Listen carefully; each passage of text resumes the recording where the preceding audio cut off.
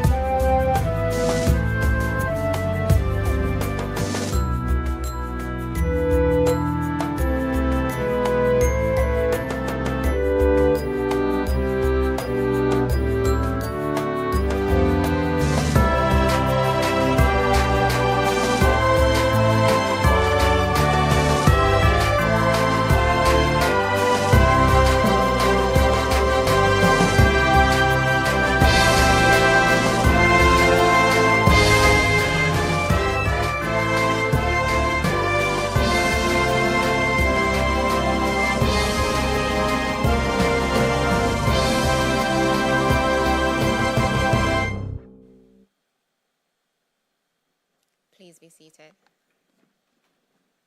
All right, so good morning again and welcome to day 4 of the ECC's Professional Development Seminary. And the theme is Transforming Education through the Resilient Educator.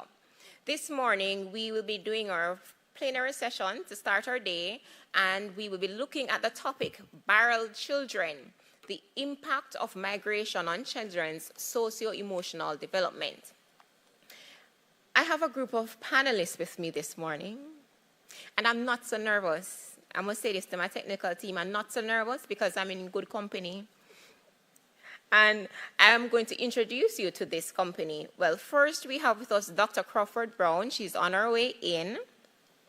Now, Dr. Crawford Brown is a clinical social worker. She's a retired senior lecturer at the University of the West Indies with wide-ranging experiences in academia, research, and technical writing, experiences in the area of child welfare, specifically to children of migration, violence prevention, and play therapy. Dr. Crawford Brown also has strong clinical skills in direct intervention practice models with children, adolescents, and youths and their families in Jamaica.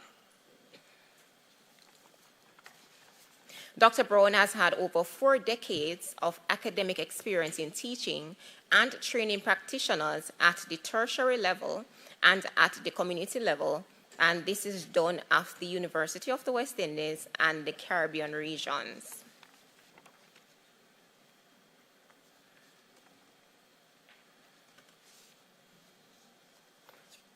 She is also widely publicized with manuals, articles,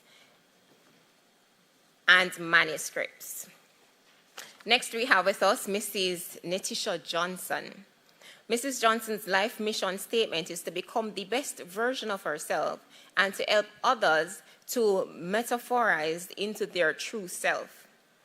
Ms. Johnson is a recent graduate of the Walden University with a master's degree in leadership, a graduate of the Noble Michael University with a bachelor's in guidance and counseling.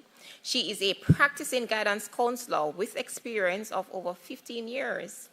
And she brings passion and enthusiasm to the students she works with. She's a skilled photographer and a meddler in interior decorating. She's also an Earl Nightingale fan, having listened to most of his motivational speeches from her favorite books. One such is Think and Grow Rich. She is married with over 10 years. Well, she's married rather for over 10 years and has 1 son. Her legacy states, I want to leave the world better than I found it, starting with my immediate family by spending quality time with them, giving them her true self, because the best gift she can ever give to anyone is her authentic self. Next, we have with us Mrs. Andrea Wright. Andrea Wright is a past student of the Edwin Allen High School and grew up in Frankfield, Clarendon. She had a strong church upbringing in a family of well-established teachers, lecturers, and principals. She was known for her great singing in high school. Back in her teenage years, her local community traveled miles to watch her sing at the church's Easter and Christmas events. Alongside her coveted celebrated theater personality, Andrea is the holder of a Bachelor of Science degree in Guidance and Counseling from the Northern Caribbean University. Whilst at NCU, she also pursued a minor in early childhood education. Andrea enjoys conducting parenting seminars and graduations. Now, this actress, guidance counselor, has worked at Vertec, Charlie Mount High School, Dinsil Technical High School, Mayday High School, and Westwood High Schools. She has conducted scores of counseling sessions and has participated in and presided over many school hearings. Now, Miss Andrea Delcita Wright is dubbed Jamaica's Queen of Comedy in many circles. Her new play, Ex-Baby Mother, focuses on the deep and lasting wounds of parental alienation. Miss Wright continues to defend her solid belief that the replenishing of great cultural habits, social integrity, and emotional intelligence rests on our investment in our children's education. Let's keep nurturing and growing great Jamaicans. Next, we have with us Miss Keshana Golding. Keshana Golding is an educator from Manchester. She studied early childhood education at the Shortwood and St. Joseph's Teachers College and began teaching at the age of 20. She taught in the public school system for over 8 years in an inclusive setting where she learned that there are no limits to what one can achieve, even with limited tools. She's an advocate for inclusive education. Her favorite educational quote is, "Education is not a preparation for life. Education is life itself." In her free time, she enjoys working out, exploring attractions, and browsing and making social media videos. She is currently a development officer with the Early Childhood Commission, and she serves Region 1. Next, we have with us Miss Shawnette Grant. Now, Shawnette Grant is the Region 7 Community Interventions Officer with the Early Childhood Commission. She is a past student of the Glenmuir High School and a graduate of the University of the West Indies. Her role at the ECC sees her coordinating parenting and community activities. These activities are geared towards creating greater cooperation and involvement among ECIs, communities, and parents. Now, prior to being with the ECC, Ms. Grant served as coordinator for the Clarendon Group for the Disabled, the NGO that advocates for children with special needs. Her role there led to the assistance of over 200 children with special needs being integrated in both regular schools and special education schools. To facilitate this session, we have Ms. Tanisha Miller. Tanisha Miller holds a Bachelor's of Arts in Mass Communication with emphasis in Public Relations and Radio Broadcasting from the Northern Caribbean University. She has a diploma in social work, a bachelor's in international law from the Leicester University. She also holds a master's in communication for social behavior change from the University of the West Indies, Mona. Tanisha has a dynamic, responsive personality and has a penchant for customer service. She admires persons who cares for children and tries to ensure that their needs are met, especially children with disabilities. She has worked with vulnerable groups and children most at risk for over 15 years. What can we expect from this plenary session? Now, parents do not always have a practical understanding of the value of their presence in the care and nurturing of their children. The aim of this workshop is to provide awareness of the impact of parents' absence by way of migration abroad due to economic reasons and the material goods substantiating made by their absence that adversely impact the child's socio-emotional and psychological development. It's also to help parents develop awareness of support systems that would foster positive parent-child supervision and strengthen family relations in the children's socio-emotional and psychological development in the early childhood years. We will also examine what standards should be involved in early childhood learning environments and focus on skills that would enhance their social, emotional, and psychological development.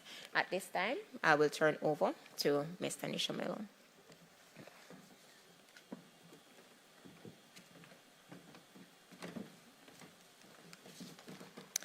Good morning, everyone. Thank you for being here. Very interesting topic we have this morning, barrel children, the impact of migration on Jamaica's socio-emotional development. Now, I can remember hearing that term, barrel children. And being an immigration lawyer for years, we usually advocate for the rights of children who would like to join their parents in whichever country they are. But as far back as you can remember, and I can remember as well, I'm sure you can remember about persons traveling to the UK. At that time, no visa was required to travel, so everybody used to rush to the UK. The pounds was strongest, and nobody wanted to go to the US at that time. It was all about the UK to get the pounds. And then parents used to send back barrels for their children and relatives in Jamaica. And of course, some parents used to have the excuse to say, things expensive in UK, things hard over here, so I can't send back as much barrel as I would love to. And then they would tell the aunts or the uncles that, tell little Johnny, tell Sophia that I love them. But was that enough? What about the presence of the parents? And for barrel children, is it only sending materialistic things back home? Or was it just sending a little money now and then? What about the visitation rights for those children? So I'm sure that we will explore that and more this morning. So my lovely panelists, thank you again. And my first question for you is, how prevalent do you think migration in our societies today? I think I will start with Delcita. Good morning, everyone. As prevalent as much as we can see in the news, where, wherever you go, you have Jamaicans, and we were pretty much surprised when we realized that one of our very own was at the Mexico border, caught in a very stiff situation. And sometimes we laugh at these things and say, my God, why Jamaicans are everywhere? But migration has stepped up steeply in the last 3 years. And why in the last 3 years? Because in February, when we knew we were going to be on a lockdown, things got tough, 2020, 2021, and persons start to be wondering, how are they going to fend for their families? And so a lot of persons went across the border illegally, and a lot of persons flew out. In fact, there are many persons who left Jamaica when they realized that you would have to have the vaccine. They left prior to the deadline and say they will make it. I know of persons who sent for their children and said they have to find them schools in America. They have to cross the border before. So to answer your question, it is prevalent. I do not have any statistical report as to the increase in percentage, but it is prevalent. Okay. Dr. Brown? Well, the answer is varied.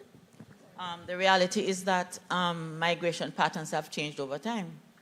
And so as I'm waiting for my laptop, because that's my paper, but to answer your question, what we find is that when you have the reality that migration in our country is linked to the labor, we don't migrate because of political or war, like in Syria, or what happened after World War II with the Germans.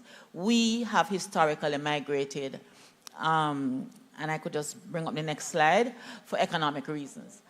So if you go to the next slide, remember the Panama Canal, and I wanted to see those pictures, just the images of those pictures, the black and white pictures, we know them very well, the Windrush generation.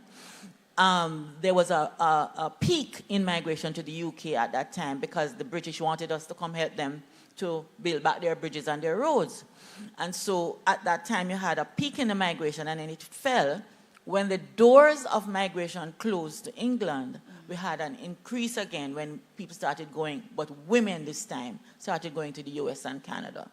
And so when you look at the numbers, it has varied over time, and you don't have any number. When you look in at the Statistical Institute of Jamaica, you don't have a number. You have groups. And so you find that the women moving, the nurses and the doctors and the teachers, for example, when you had the, what you would call it now, when they recruit teachers and nurses, etc., we get a spike in our professionals leaving. And then we got a spike when the Windrush were leaving. And so it goes up and down over time. I have looked mainly in my research, not at the raw data. I'm looking at percentages in one school. I did micro-level research. In one school, in a percentage of 1,000 children at an all-age school, this is short-wave practicing school, we would find about, out of 1,000 children, we would find about 10% of the children in that school experiencing migration. So you don't have massive numbers. Right. My take is, because I've never had the funds to do the whole country, I've just focused research on specific schools. You find about 10 to 20% of the children in a large school like that with about 1,000 children having parents who have migrated. And so I think we can use that as a sort of benchmark as to what's going on. All right, thank you, Dr. Brown. We'll come back to you. Ms. Grant? Good morning, everyone. So speaking about the prevalence of migration in our society, as a community interventions officer and being out there in the communities, we would understand that based on my interaction with community members and the challenges that they face, they would let you know that the economic problems too tough, miss. Me want left here, greater opportunity, they are foreign. So these are the things that they would tell you that if I leave here, I will have better opportunities. Sometimes they would tell you that the standard of living is too much for me. I can't buy what I want to buy, so might as well me leave. So in terms of speaking of prevalence, you will hear the discussions. You will hear about hearing opportunities, and even with the cases of persons coming up with job offers and people being scammed out of their monies because you're told that you're going to get a job, if you pay me this amount of money, all of these things, and people just gravitate towards that. The desperation, these things causes persons to want to go. The opportunities are there. We see it on TV, we see it on the internet. I can get a job at Walmart, I can do this at quick time, I earn money. So these are things that grab persons and they want to leave. So based on what we are seeing now, the challenges in the economics, the standard of living is getting very high. Job opportunities, they're not there. It's going to be a case where we might see more and more persons leaving. And as Delcita would have stated, persons crossing borders, getting into different dangers. So with this desperation, we're seeing that more and more persons, their lives are in danger. But guess what? I want to go to foreign. I want to make it big time. Big things are going to happen for me if I reach. Right. Ms. Golding? All right, so for me as a development officer, one of the challenges that some of the schools in Region 1 is having is parents crossing the borders. And while economic challenges are the main factor, another reason that's becoming increasingly popular is violence. Violence in certain communities push parents to leave. Some of them, they don't have the means or the resources to move to another place where they will not be found or their family will not be in danger. So they decided to take the route of crossing the borders illegally if they're not in receipt of a visa to do so. Additionally, I believe that migration is becoming increasingly popular among professionals because now we have technology at our fingertips and the job opportunities are in our faces on social media, being advertised. So teachers, doctors, nurses, they are migrating for better opportunities. And while before, or in some situations, parents are able to migrate without their children and they have to leave them in the care of others. With these professional opportunities, a lot of them have the opportunity to actually take their children with them when they migrate. Yes, I'd like to just jump on that. Because when you look at migration, you have to look at the push and pull factors. So we know that the push factors are the unemployment, what has happened recently in terms of our current political situation with massive increases. We have all the people, the pundits saying, hey, by September, you're going to have a lot of people moving. The research that I have done over the years, you're talking about since 1984, has pointed to the issue of the breakup of families and families making a decision, hey, honey, I'm going to have to go. In the summer, people can find jobs. Even if they don't have the visa, they will go and get a daycare job to look after babies. I have a classic picture. I'm going to ask the IT person to show me the picture of the little white babies being looked after by Jamaican women. You got Connecticut and upstate New York. The whole of that area, the Northeast, is filled with Jamaican women, who a lot of them with masters or a BSc degree looking after babies, okay? Mm-hmm. And you can get a $500 doing that. And I have a diagram with an arrow showing that when the Higglers, remember when the Higglers were migrating in the times of the Michael Manley 70s, and they used to run on the ICIs, they were busily looking for money for their families. And so the reality is, based on the sociocultural and socioeconomic issues of our, yes, this is the diagram I'm looking for, issues, our women have traditionally been the ones to do the migration. The point I am making is this. In all of the research I'm doing, I've come out of retirement to say this fact. In the same way that you have a DSM-4 saying this is a disorder, I'm suggesting that the barrel children phenomenon is something in the Caribbean and in Jamaica in particular, because we are more north and we migrate more as a coping mechanism.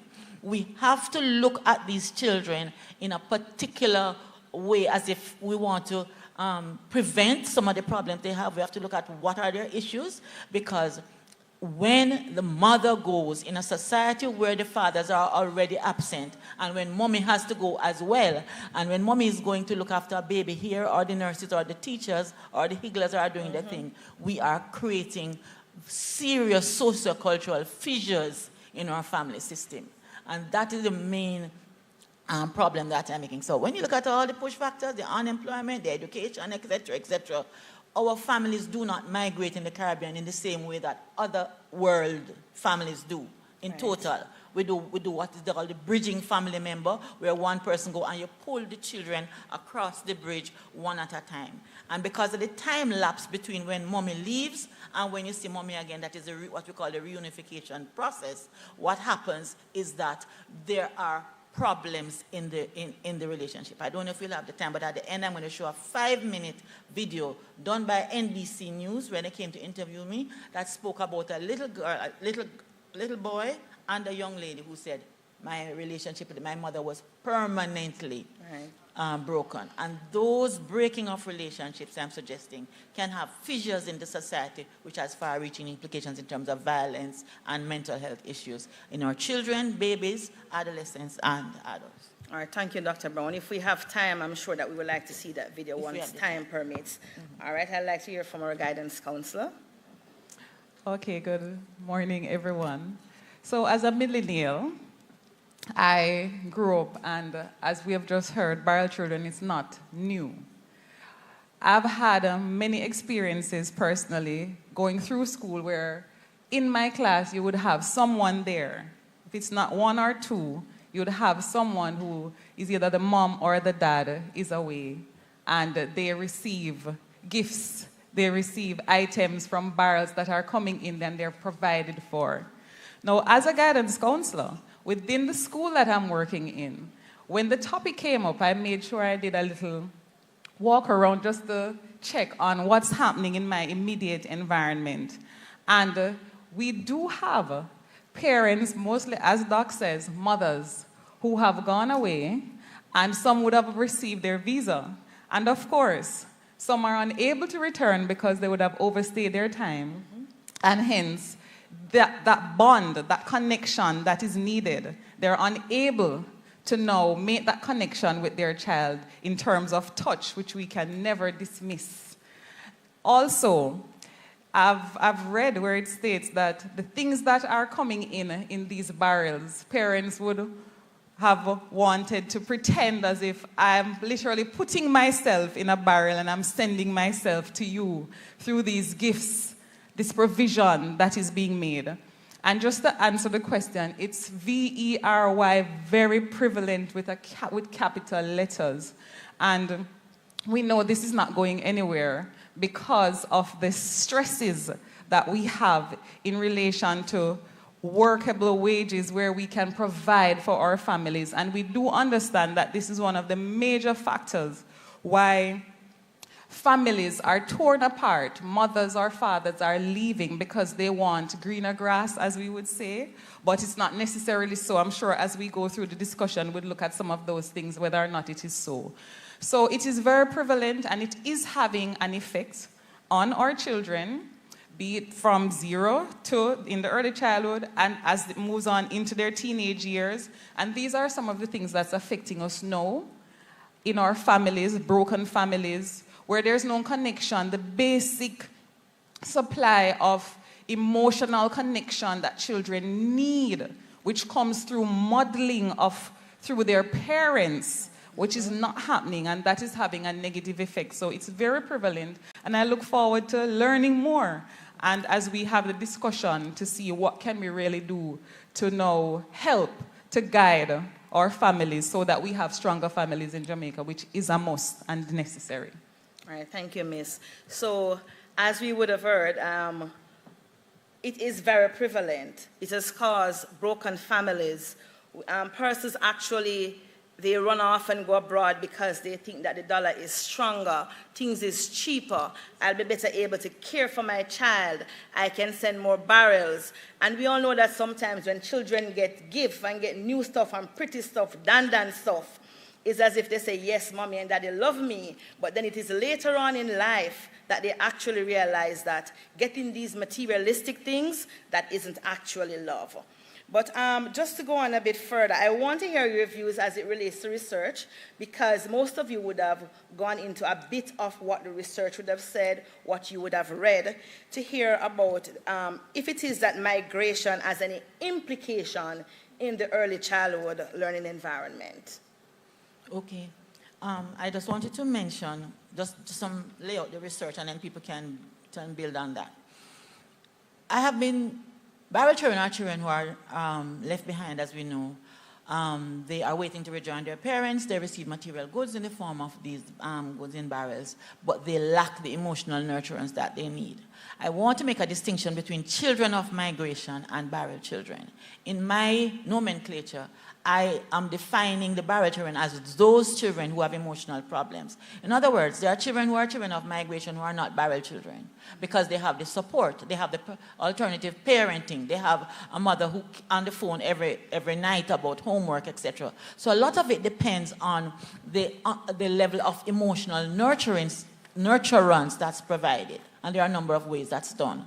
What the research showed, because I've been looking at this for 2 decades, is that there are certain variables which predispose the child to having psychological problems. And these include the following. What I found is that there's what we call a cluster of factors. There's absence of mother, which exists. Absence of mother, contact with father, contact with negative role models as gangs. And what you find is this. You have a list of factors, but if you have mother absent and at the same time the contact with mother is low, that's a child who is at risk. So what I did is develop a predictive model. The second cluster were children who lack maternal contact, but they have low paternal contact as well. So if you have a supportive daddy or a father figure, or a grandma. It makes a lot more difference. So you have lack of maternal contact, low paternal, and a relationship with negative role models or gangs. If you have those three together in one child, boom, you know that you are in trouble. The third group was paternal contact is low, and the child has severe behavioral problems. So it is important that we do not let parents think badly, because one mother said, Lord, I never want my child to be a barrel child, so I send the things by UPS in small packages. I'll never forget that mother, because she had left the child in the middle of the night. And I actually developed some materials where a little girl called Precious Leaves Jamaica, where I did a story about all the children's stories. And in the story, she says, mother sent the barrel, but her auntie take the things from the barrel and give it to her cousin, and only give her the what left. And so I incorporated it into my puppetry and my play therapy and stuff, because the children, when you talk to them, suffer a whole range of issues. A lot of them, are not behavioral. The children of migration tend not to be the ones who are all violent. They tend to withdraw and have the psychological problems of depression, suicidal behavior, etc. And so I think before we even think about solutions, we have to look at the factors that are causing it, according to the research, and then look at what is the impact on the child. And the impact on the child, one set of variables we get are depression, acting out behavior, and if the slide person could just show me, show the children dancing and whining in the classroom, that one. We're getting new inappropriate behavior in schools. We're getting low levels of tolerance for pro-social behaviors. And so, depending on the child, the early childhood child is not going to be there winding up on somebody, but the child will have angry outbursts. The child will be freaking out at school and throwing things. We're having 4-year-olds, 5-year-olds throwing objects and mashing up windows and that kind of thing. Those children are in trouble, and we have to look on that. So here you have the children in the picture with what I call inappropriate behavior. But if we look at the early child, you remember that the early childhood, 5 to 7, and your 8 to 11 and your 12 and overs are going to be very different. Your 5 to 7s can't talk, they can't express themselves, and so they will cry and scream and act inappropriately in the classroom, especially with the post-COVID children who never learned what it is like to be in a classroom. They freak out and they will have those outbursts, etc. And you say, what is wrong with this child? When you check it out, they're living with an auntie. There's child shifting, because what has happened is that you have something called what I call spatial factors. Right. So we want our guidance counselors that are listening to be able to have this knowledge to know how is it to treat with these children when it is they act out. Right. But I'll go to our guidance counselor for her to cite if there's anything, any incidences that may have taken place at her school that she would have been able to link to the migration of these parents, that can be linked to the Windrush parents. Miss, are any children in your school acting out and having those issues? Well, there are, as Doc says, post-COVID children. Post-COVID syndrome. Right. So you do have these behavioral issues with students, or children rather, who both parents are present at home, as well as those who you would have a parent who would have migrated. And as I listened to Doc just now, I envision and I see the number of children who are incapable, that's the word I would use, to manage their emotions because they have not had parents who have modeled that for them. I have made a comment once and I said we should have perfect children after COVID because they were home with their parents, or they would have had a caregiver and they were receiving one-on-one, or even if it is that it was small groups, they would have been trained and they would be coming to us better off. So what we see now is the issues we have within the home where the problem exists. So COVID has shown us how terrible some of our homes are, Right. and the violence that is coming from there. So just to answer, I remember we have, as we don't use names, but I've had so many, this year is my worst year, I've said that, as a guidance counselor, having to interact with children who are going to blatantly look at me at my age and tell me, no, I'm not doing it, or stiffen up, and they get into these tantrums that there's this anger when you give a simple instruction as, please complete what it is that you're doing, or don't hit the other child. And they rump up with this anger, and you're trying to figure out what is happening here. But then when we're online, you'd have seen some clear demonstrations of that with the parent, the mom, or if it's an aunt, if the mother has migrated, who is now dealing with this child, and when the act is not done, it's a wham! Did you hear? So you see the clapping and the beating, and then because that is not involved in the classroom anymore, because no corporal punishment, the child only responds to violence. So what you have is these factors feeding in to the emotional behaviors that's coming from our children, and they don't learn to manage. So it's crazy. And yes, I've had many situations, and you're looking at when you've done everything, because remember, a class teacher has more or less maybe 30. And at early childhood, you may have maybe 25 to 30, and it's one or two that's in that room dealing with. Don't forget the ones that need to learn. All of them need to learn, but the 5 that is disrupting the entire system, and you have to find a way now to deal with those. So it's a lot. I believe that our children are suffering because they're poor role models in demonstrating to them that anger is a natural emotion, it's a natural feeling that we have, and it just needs to be managed properly. And a lot of that, I've had many tantrums and curses, and it's happening, and you're saying, a 6-year-old, how is it? What do you really do? And there are many things as we go along which we have implemented, because you get persons to come in and you have your little sessions, you play therapy. As a guidance counselor, different strategies that you'd have employed to make sure that you're helping.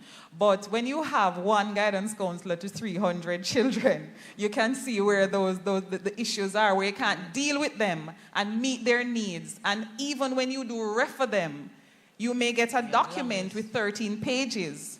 And it's coming back to you as the class teacher, or maybe the guidance counselor, to rectify after they've been diagnosed. So these are some of the issues that we're faced with, and it's a lot to deal with. But we're not saying it can't be done. But when we don't have the mothers or our parents there to give that immediate support and to build the foundation with how it is that we respond when you don't get what you want when you go through the terrific tools. And that is not managed, and they come into a classroom and they just go off on a rampage. That is crazy. And before I go to Delcita, you mentioned the COVID and the trying times, but one of the challenges with that is that a lot of the children, they were not at home with the parents. They were mostly at school. So the behavior that these children were showing and they were replicating was based on learned behavior at school. So during COVID, when they were placed in the homes, then they start to pick up on the behaviors of the parents. So they hear mommy and daddy quarreling more often, and they see daddy throwing stuff at mommy more often, and they're hearing all of these curse words more often. But because they used to spend majority of their awakening hours in school, they did not used to see these behaviors coming out in the parents. So Delcita, I'm sure that by now you should be planning something of how you can be creative with all of these behaviors and coming out in our little play as to how is it you can help to fix these gaps. What do you have in mind? I see you smiling. All right, good morning again. I just want us to give a nice little applause to Dr. Crawford, because a lot of times people's work go unnoticed. And she was the person who brought the term to life, barrel children, for the Caribbean. And give her a round of applause for me, please. she has done extensive research in that area. One of the things I would say as a guidance counselor, and children come to you with different behaviors, one of the first things is probably to develop a model of a process of elimination where there are certain questions that you do ask, right? And once you do that, then you will realize if there is absentee parents or absentee guardians. Because you see, we're here pretending as if it's just parents. But sometimes the child has never met the mother. The child was born and the mom left almost immediately. So it's either the grandmother, the aunt, or the cousin, or the eldest person in the home who is taking care of the child. So we now have to be fast. We now have to eliminate, when the children come into school, this is one of the things I thought of. When children come into school, the register should have a code to say whose parents are absent, whose parents. And when I was researching, I came across the term that they use in China, LBC, left behind children. I switched out barrel children to left behind children. And you heard Dr. Crawford spoke of the left behind children. These children suffer so much. And left behind does not necessarily mean going overseas, crossing the borders. It means living in Guys Hill and get a job in Ocho Rios. So the child is left behind. And so the child suffers emotionally while mommy is there caring for another family, making sure that family's children are well brought up. They are emotionally balanced, and her child is suffering. So I would like to invite persons in school, teachers. I know you have a lot of work to do, right? But then remember that in the early childhood institutions, there are no guidance counselors. So your register now, you might need to have 2 registers, should be such that you can pinpoint the children who are left behind children, who are barrel children. And when you see them act a particular way, you say to yourself, oh, Lord Jesus, a Tanisha, no? Our mother not even there the yard. And our father gone a farm from early morning. And he, the man the West morning can't read, no, Lord Jesus. So poor picnic. And you see the head, the hair look disheveled, and the uniform look like it ain't washed properly, and so forth and so on. So rather than going to another class and say, that little picnic, they always dirty and smell bad. You know, you start to now find unique ways of caring for these children. These are the things I've been thinking of to help children, left behind children and barrel children. Also, have meetings, meeting places, virtual meeting places. So you say to the parent, of course you have to get the okay to talk to these parents. But you said to the principals and guidance counselor, the management of the board of management, say, all right, at our school, we're going to have a process wherein we have to involve these parents who are overseas. So we have virtual sessions monthly, right? And we said these are for our children who are left behind, or barrel children. And we said, Mommy, you want to see the work that little Tanisha did, and so forth, and we talk and we have meetings, that sort of thing. So we have virtual sessions, all right? These are some of the things I thought of, and these are some of the things I would have facilitated with a child in my office with the parent and say, let's look, and the parent and say, boy, the English grade look bad. And I say, yes, but look at science. You know, so you get 90 for science, you know what I mean? So we encourage a parent and encourage a parent to encourage a child. This has actually been going on for some time. I think if we understand that there are spatial factors, that means the movement, the child shifting, where it's not just the barrel child and the child of migration out of Jamaica, but within the country there's internal migration. When a helper works in Portland and leaves her 15-year-old, I'm telling you about real cases, a 15-year-old to look after the baby, then you get resentment and you get sometimes stabbing, you get neglect, you get all sorts of problems. So you have intra-regional migration, you have interpersonal factors and intra-personal personal. So when the child is shifted, the auntie and the child don't get along, or the cousins don't get along, and you have abuse sometimes happening there, sexual or physical, right? But you also have drug courier moms, children of drug courier moms. That is this new phenomenon relatively, where mom used to go on a plane to take the drug to Florida and then come back in the evening. And so I have worked with kids who were left behind because TSA caught them, and the children were expecting mommy to be home, and they were not home. So you have the barrel children left behind in the Caribbean while waiting to migrate to join their parents, and we know that. They receive the material goods, but they lack the emotional nurturance. Then you have the Western Union children. Those are children who receive cash remittances from the migrated parent, and they now are in trouble too. Because when you had the barrel, they used to at least say, well, this clothes could fit Precious, you know. And they sort of have a connection with the child, and the shoes, and you trace out the shoes, bottom, and you send it. Now with the Western Union child, the child just gets money on a phone. And once children are in that position, and they are looking after other children who might be a 3-year-old or a 4-year-old in your early childhood, you know there's trouble. So I agree with our previous speaker. We have to have assessment protocols. And I've actually developed assessment protocols which include questions like this. Where is mom? Who is looking after you? So that you can trace, unlike the US school that don't have barrel children and migrating parents, we can know exactly in the guidance counselor's office what's happening. The other set of children would include the interregional and going to Trinidad and those kind of children, and the deported children are another group. Children who are sent back because of the Trump era. ICE is coming in to capture the child. You have 2 children over there, and you have one who came from Jamaica. But the child came on a visa, tourist visa, and the other ones were born there. And then what happened is that you had a lot of children who were sent back to Jamaica by these parents because they're afraid that Trump going to catch them. And so they send them back without any, well, kind of fooling them. We're going for vacation, and they just take the passport and leave them. So you have had runaway behavior, children, 9-year-old going from Ocherius to Alexandria up in the hills to find a grandma because he felt so abandoned. So those unique children have to be looked at too.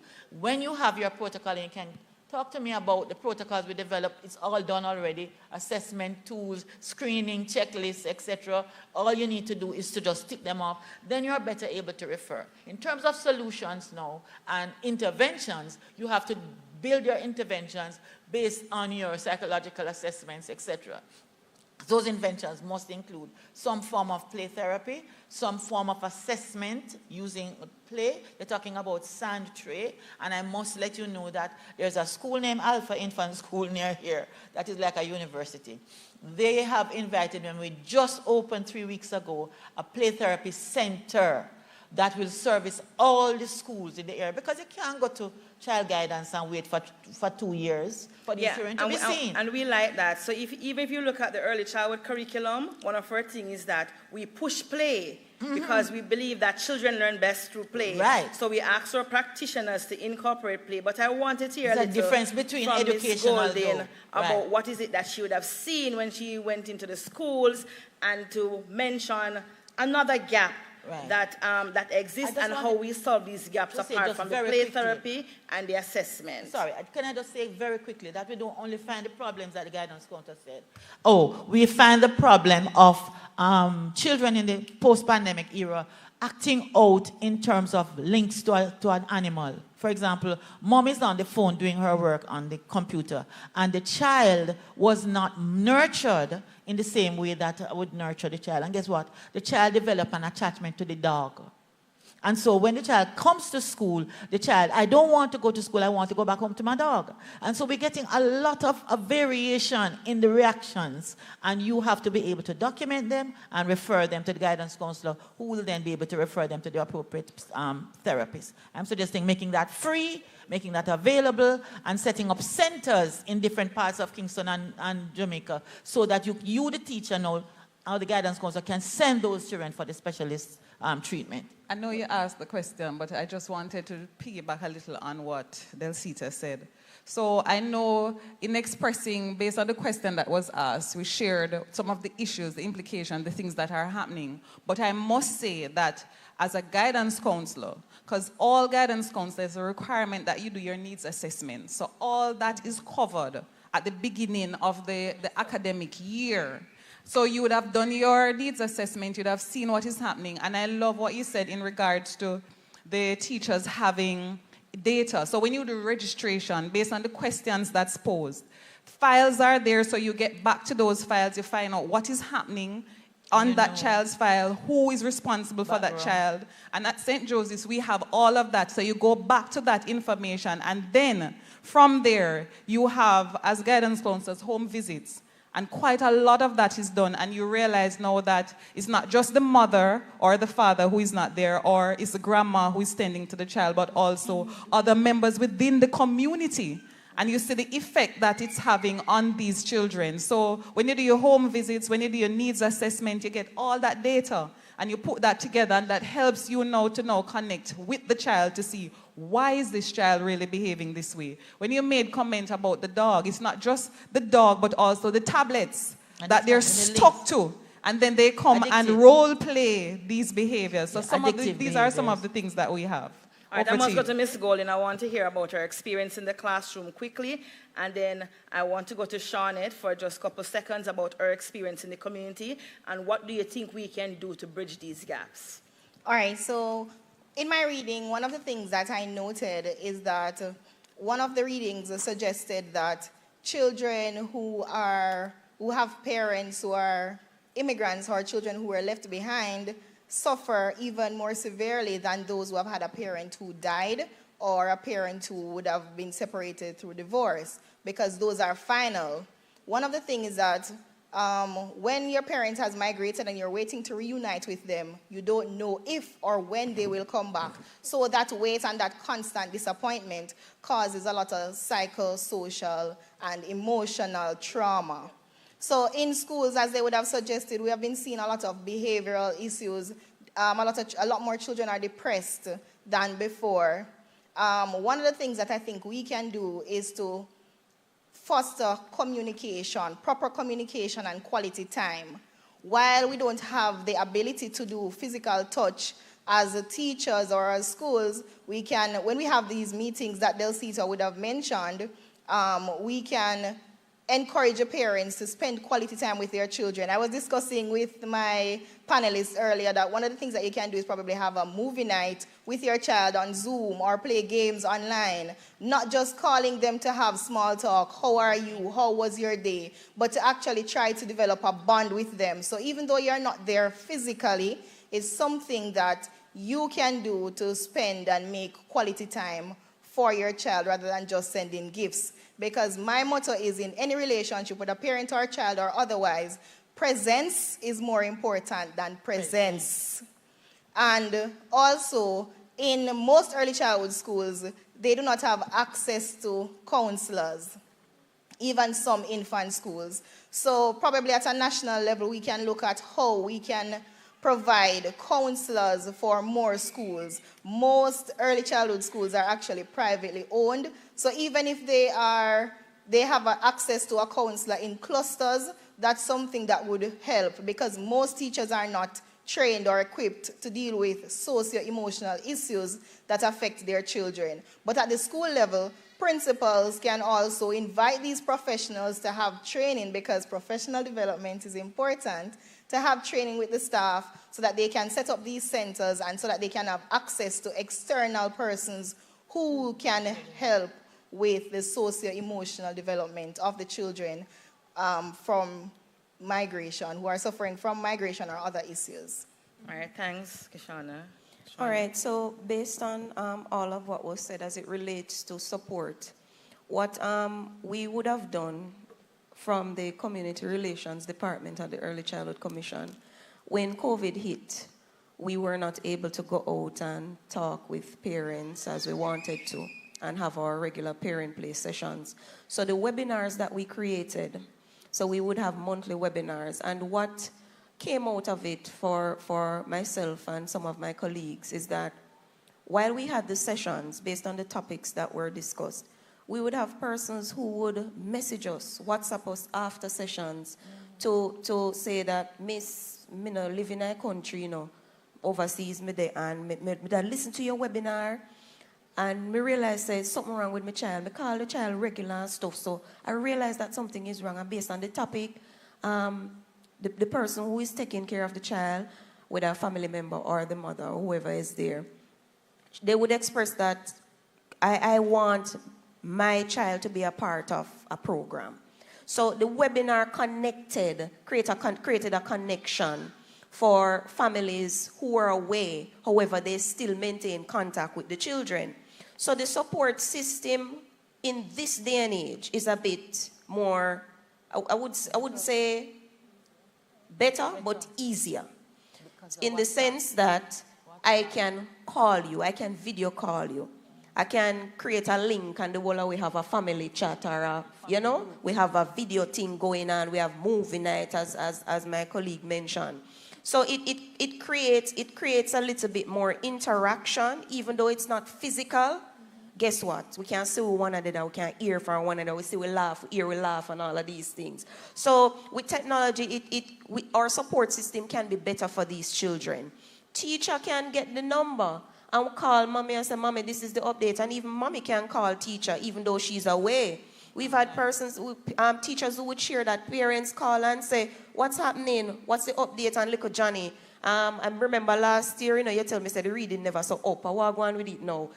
So they call and keep updates and you can send a picture and say, look here, him crayon today and him crayon within the lines. Him count today and look, listen to that video here. He was counting. So the contact can be maintained. As technology grows, we can actually grow with it and create that avenue for our children to interact. And even though the physical touch is not there, at least it creates it bridges a little gap there as it relates to what is lost and what is left. And the emotional support can be there as well. And I just want to add one other thing. In terms of stability, sometimes the instability of how you left the child causes an issue. Because, yes, as you said, it ticked me. Baby born, mommy had to leave probably a couple months during the child's life. No form of planning was made. Who did you leave the child with? What kind of environment did you leave the child in? What happened? Is it a case when I send the money, does the child get the patty or the KFC or in just get tin mackerel and rice? So these are some of the things. Not that nothing is wrong with tin mackerel and rice, but at the same time, I would have provided for the KFC. So did my child get the KFC? So you have to think about who you're leaving them with, what kind of environment and stuff like that. Are you leaving them in a safe space? Are you leaving them with somebody who is loving and nurturing? It may not be your kind of loving and nurturing from the mother perspective or the father perspective, but is this person capable of taking care of your children? So that is my point. Yeah. All right, so we have just maybe 2 minutes leave, so I'm going to give 20 seconds to Delcita to just say her final view, then 20 seconds to Keshana, 20 seconds to a guidance counselor. I remember it's 20 seconds. Let me use my 20 seconds, right? Quickly, I just want to pick up from what she said. Teachers ought to recognize when a child's stability has dropped. So you see the child used to come looking okay and everything, looking bright, the grades drop, the look of the uniform has dropped, attendance has dropped. There are different factors. Sometimes the nurses are recruited so fast. What I discovered recently is that a nurse can migrate within a few weeks. An opening is there and the nurse leaves. Gone. So you have to recognize that, somebody has disappeared from this child life. On the whole, I want to say to you teachers, it's not easy, guidance counselors, it's not easy. But take care of yourself first before you take care of others. As they say when you're taking a flight, in the event of anything, put on your mask first before trying to help other people. Put on your mask first. Try to help yourself so that you can have an open mind when you're taking care of children. And remember, they come to you for help. Help them, please. Thank you so much. Thanks, Keshana. You only have 10 seconds now. All right, so one of the things that I want to say is increase communication. Don't limit it to small talk. Also, get in contact with all the persons who your child is interacting with. For example, their teacher, so you can see the progress report, see if they're attending school regularly, and you can also video call them during the day. If they are a part of social groups, church, and so on, get in contact with those persons, because sometimes you are not getting accurate information from the caregiver which you have left them with. And if that caregiver is someone who would have caused you trauma in your childhood, best believe that you're continuing the cycle. So be careful when you're selecting the person to leave your child with, if you must go. All right, Miss, 5 seconds. So I go with the mantra, we must connect before we can correct. And I want to use this opportunity to big up the Parent Place by the ECI. We have Miss Karine Francis, she's our facilitator. And for the entire year, we run workshops. Some schools may find that very difficult, but when we can connect with the parents and we get into their homes through Zoom, so we do both. We do face-to-face as well as we do Zoom workshops. So when you get into the homes and the children see you online, sometimes they come, "Hi, miss," and that you know, here is something, and they're showing you the pet, and so that connection helps us to now bond with them, and we will continue to do that to bridge that gap in terms of connecting with the children and connecting with the parents. All right, Shawnee, 2 seconds. 2 seconds. So guess what? Parental involvement is key. So whether you're near, you're far, you're abroad, you're in between, you have to connect. You have to be involved. And when you realize that the physical involvement not there, use up technology. It is here for us to use. Call, ring me. How you do? How you stay? How you feel? You did sick today? You eat today? Just connect, interact. It no matter. The situation is already there. We can't fix it how we want to fix it. But guess what? We have to go find one little solution. We can just fix it that time. Then we go on and we run with it. All right, Dr. Brown, 2 seconds. Just very quickly, making 3 recommendations. I think we have to go beyond what we are doing now and even the macro level.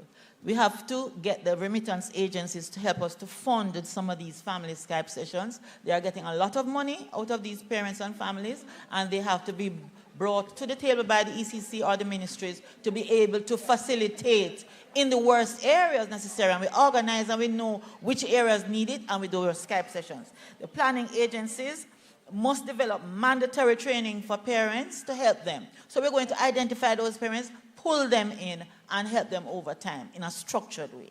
At the METSA level, I'm suggesting at the community level that the guidance counselors gain access to specialized counseling materials that are culturally appropriate, because the play therapy stuff is all American. All this stuff online that the children are looking on tablets. My guidance counselors, when I'm training them, telling me, "Oh, I gave him a link to some, Sesame Street." No, we now have Caribbean beat, reggae songs, puppetry, dance hall rhythms that I have developed with my students, because I now have 25 students all over the Caribbean in play therapy, and we developed it, uploaded it to, what's the thing name, YouTube, and now the guidance counselors can just download it and use it. All right? I might not know all of the things, but I know how to use it, and we've been able to do that very successfully.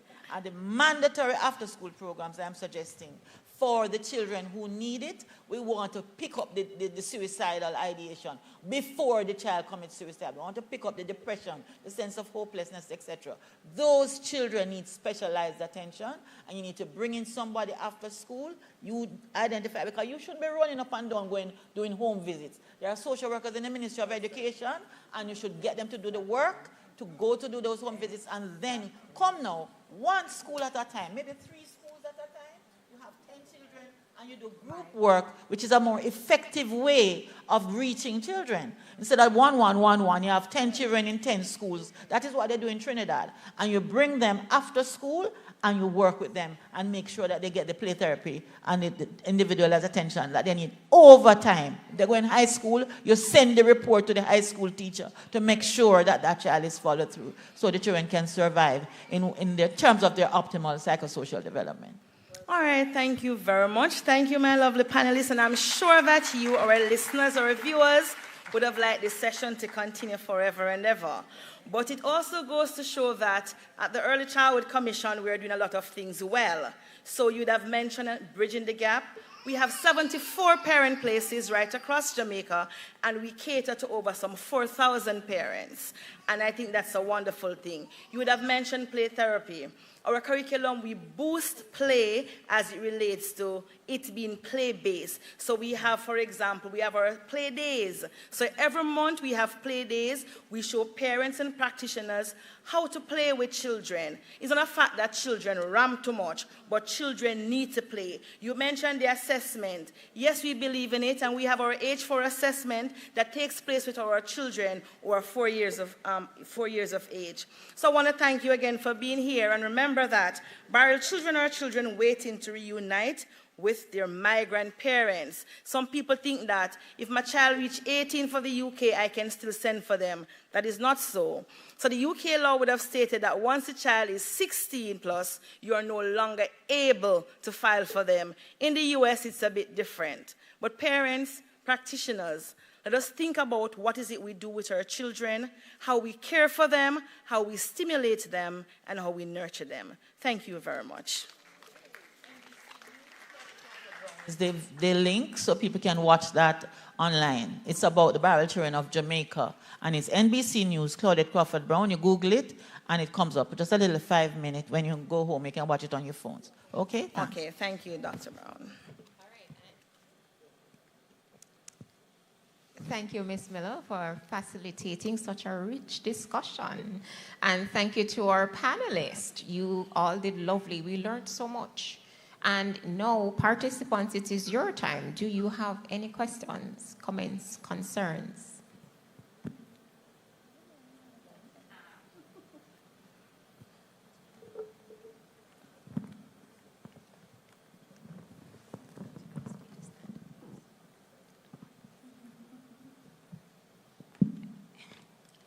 We talk about the percentages, and it is, I was just looking through mine. I have a little boy who is very difficult because his mother has left. And I could have almost predicted it before she left because he was very attached to her. And since she left, it has been very difficult. He would just be on the desk and he's upset and he sweeps everything off. He just destroys everything, and we have had to be working with him.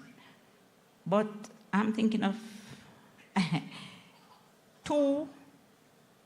in the 2-year-old, both 2 kids, the parent is gone.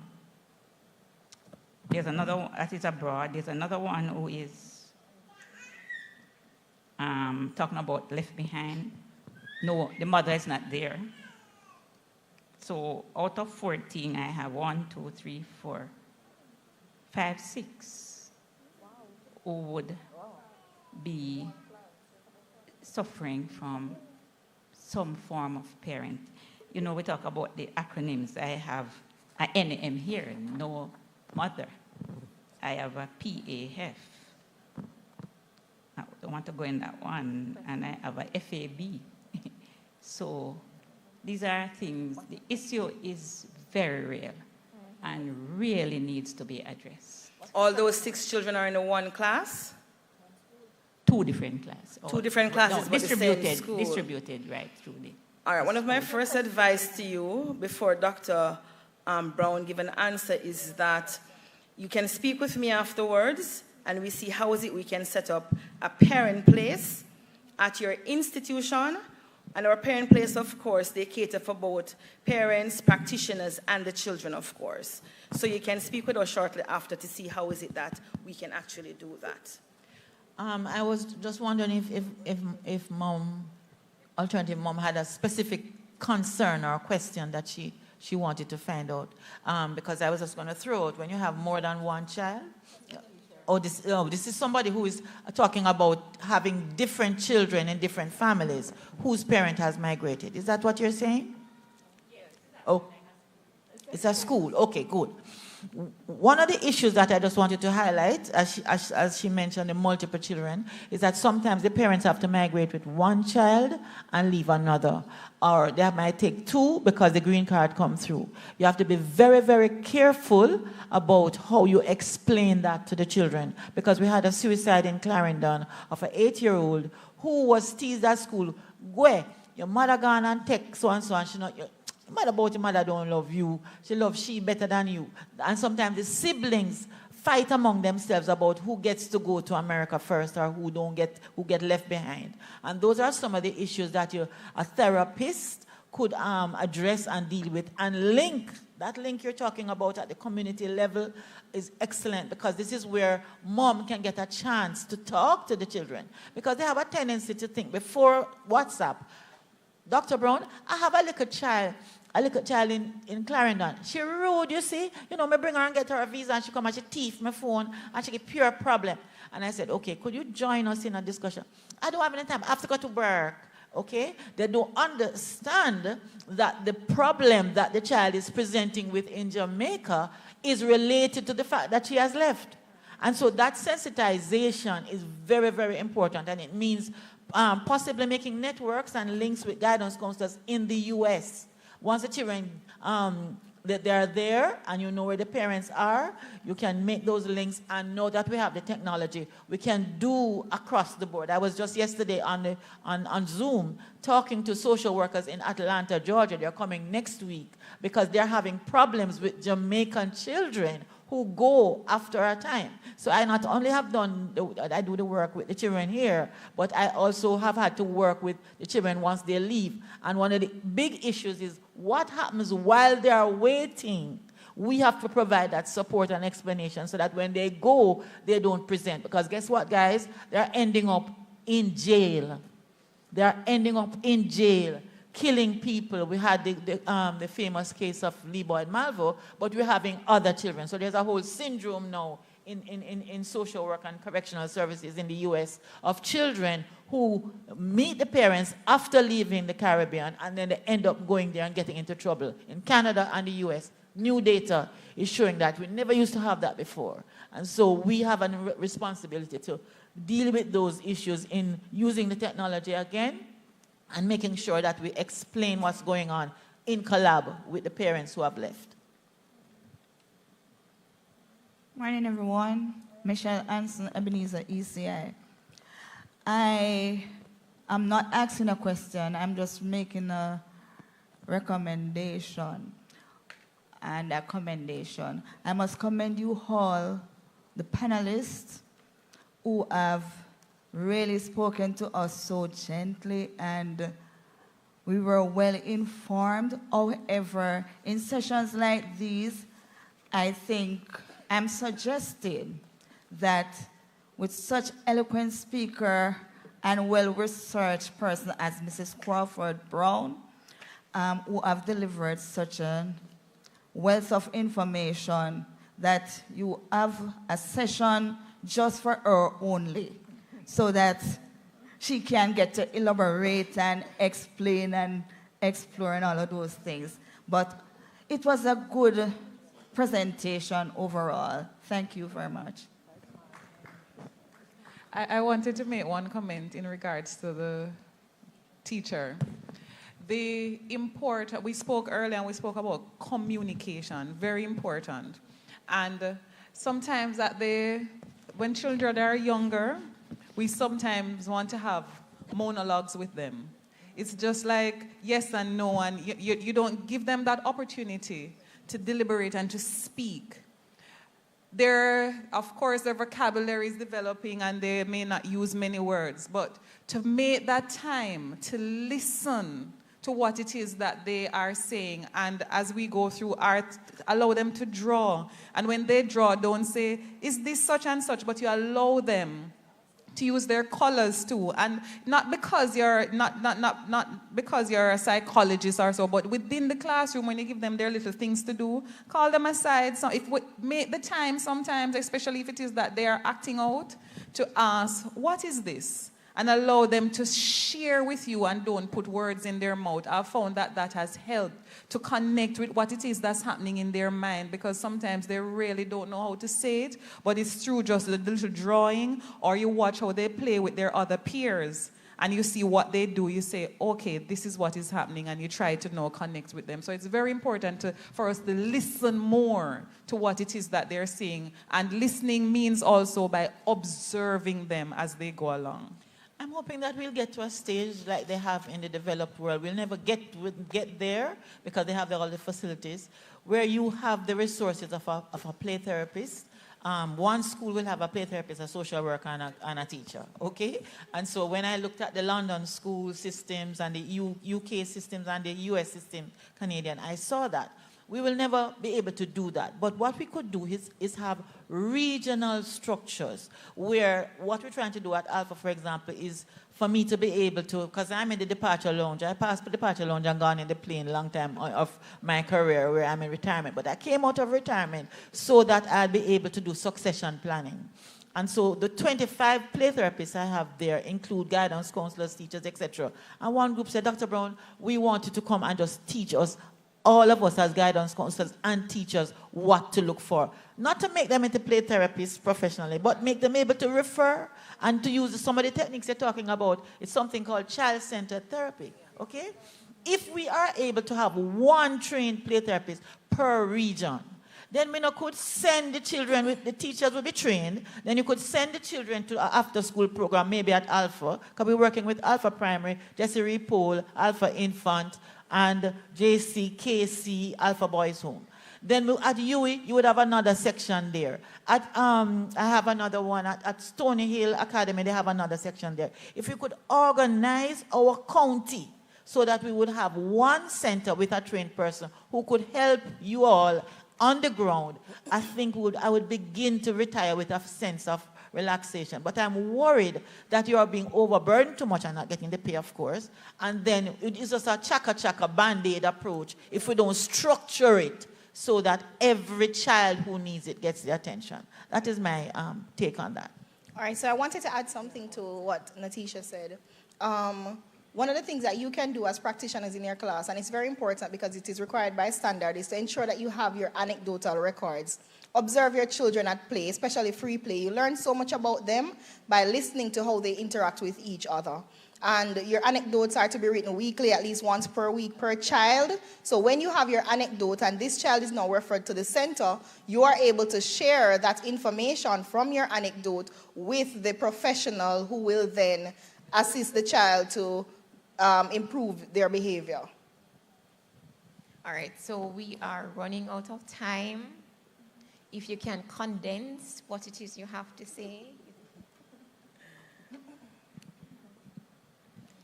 Good day, everyone. My name is Diana. I'm a parent. I am having a problem with, in the school system, in the systems overall, when you identify that your child has a problem, a learning problem, and you try to bring it to the doctor, to the teachers, and you can Google and find institution you try to take them to, but you're still not getting enough. One, the institution delay and dealing with them. Two, he recently changed school, but the teachers are not really seeing or knowing how to deal with it, right? I was asked, why is my child in school for 3 days and still not working the book? She said, Mommy, I can't get him to write anything at all. And I was like, okay. I went to school, I went to the board, and after that day, the child was writing. So why is it, I don't understand, why is it information about dealing with these kind of, how do I call them, late development children, right, and so on, it's not at your fingertip in dealing with the problem. So the parent is under extreme pressure in dealing with the problem. All right, so one of the things that you said that I want to make clear is that because a child has not done any work in the book does not mean that they have not learned anything. The books should be used for assessment, not for teaching. At this level, we encourage play-based learning, which is activities. So the child will do a series of activities from which they will learn a concept or content. So even though you may not see anything in the book, it doesn't mean that the child has not learned anything. And as practitioners, what I want you to do is to sensitize your parents so that they can understand the direction that we're trying to take teaching and learning. Additionally, I find that a lot of parents place their children in particular schools that do not have the facilities or the skills to deal with the particular delay that the child may have. So while you are waiting for your child to be assessed, do some research on institutions that will take your child with a particular deficiency. Remember, an institution may be a special institution or may have inclusion, however, they may not cater directly to the specific need of your child. So you have to ensure that the institution in which you're getting your child will receive the best care and your child will be facilitated. Not all practitioners, not all schools are capable of catering to the specific need. And as a parent, be as involved as you can. If you're able to hire a shadow, go ahead and do that. If you're not able to hire a shadow, ensure that the school knows what you have observed, what is it that you want for your child, and ensure that they have individualized learning plan so that you, as the parent, understand what the process that they'll take your child throughout the term so that your child can improve. And one of the things that we're doing here at the ECC is the JSRA, the Age 4 assessment, which basically assesses the child in several areas: behavior, learning, as well as physical development. So what we are trying to do is, after we have the teachers completed the Age 4 assessment, we would conduct a secondary screening, and the teacher in the regular early childhood classroom would develop these individualized learning plans to try to cater to the deficits that any child in the preceding class, which would be the 5-year-old class, would have, and then we would work with you, your child, and the teacher to help them improve. Thank you, Ms. Golding. There's an important point the speaker raised, though, that I think we have to recognize. And I appreciate and thank our presenter, panelists. The issue of special needs children and the extent to which our society provides resources for those children is a whole nother seminar. Because I think this lady has raised a very, very important point. There are the notion of doing research and finding should be done for the parents. This is an educated parent. There are parents who may not have that. Okay? Right. So that directory now would have to be made available in a way. Oh, it's online. There is one online. Right. So we need that information out there and the sensitization of parents so that they will know exactly where to put the child. That's one thing. The other thing is this. There are children who have learning disabilities, but there are children who have a range of other developmental delays. A child was brought to my attention a few weeks ago who has global developmental delays. And there are people who have the training who hog up the information underneath their armpit. And they go abroad and do an ABC course and are charging parents $18,000, $500 per half hour. We have to address that, and that's a policy issue that I think as practitioners and professionals, we should go on the side of the parents and push policymakers to help us to be able to provide those services, because the child might need speech therapy plus play therapy plus this therapy plus that therapy, and we are not sufficient. It's not enough at all, and a lot of them are in Kingston, and the rural people get nothing. So we have to acknowledge that and try and see how we can knock heads together to provide that in a more efficient manner. All right, so thank you. We are out of time. Our other presenter is already here. Thank you, Dr. Crawford Brown. Thank you, Ms. Miller, for leading the panelists. We appreciate you coming and sharing. And as you see, the discussion is still ongoing. I'm not sure if we can facilitate persons afterwards. So at this time, while we transition, just want to leave with you, it's your presence that matters and not the presence, right? So even if you are not able to be in the same space as your child, it's the connection that counts. Are you involved? What are the things that you have taken interest in what the child does? So we look at all that and we hope that you can bring these back to your parents in your classrooms and to the parents within the communities for parents who are already in the room. So thank you so much. And we don't usually want to leave the session like this, you know. We have some gifts to give away, right, Kay? Yes, so we have some gifts to give away. All right, so I notice we have a baby in the room. And throughout our presentation, he was very interactive. Did anybody hear our little guest? Yes, man. So we have a gift for our little man. He's quiet now because he's eating. And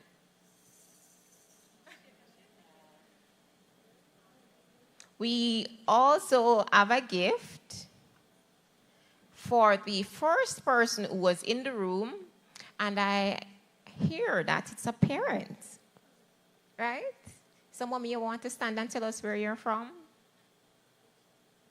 Which school your child attends?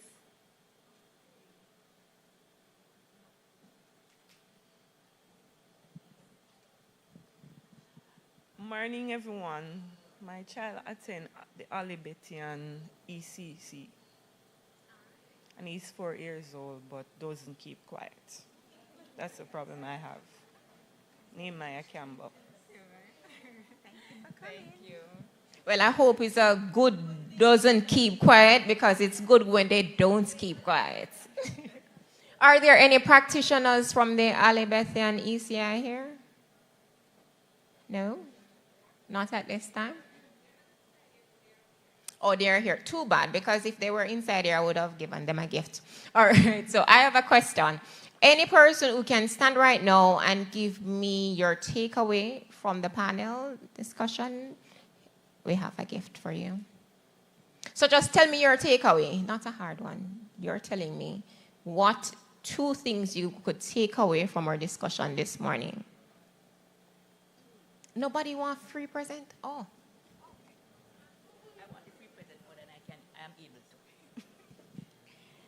All right, so our children are affected by the things that happens in our households, and it is then transferred to the school setting. When we are not involved and present in the home, it affects our children's socio-emotional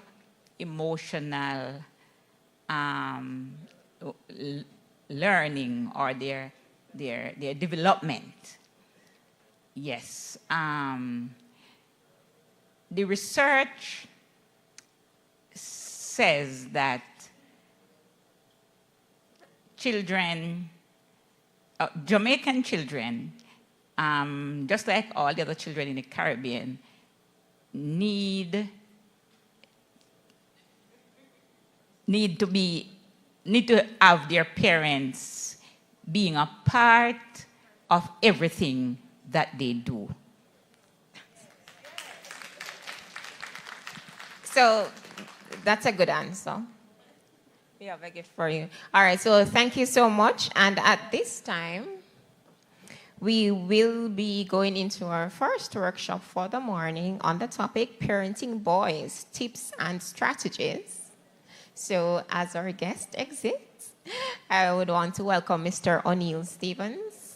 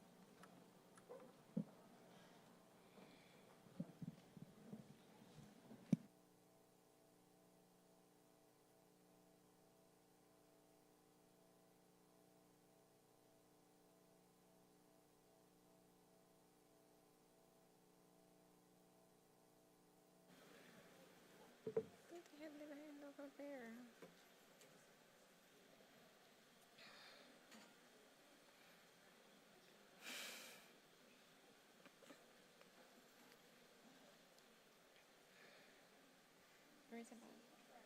You're leaving? You're not going over there so with them? You're not going over there so with them?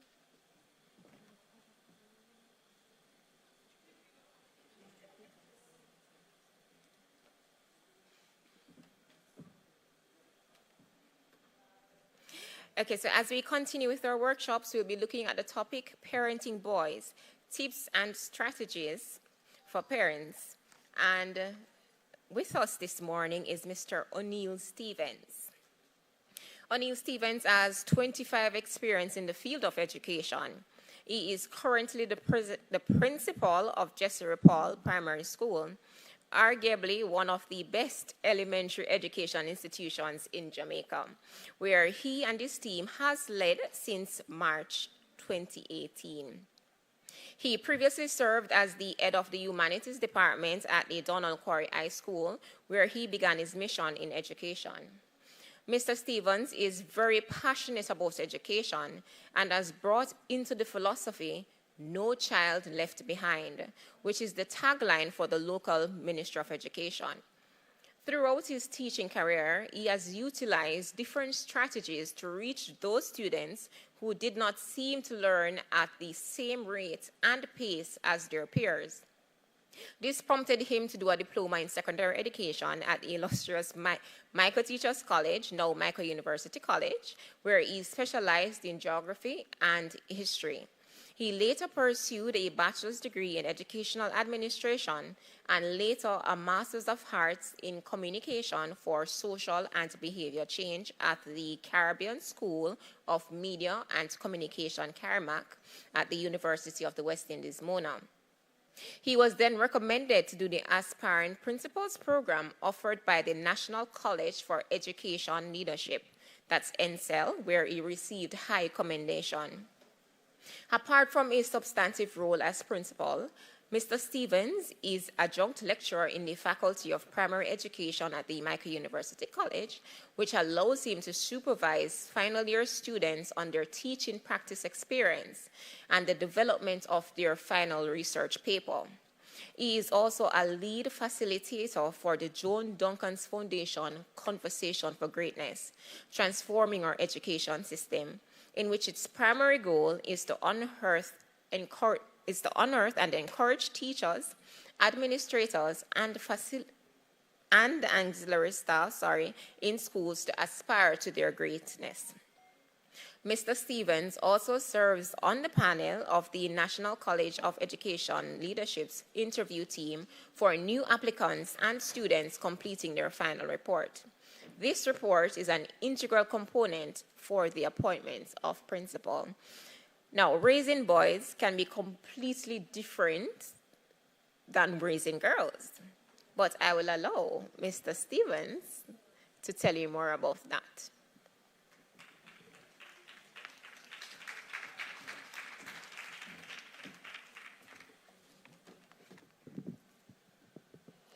All right, thank you very much for that warm introduction. She has shared indirectly that I have 2 daughters, but I will also share that I have 3 brothers, so I have some experience observing my parents, parenting them.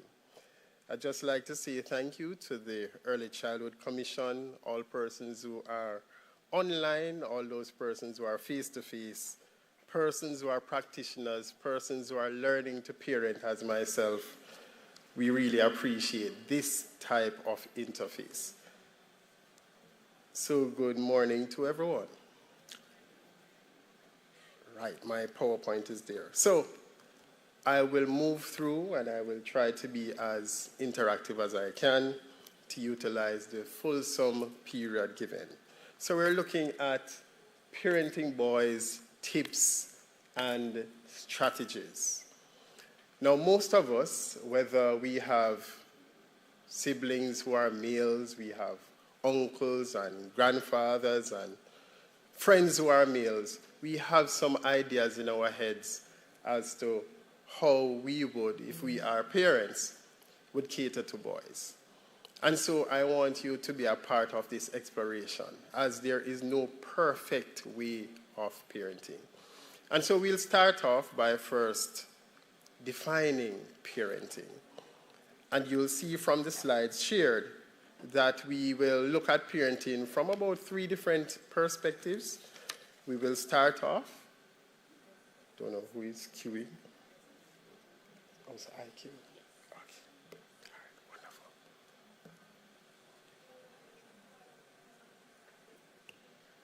All right, so we define parenting in a number of ways. So the first, you'll see that there's a scientific definition for parenting.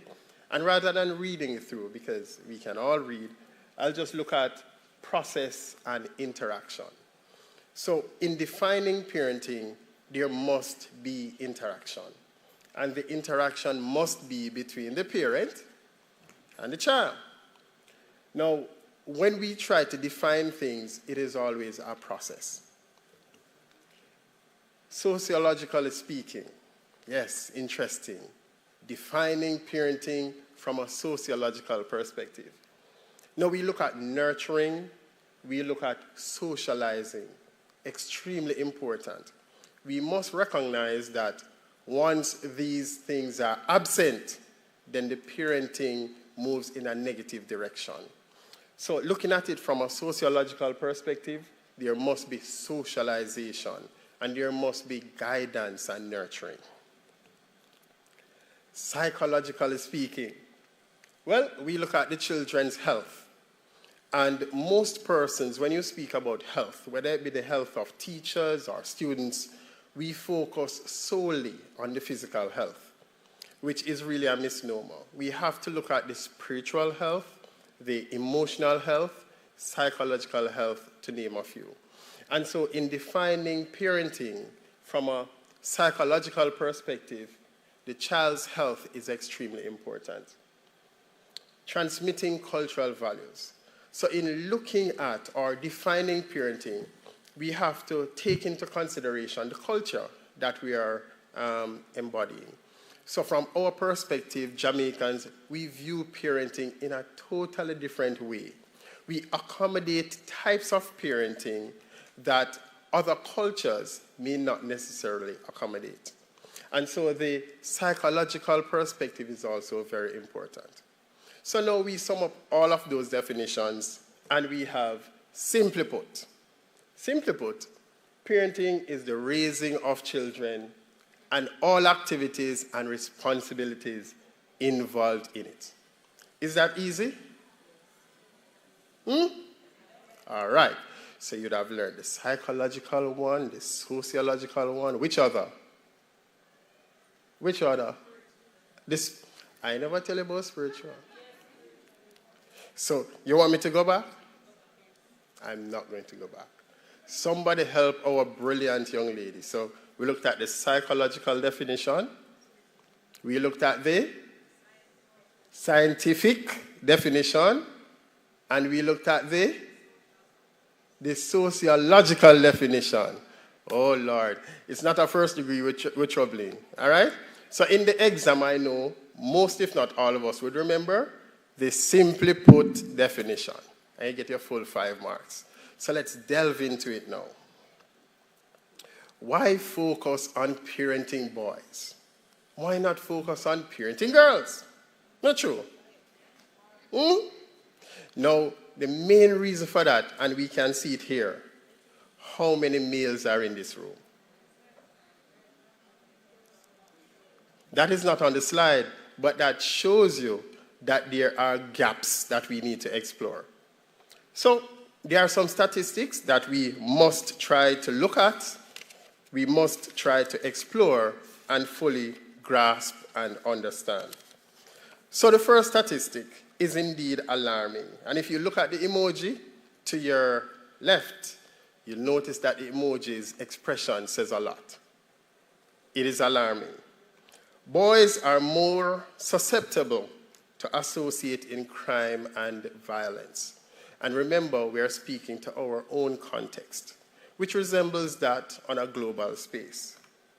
71% of high school dropouts are fatherless, which is also very alarming. And you'll notice that at the source is relevant, and is up to date. Fatherless homes statistics 2023. All right, I'll try to make the slides available, so no need to jot down anything, but you can explore further.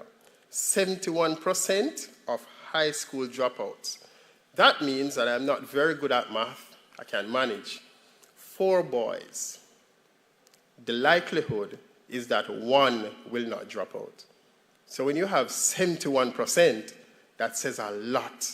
That says, if you do not have effective parenting, then you're kind of dark as a young man. Adolescents from fatherless households are more likely to commit crimes. And we're talking about crimes at all levels. All levels. Some research really pointed to male role models. So when we speak about fatherless households, I'm going to include males in the households, influential males, you know, that uncle, that big brother, that grandfather, that stepfather, very, very important when it comes on to young men at the stage of adolescence. And we continue. High levels of absenteeism by fathers or male role models in households with children. Very important. So, in looking at this situation in a real sense, when we speak of absenteeism, I want persons to include the fact that the father is there, but the father is not impactful, almost absent. So you ask students, who do you live with? I live with my mother and my father. But the father's impact is dormant.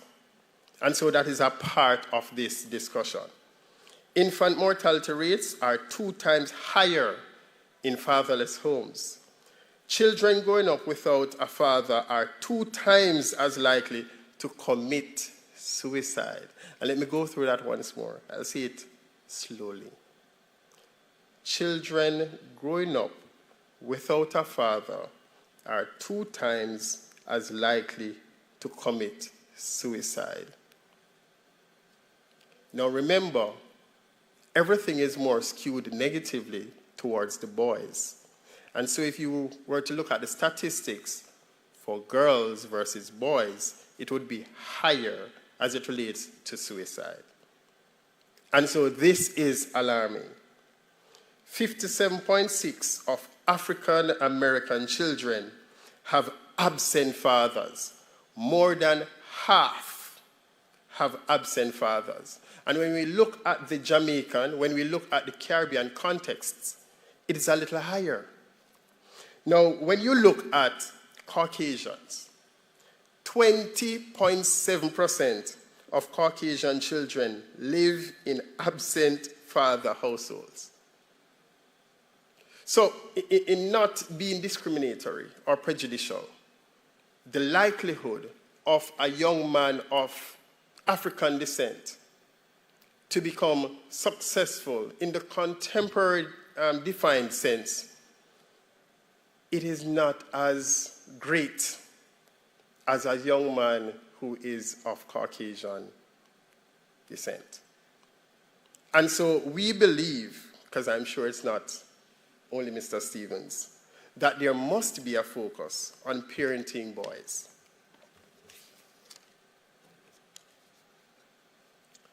Now, there are so many statistics.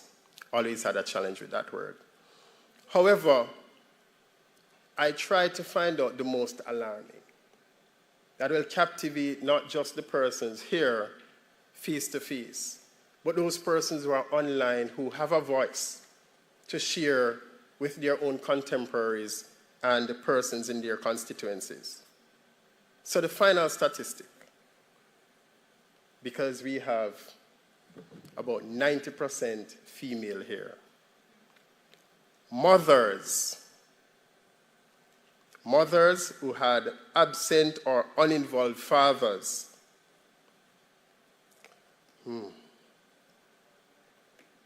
They really don't have the requisite parental skills, and that's a challenge. So a mother who had absent or uninvolved fathers would have a challenge catering to a young man, catering to her son, catering to her male nephew if her sibling has passed.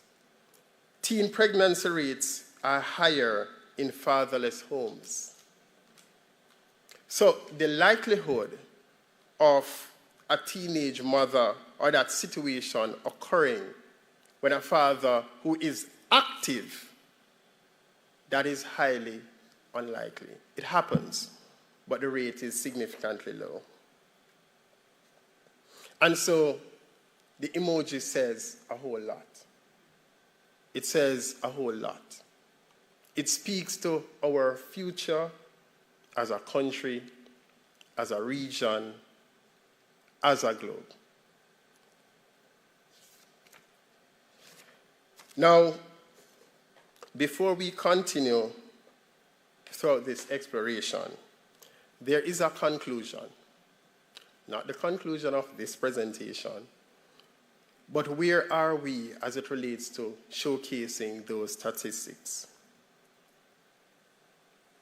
The research basically wants us to underscore the fact that we hope that these fatherless home statistics that were collated this year have enlightened you to the significance of fathers in their child's lives.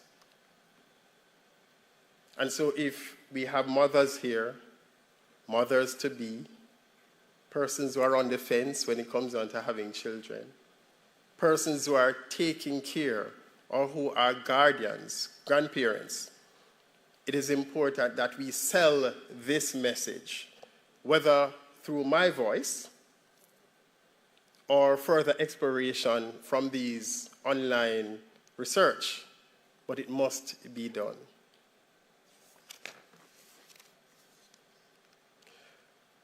And so we have to explore what are some tips, what are some strategies that we have been using, some of us.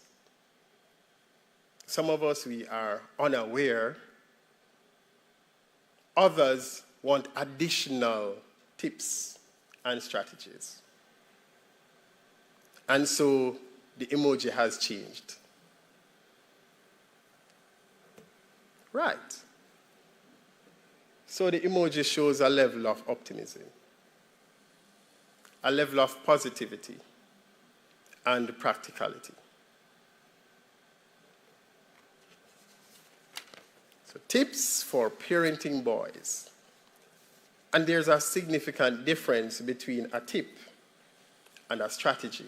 A tip is easy to remember, but a strategy involves a high level of collaboration, discussion, research. So I chose to focus on the tips first and then the strategies. And if you have additional tips at the end, you can always give me, because I can share my wife's ambitions. I have 2 daughters, but she has an ambition. So that may be your tip, may be of use to me some years from now. So tip number 1, do things that your son, your nephew, your male student appreciates, that you may not be so appreciative of. So he's 4, and he wants to listen to the songs that involve a lot of dancing. I will not step outside there and embarrass myself, so don't believe that Mr. Stevens can drop any legs. But your 4-year-old or your 5-year-old or whatever age loves to listen to those types of songs that involve dancing. But all you want to listen to is gospel music and the type of gospel that does not involve any type of movement. Now, for girls, a girl will sit and she will sing with you, but the boys want to move. And so it is important that we try to think about going 50-50. And then you'll find that the young man responds differently. So even if it is something that you do not like, you don't like to do it and you don't like to speak about it. So he wants to talk about Pokemon. He wants to talk about SpongeBob.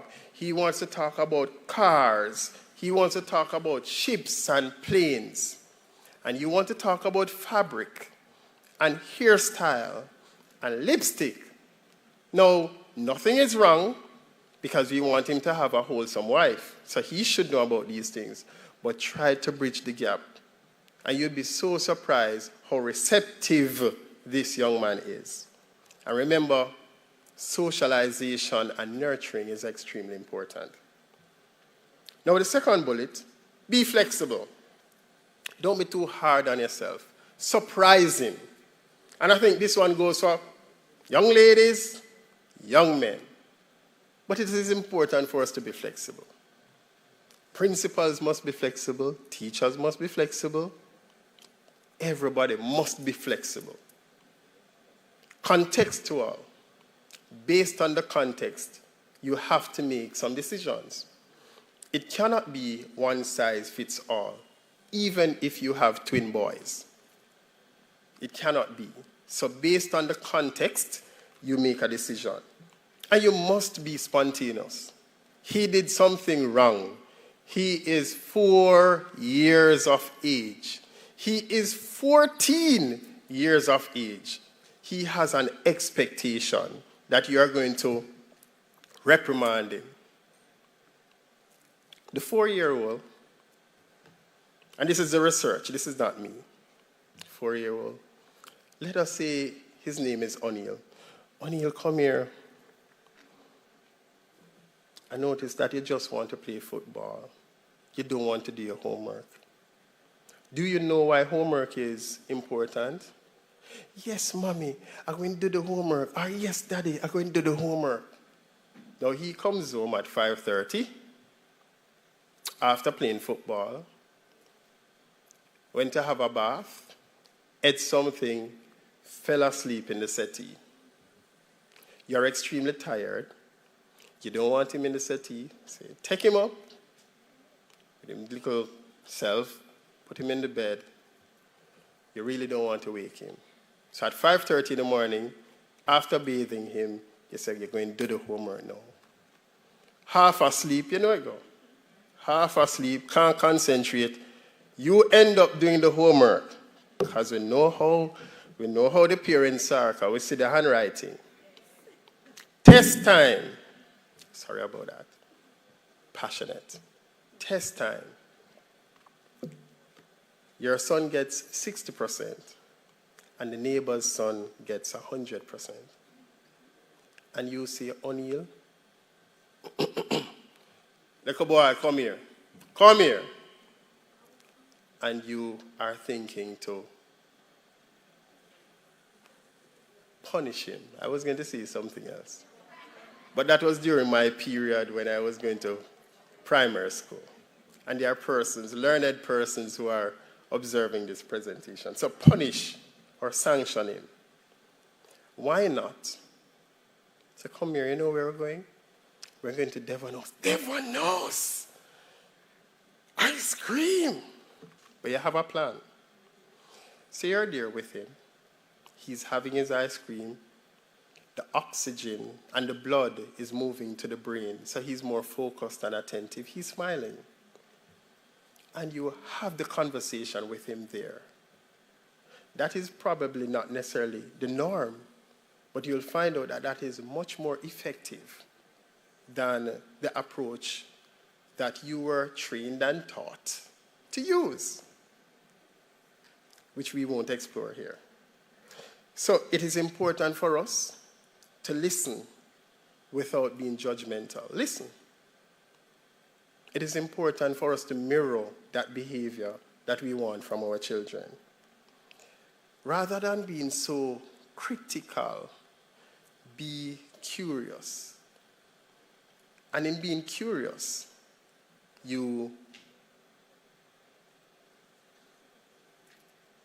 of course, God gave us two of these, and one. So in being curious, you use this and use these more than anything else. But when you are critical, why you do that? You know say enough you do that. Don't talk to me. Oh, you're so quiet. You just said to the child, don't talk to me. So in being curious, it is important that we listen. Clear? Always clear so far? Good? All right. Now, another very important tip is that of having a certain type of communication, focusing on your audience. So your audience is a 4-year-old or a 6-year-old, a 4-year-old that doesn't know about verbs and adjectives and all of those things. And you are speaking to the young man as I'm doing now. Jason, you know that you're not a generous little boy. Poor thing can't spell gen versus generous. So, because you're smiling, the little boys, and you're saying, listen, if you don't behave yourself, you're going to be punished. No, punished. He's looking at your face, and when you use the word punish, this is how you look. You're going to be punished. So he doesn't necessarily understand the word punish, but he knows that there's a particular expression on the face of the individual when that word is used. So when he goes to school and he sees his teacher, and his teacher comes to school late, he says, Mrs. Stevens, the principal will punish you. Now, I say that to say we have to be very careful. Generally for boys, try to make, and men, can't leave them out. Try to make the conversations very simple. Very simple. You have a master's and a degree, PhD. You're not speaking to your lecturer. You're speaking to your husband, you're speaking to your son, you're speaking to your brother, you're speaking to your uncle, you're speaking to your grandfather. So we don't have to go in the Latin dictionary to try to find the definitions for your words. And so it's a turn-off for boys. If you go to a football match or a basketball match for boys and listen to the coach, go to the left, go to the right, run fast, pass the ball, square the ball, head the ball. What happened? We're going to score. Other persons, the radius of the football field, the angle of elevation, and so we have to go around the contours. So, and they'll be like this. And they go on the field, and they should be playing football, and they're playing basketball. So I implore you, try to be very mindful of your audience and make the discussion one with vocabulary that is simple. Tell the young man why you are proud of him. And the reverse is important.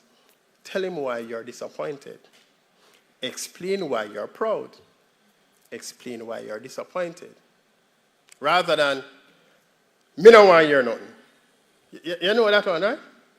Me no want hear nothing. Something happens again. Me no want hear nothing. You have not explained anything. But because of how you were socialized, me no want hear nothing is an escape because you even don't know how to explain and express yourself. Have faith in your son. Have faith. In all fairness, based on my experience, not any research, the mothers, because they are more present, they are more faithful. And the men, some, because I'm seeing males looking at me, I say, sir, if you ever say it, some, a fraction, are faithful as it relates to their sons. So no matter what, you're the one that brought him in. And if you're a stepfather, you're not a stepfather, you're a father. So you have to be proud, regardless. Even if he's behind bars, try and say something good. Listen, you know that I expect better from you. But it's just the devil will hamper you. And I know after you finish the 10 years, you're going to be right up at church beside me. You know, say, Mommy love you. You know, say, Daddy love you. And you know what happens? He understands that there's somebody who is proud of him despite all of that and who is still faithful. And once you have someone who is proud of you and somebody who is faithful, you have hope. Is that true? And you find that a lot of young men speak about their teachers. Why they did well in math. Why they turned out this way. Because at home sometimes, where teaching begins, for them, teaching begins at school. So as parents, we have to be mindful of our own roles that we are allowing the school, the church, to take on. So we're moving through.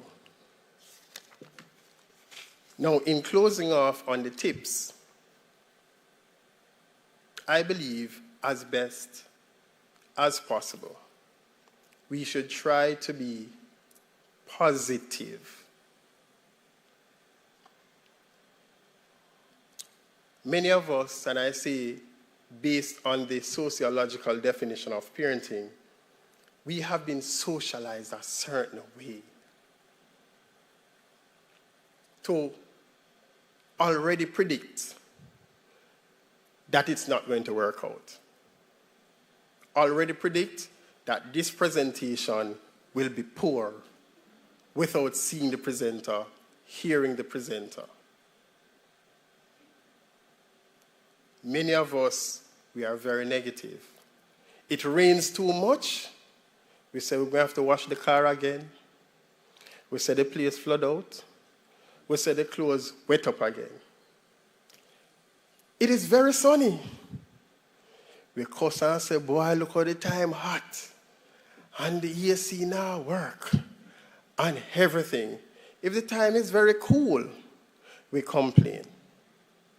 So we have to try, as best as possible, to mirror a level of positivity, because our boys see us as that mirror. Being optimistic, oh wow, it is not synonymous. It is not the same as being positive. They are different. We must always try, regardless of what, to think that this is going to work out. To compare, you met in an accident, the car right off, and you're able to come out with a simple limp. I remember some years ago, 2009, about 2007, I had my first car that I owned. And there was someone, he drove a taxi, and he always spoke about, him as the best driver. And he met in an accident. And it was probably the first time I saw someone who moved from life to death. And it was interesting. There was no cut on the forehead or anything. He went directly through the windscreen. He wasn't wearing his seatbelt. And I was wondering, I'm saying, but he looks like he's sleeping. No cut, no nothing. And I don't believe that he was going probably 60 miles per hour. But not wearing the seatbelt, he went directly through. And so when things happen to us, your head starts hurting, you say, God help me. Your son got a very low grade, you say, God, you take down God off the cross. And so the level of optimism, I believe many of us have an optimism deficit. If you're going to use that term, you're going to have to give me some money. I just made it up. We have an optimism deficit. We just don't believe that things will work out. And many of us are not realistic. We are in this utopic, trans mode. Have to be realistic. Something happens. Try to be very real with your son. Daddy has left us. Mommy has left us. And you have to think about how you are going to use the vocabulary to allow your son to understand. Because you can't manage by yourself. And so it is very important for us to be very realistic, especially with our young men. Now we're moving to the big boys, the strategies for parenting boys. And remember, strategies are more structured. Tips are just a little idea.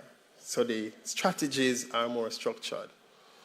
Now, generally speaking, the strategies here would have come from the National Parenting Commission. They would have come from the Ministry of Education and Youth and a number of its agencies, National College for Educational Leadership, etc. So they are not mine.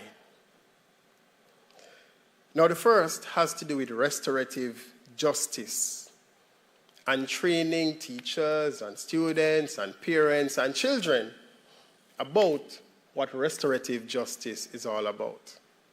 Something happens. I'm the instigator. You are the victim. You have a mediator. There's a discussion. We take the vocabulary into account. So you're speaking to 2 6-year-olds. And the guidance counselor is there. And the parents. And you choose to have a conversation with the parents first. And then you have a conversation with the children. Because it wouldn't be wise for you to have the parent of the child and the other parent of the child, and that is problematic. But with restorative justice, you're trying to find a common ground to solve a problem that took place. And we find that men do not have that robust type discussion when things go awry. And so for young boys, it is important for us to help them to understand how we can restore justice. And so it is critical, especially at the early childhood level, that they are so exposed to understand how to restore justice. And so there have been some initiatives. I believe that there may need to be more to help our teachers, our practitioners, our students and parents understand that whether at school, in the community, or at home, how we can manage conflict. The second initiative is Leadership for Safer Schools. And I believe that the National College for Educational Leadership, it is really a course that is offered there that board chairmen could want to invest in to allow teachers and parents and students to be so exposed to understand that a school is as safe as its community. And you want a principal, a teacher, to be able to knock on the zinc and say, Jason, come here, I want to talk to you. And Jason is the dad. And Jason is in the underpants and the marina. I say, well, go on, sir. I say, no, I need to talk to you and two of the youth them out there, so. Boy, sir, I'm not dep on that, you know. I say, listen, man. You know, like Jerome. Jerome, I'm a soldier, man. You see him have my nose. Yeah. You know, see, I'm in Stevens K1 class, want him going up. So you see, said the father have an interest in the boy's education, even though there's a public perception of him. Now, you as the teacher, you as the mother, you as the principal, whosoever you are, it is important that you have that discussion with the parent. And so the leadership for safer schools allows you to allow the parent to understand that he or she is important in leading a safer school. And by extension, I say a safer school community. It's very, very important. And so we can explore this initiative. I believe it's very, very important that we not be sedentary. We don't sit down, and we believe that information must come to us. You can just type in, and you see it. And I will try through Mrs. Handy or any other individual who can share the PowerPoint presentation. It's free. If you want to pay me for it, that's fine, but it's free. All right, so other strategies. Now, the Ministry of Education and Youth has the SWPBIS, the School-Wide Positive Behavior Intervention Support. Let me try again. School-wide, that means every stakeholder. Parents, students, everybody. So it's school-wide, positive, remember I spoke about positive, behavior, intervention, so we come to help and provide support. So most persons call it SWPIS or SWPBIS. And my school, we are currently embarking on this initiative. And what it does is it looks at your school's mission, your school's vision. You can coin a new acronym. I see some basic schools and infant schools with ROAR, and the R stands for something, and the O and the A and the R. So they have a tiger, and then they have a mascot. And when they have PTA meetings, they start it out and you hear, "Rawr." And hear the children, "Rawr." And I said, what does that mean? That means that I am courageous and whatever. And I said, but this thing makes sense because remember, you're socializing. And especially for boys, when you look at their self-esteem, especially when daddy is not there, and mommy can't find the time because she has to be doing 2 jobs and taking care of 2 other children, you'll find that the SWPBIS helps a whole lot. And it is really a collaborative approach that includes all stakeholders in trying to reinforce positive behavior. The other initiative, and I really, really love this one, which is the Quality Education Circle initiatives.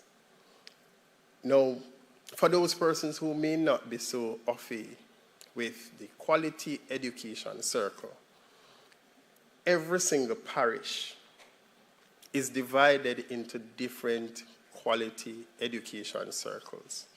Now, at your level, I believe you are divided into zones, right? Correct? All right, so it's the same thing.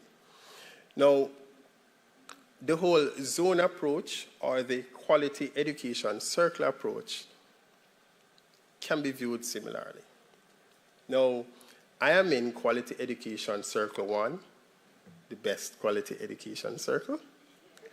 It has Kingston College, St. George's, Convent of Mercy Alpha, Holy Family, Alpha Infant, and so many other wonderful schools. I think we have 19 schools in the QEC.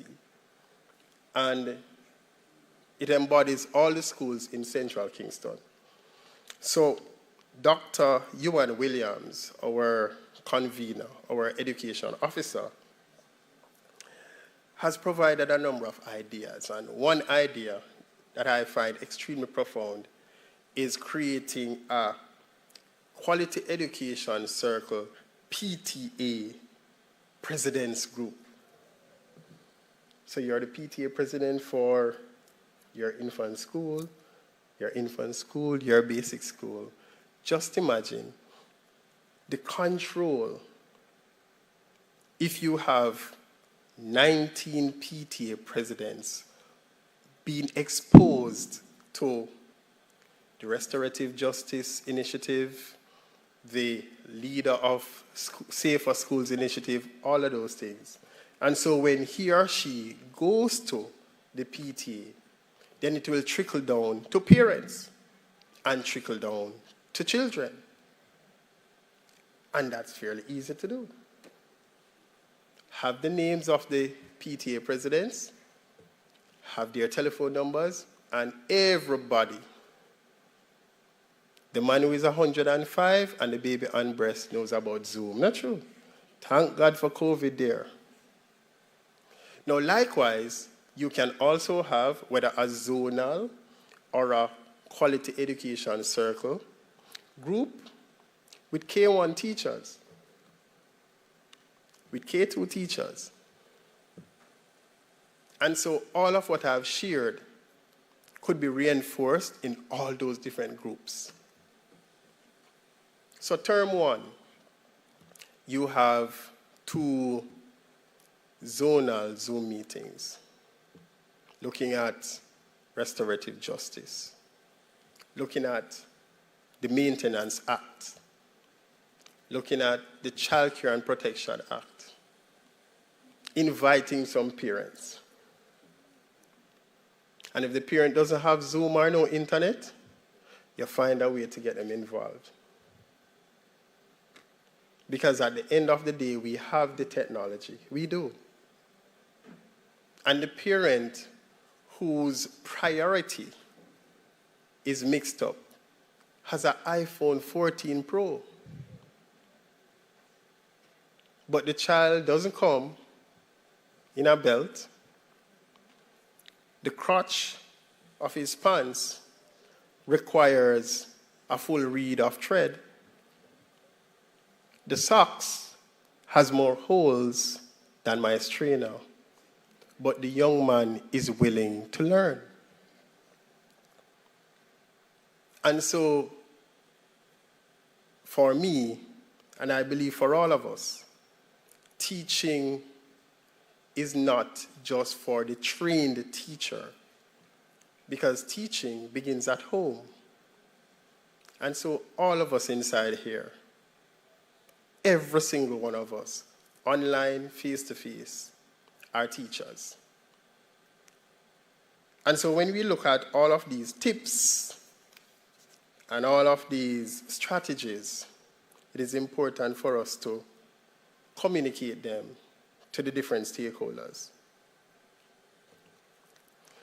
So other linked strategies, and the reason why I said other linked, because these strategies can be put into the others that I mentioned.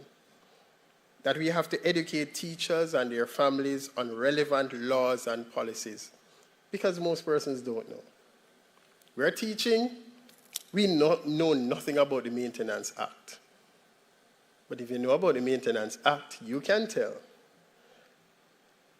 that mother what to do, because the information is there. Can I just tell them, Maintenance Act 2005. You don't need to get into them business. You can tell them about the Child Care and Protection Act. You can print copies. And you can break it down. The Education Act, whilst it's fairly old, that is the act that we have to look at. The National Parenting Policy, which is fairly new. there is a goal in the national parenting policy that I'll share a little later that you'll find very profound. And the Family Court Act, they're all there. All there. So go on the computer, and you will be so enriched to know that I'm not a lawyer, but I know something. And I can share it. Very important. Now, as we close on the strategies, I want us to just to take about 30 seconds to go through this goal. And the goal is akin to the national parenting policy. And it reads, each parent understands and utilizes and applies and practices in effective parenting. So that's our goal. But the question is, should this be a goal or should it just be a reality? The only way parents can understand, use what they understand, apply what they understand, and practice is if they are aware. And my hope is that this very minuscule intervention will allow each individual here to share with about 5 persons that the best form of community policing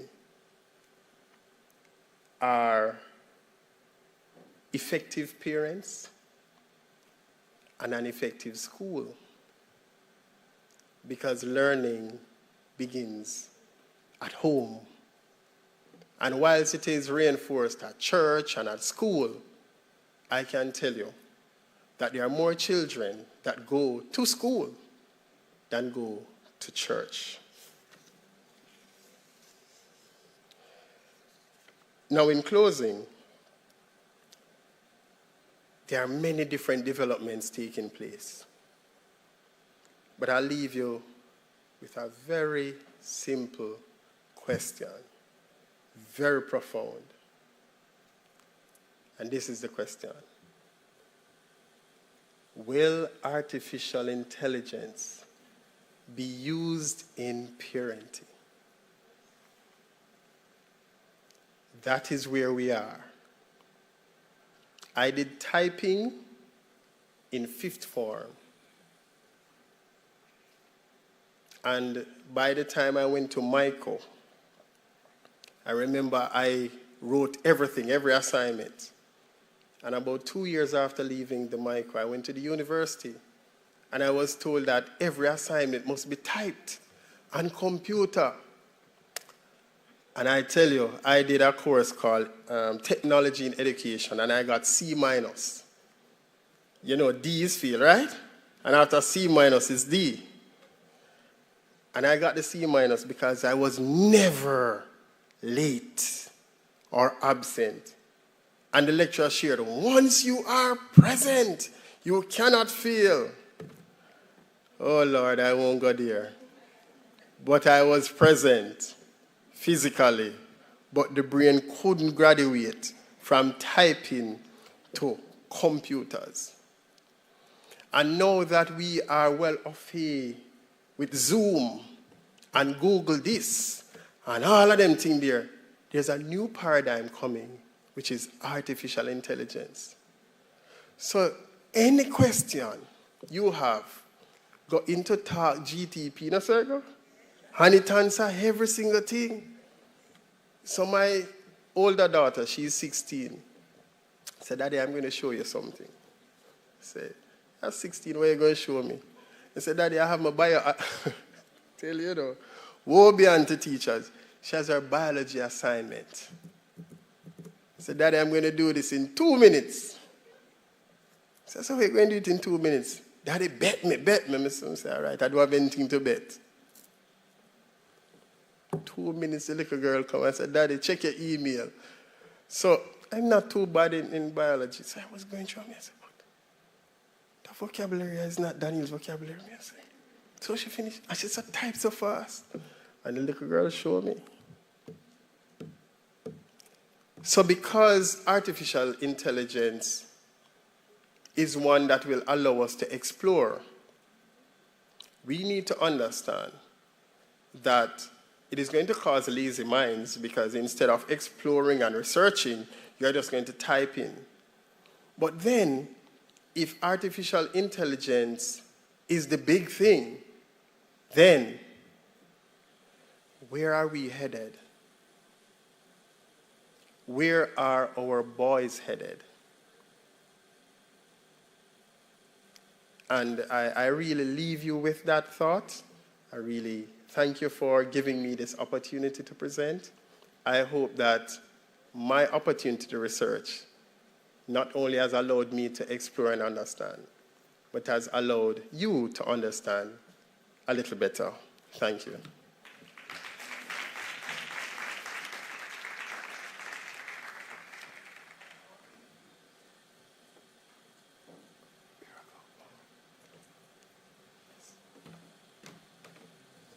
All right, so thank you, Mr. Stevens, for that eye-opening presentation.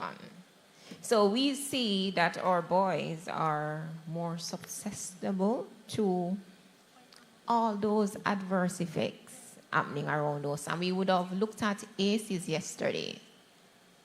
And now it's your turn. Do you have any questions? Are there any questions for Mr. Stevens? No? Oh.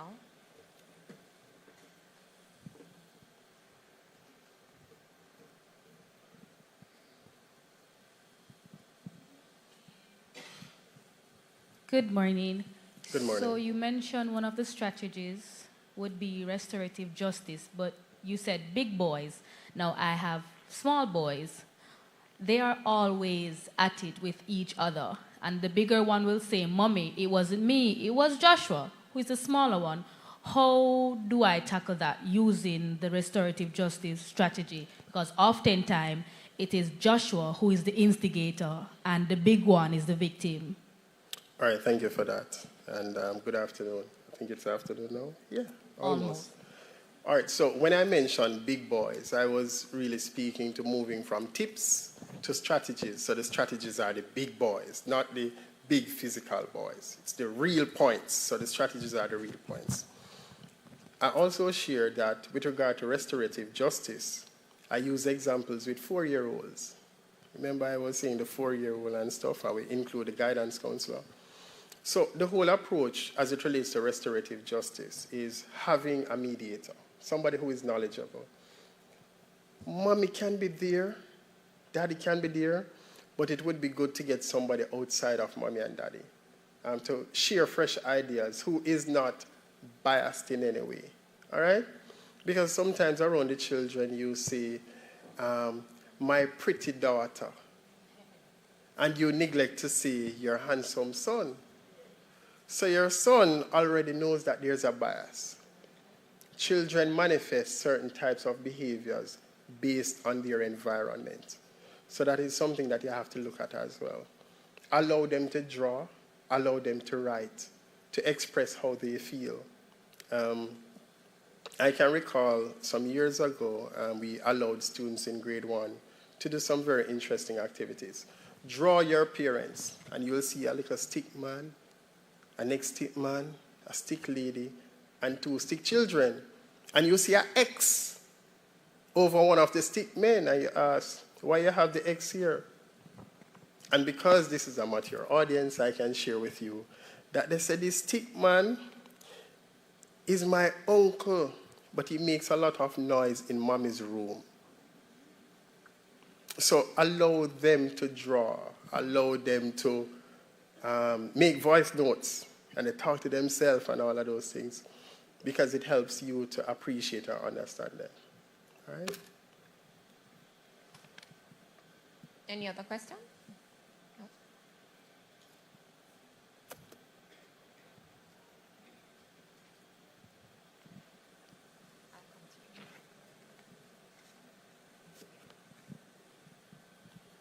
Hi, good morning. Good morning. So I have an issue because my son is 20 years old and my daughter is 10. Now, when I had my son, it was just us. So it's always mommy and Junior. And I'd love that child and shower that child until they told me that I was growing him like a girl. Now, when he started getting older, and he went to high school, and he's now mixing with the big boys, his friends, and then I'm used to kissing him, and so I drop him at school, and like, come kiss me, and he's like, no, what? I was like, what? Why you don't want me to kiss you? And he was adamant not for me to show any form of emotions when we're on the road or around his friends. Now, when I had my daughter, I grasped at the opportunity to have this little me, and I'd kiss her up, and have her say like, mommy, baby, and my darling, and my pretty daughter. And oh my God, you're the better version of me. And the boy started to take offense. Because he's like, why are you telling her that? I couldn't answer him. I was like, what do you mean?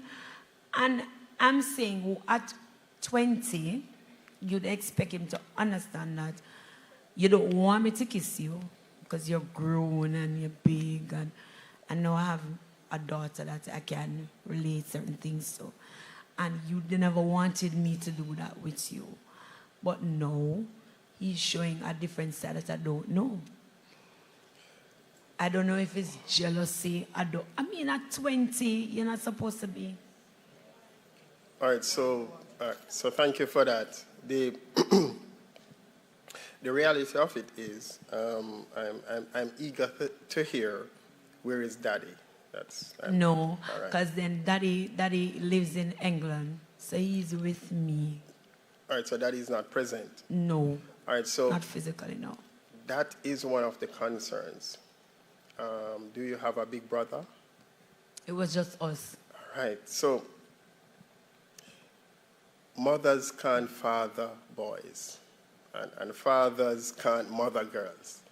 You know, sometimes you hear mothers say, but my mother and father, it's just not possible. If you didn't know, it's not possible. Really? I can give you biological reasons why it's not possible. The reality of it is, as he gets older, he will want to appreciate and understand how a female is supposed to treat him. That is where he is. Now, there has been no male, based on what you're saying, to help him to understand and appreciate how to accept that love, not just from a female, but also a male. Now, you with the daughter, at that age, he has certain expectations. I don't know if he has a girlfriend. Does he? Yes. He has. Then there needs to be a conversation with the girlfriend as well. That is very important to know. Because speaking with the girlfriend, you might end up finding out that he is finding a lot of deficits in the young lady because he sees the attributes from mommy to be embodied in my girlfriend. Now, the challenge that the girlfriend will have is he didn't have a mirror as to how he is to treat a woman because daddy was not there. So it is easy for you, it is very easy for you to manage with your daughter because you have the support of the environment. You have more present mothers, and your daughter will learn and see a lot of females catering to their daughters. He doesn't really have that. And one of the things that I'd suggest to you, 20 or 40, you're a little boy. Yeah? And he knows that. I am mommy's little boy. She has 4 boys. And when we're around mommy and mommy squeeze bump and all of them stuff, whatever, I feel a certain way around mommy. So a child is always a child, 20, 30, 40. You need to understand that. Rather than say, but he's 20 and he should know. He not busy with that. And the love that you show, it has to be consistent. show him same way, kiss him on him forehead. Him well want it. Him just a act. Because if you're there with him alone, he has no problem with you hugging him and looking at him and say, you know, mommy loves you, make him day. But when he's around his friends, the barber shop or football field or whatever, and he macho, do it just the same and say, go on, they're going to kiss you on your forehead. And there are friends who will look on, who would love that. So you continue doing what you're doing. Force up the kiss on him same way. All right? Thank you. You're welcome. So I have one last question down here.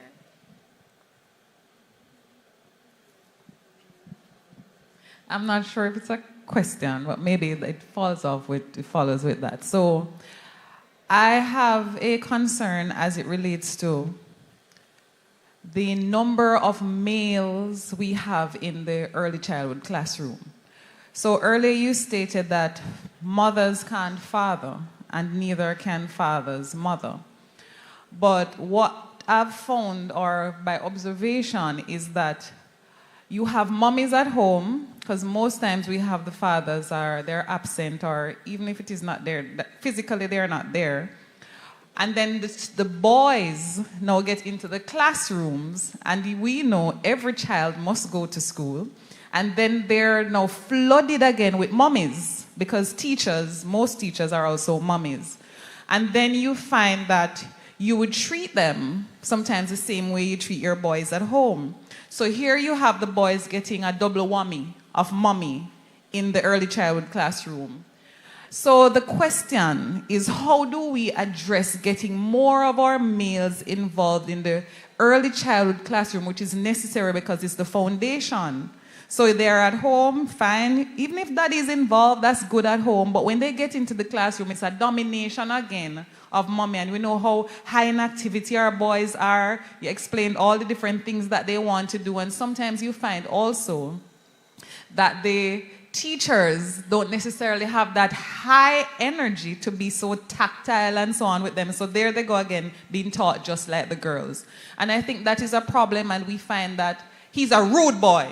That boy don't know how to sit down and settle. What is wrong with him? So the child is flooded with all of these, comments, and I think it's tearing at them as they go through the system, and sometimes they fall through the cracks just because sometimes as females, we can't keep up with what is required of them. And that is a great concern, I think, that needs to be addressed.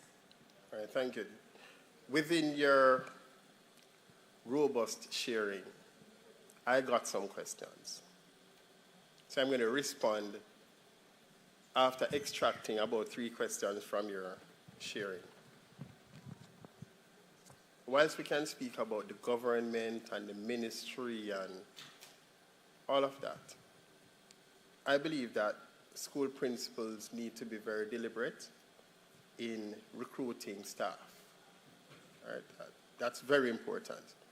I'm in a space where there is a level of influence in trying to balance the number of males and females at my school. So you have to be deliberate. I was at a particular high school that had 1,200 girls, 800 boys, and I was asked to speak with the boys. And in that auditorium, there were 19 teachers there and 2 men. So I had a discussion with the principal. I did. Because you will end up asking for me every single year. So at that level, you have to make a decision. In addition, as it relates to the boys, the type of curriculum, the hidden curriculum, the formal curriculum, we also have to be very deliberate in how we organize the curriculum, how we share calendar of events. So we have the fire department, mostly males, willing to come to schools. We have the JDF, the JCF, willing to go to schools. We have persons at the heart that teach skills training, willing to come to schools. So there are resources there that we can exploit to try to counter against the obvious, which is you have more females at all levels of education. But we just have to be very deliberate. So we will be going off on summer break soon. My suggestion is, just like we spoke about the QEC PTA group, and we are now pushing for a zonal PTA group, you try in doing your calendar of events to try every single month to entertain persons from these agencies to come and speak on things relevant to the curriculum. And so you might not be able to get another senior teacher or get other teachers, but you can get learned persons who can speak to things, and the young man will look and say, wow, look at how that soldier man neat, without you saying, little boy, fix up your clothes, as a female. Or when you see the police comes and he's in khaki, they're not confused. And you explain that this is an inspector of police. Look at him. And if you don't pay attention and do your work, you will have to speak with him when you get older. He has 2 sons. And you tell him to bring him son. He goes, oh, him have children because they are learning, you know. So yes, there are gaps. Yes, there's a deficit. But there are still resources available for you to use. And guess what? If you have that zonal group, whether it be the PTA presidents or the principals or senior teachers or K1 or K2, you'll find that best practices will definitely come from that 30-minute or that 1-hour discussion of all these individuals. Because there are persons here who would have been in the field for years who are just bursting to give these ideas. These ideas are not mine. These are the ideas that you have that you may not get this type of interface to share. All right? All right, so thank you, Mr. Stevens, and thank you to our participants who, oh, I see that your baby is awake. And I also noticed that we have some children with us, and we don't want our babies to feel left out. So all the little ones, can you raise your hand?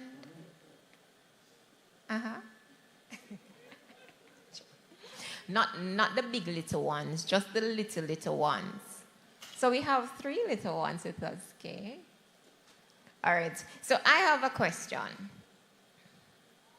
And if anyone could stand and name any 2 strategies that Mr. Stevens listed earlier. All right.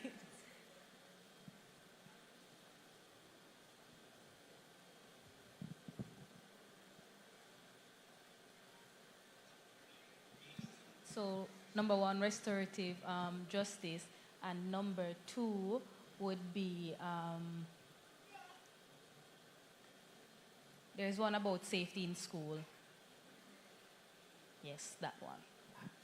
Or we can use the SWPBIS. Yes, other tips and strategies. All right, awesome. Thank you for that. All right, so we are now at the end of the morning segment. And we want to thank you again, Mr. Stevens, for coming and enlightening us on the different ways to parent our boys. So we will break for lunch, but we come back for 1 p.m. And I know it was mentioned earlier. So at 1 p.m. we will have Dr. Claudette Crawford-Brown. She's coming back with her individual workshop, so we don't want to miss that one. All right, so thank you so much. Oh, I was just told that we have a gentleman here who has been with us since we started on Tuesday with our workshop. Gentleman, do you know yourself? No, not the technical team. But you, Mr. Gentleman, yes, side eyeing me. Yes, sir. So we have a gift for you. So thank you for staying with the parenting track. We appreciate your presence. And okay.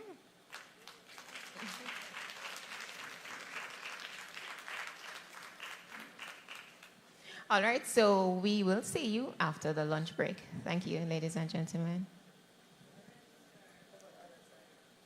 All right, so we'll come around.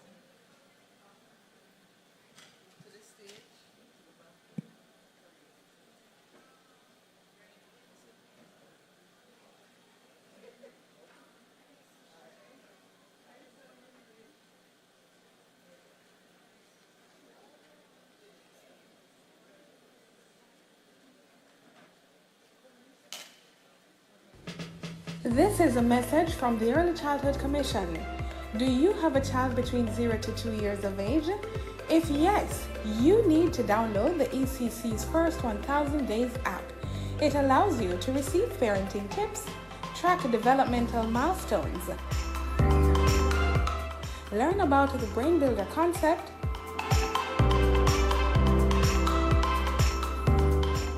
receive relevant articles and research, plus interactive content. The First 1000 Days app, now available for download on the Google Play Store and the Apple App Store.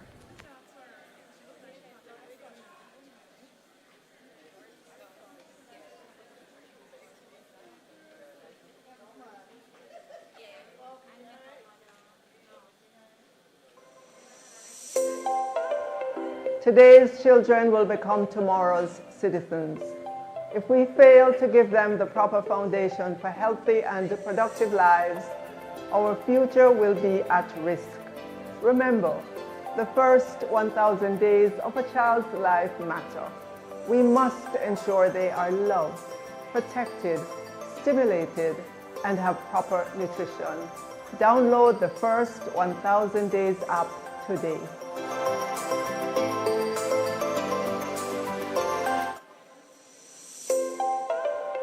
Today's children will become tomorrow's citizens. If we fail to give them the proper foundation for healthy and productive lives, our future will be at risk. Remember, the first 1,000 days of a child's life matter. We must ensure they are loved, protected, stimulated, and have proper nutrition. Download the First 1,000 Days app today.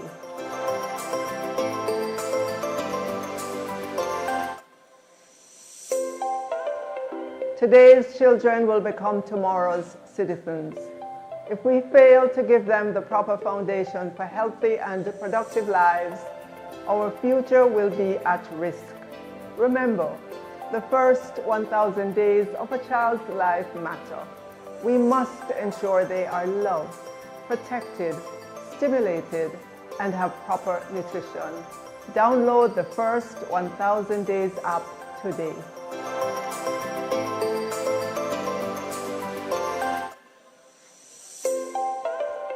Today's children will become tomorrow's citizens. If we fail to give them the proper foundation for healthy and productive lives, our future will be at risk. Remember, the first 1,000 days of a child's life matter. We must ensure they are loved, protected, stimulated, and have proper nutrition. Download the First 1,000 Days app today.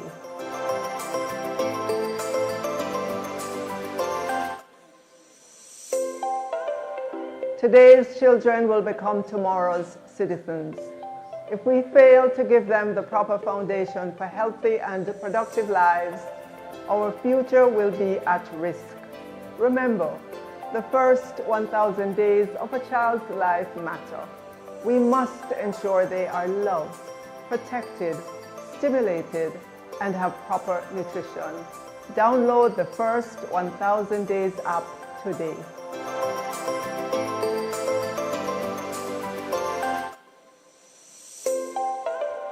Today's children will become tomorrow's citizens. If we fail to give them the proper foundation for healthy and productive lives, our future will be at risk. Remember, the first 1,000 days of a child's life matter. We must ensure they are loved, protected, stimulated, and have proper nutrition. Download the First 1,000 Days app today.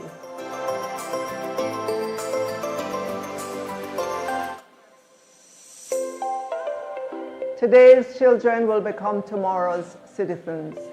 If we fail to give them the proper foundation for healthy and productive lives, our future will be at risk.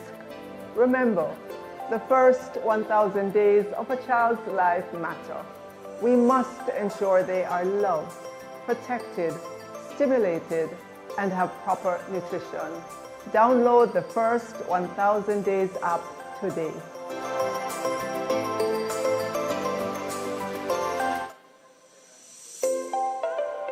Today's children will become tomorrow's citizens. If we fail to give them the proper foundation for healthy and productive lives, our future will be at risk. Remember, the first 1,000 days of a child's life matter. We must ensure they are loved, protected, stimulated, and have proper nutrition. Download the First 1,000 Days app today.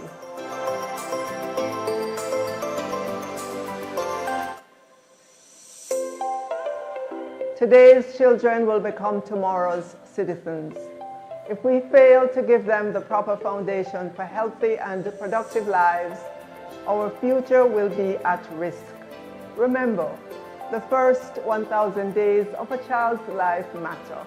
We must ensure they are loved, protected, stimulated, and have proper nutrition. Download the First 1,000 Days app today.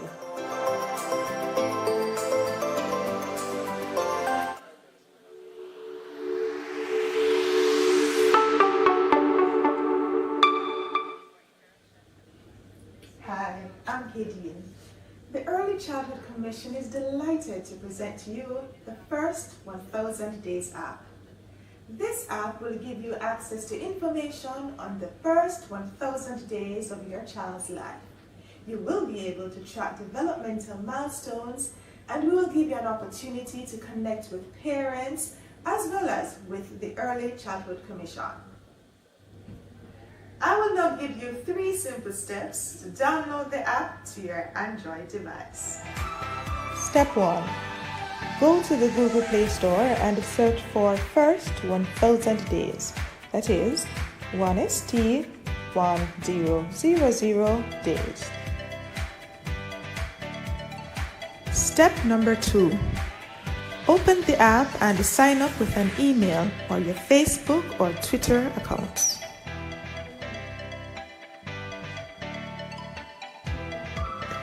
Step number 3 is the easiest of them all. Enjoy the features of this wonderful app.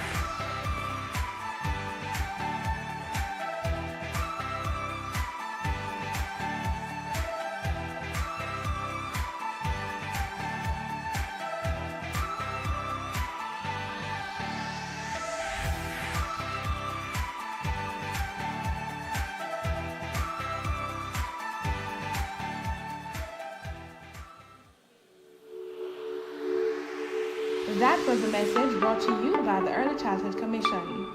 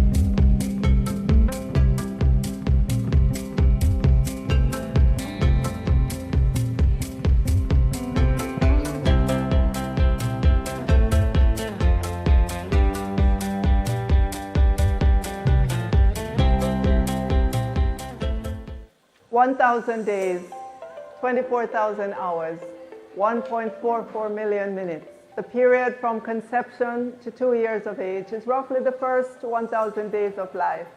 And it is a time when foundations are established for health, growth, and development.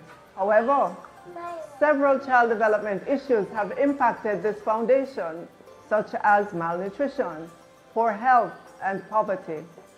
Intervention is needed now. Proper nutrition helps to promote brain development, stimulation, and protection. These are the 3 key areas of concentration. Do you really want your child to have violent and traumatic situations early in life?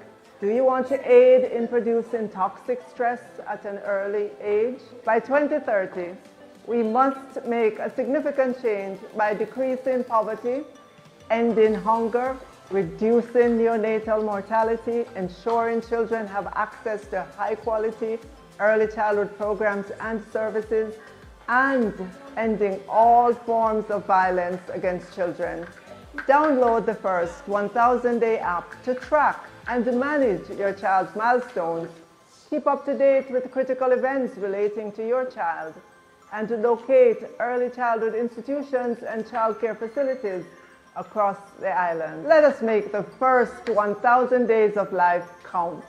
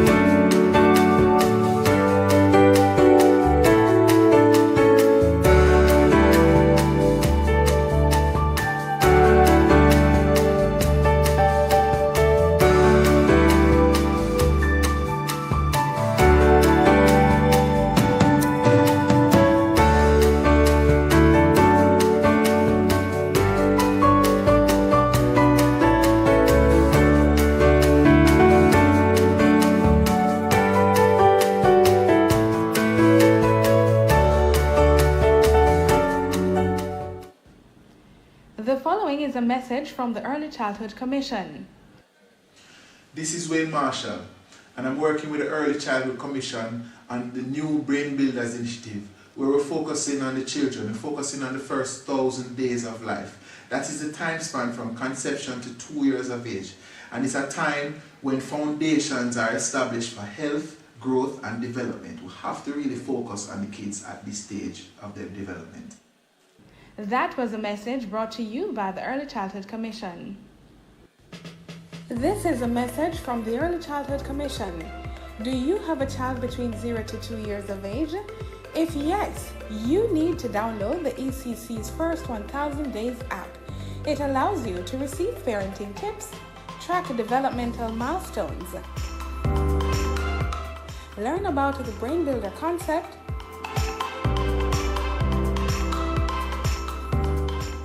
receive relevant articles and research,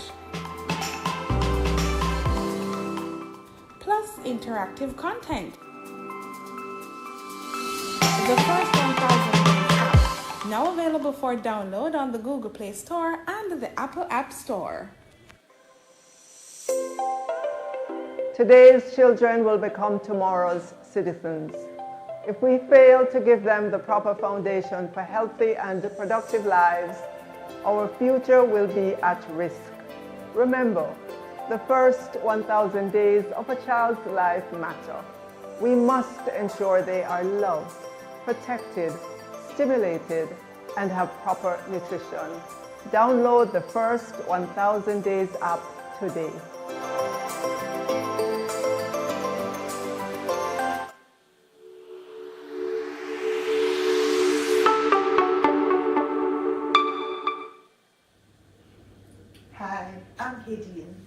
The Early Childhood Commission is delighted to present to you the first 1000 Days app.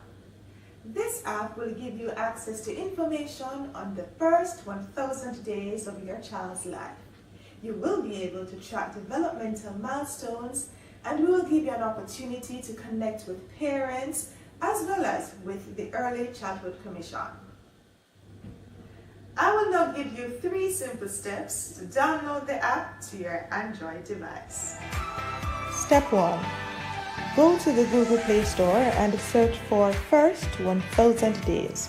That is 1ST1000 days. Step number 2. Open the app and sign up with an email or your Facebook or Twitter accounts.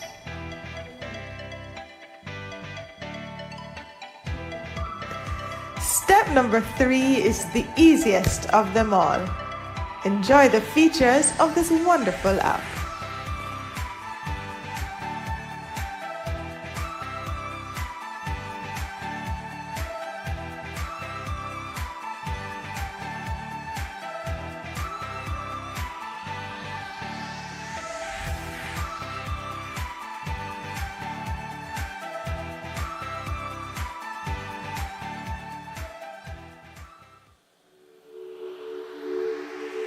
That was a message brought to you by the Early Childhood Commission.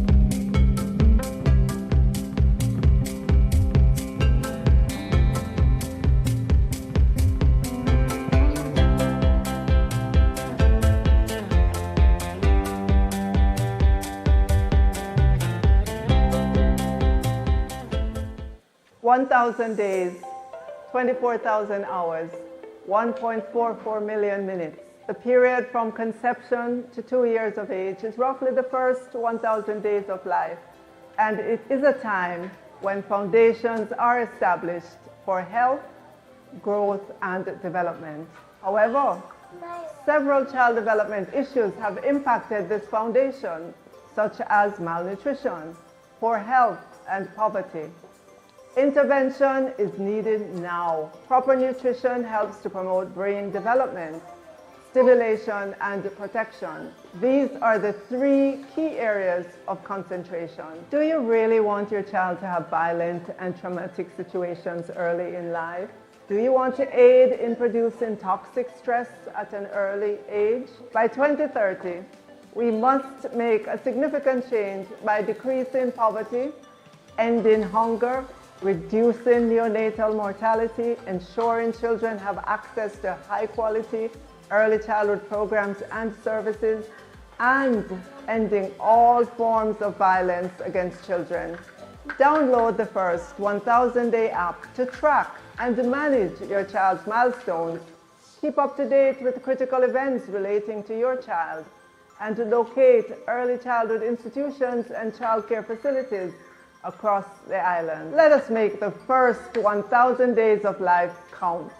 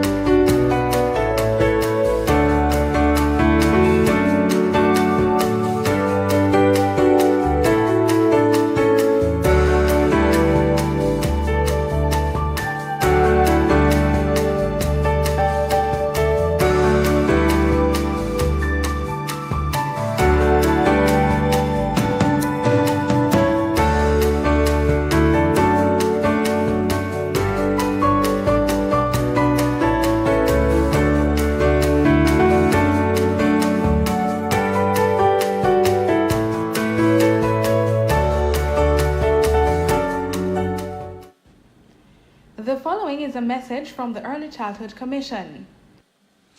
This is Wayne Marshall, and I'm working with the Early Childhood Commission on the new Brain Builders Initiative, where we're focusing on the children, we're focusing on the first 1,000 days of life. That is the time span from conception to 2 years of age.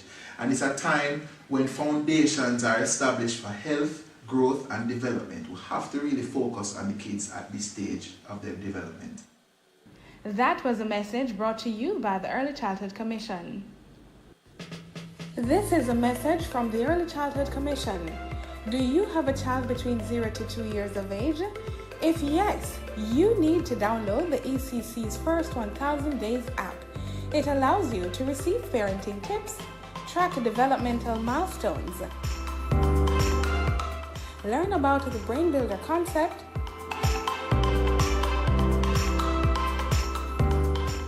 receive relevant articles and research, plus interactive content. The first 1,000 Days app, now available for download on the Google Play Store and the Apple App Store.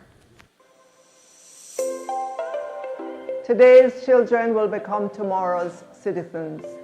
If we fail to give them the proper foundation for healthy and productive lives, our future will be at risk. Remember, the first 1,000 days of a child's life matter. We must ensure they are loved, protected, stimulated, and have proper nutrition. Download the first 1,000 Days app today.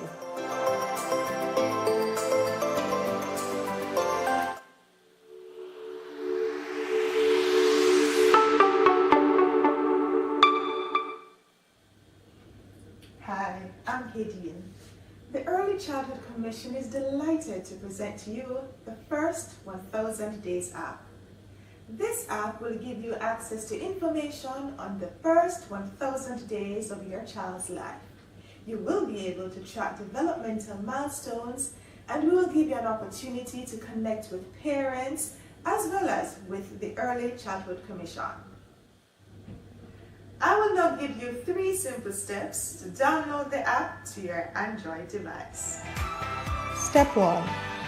Go to the Google Play Store and search for First 1000 Days. That is 1ST 1000 days. Step number 2.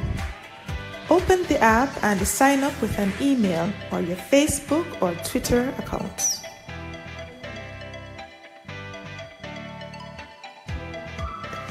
Step number 3 is the easiest of them all.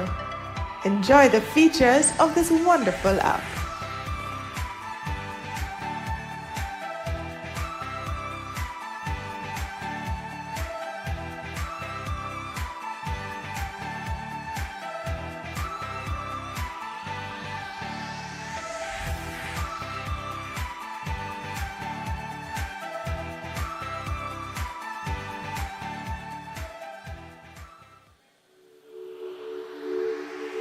That was a message brought to you by the Early Childhood Commission.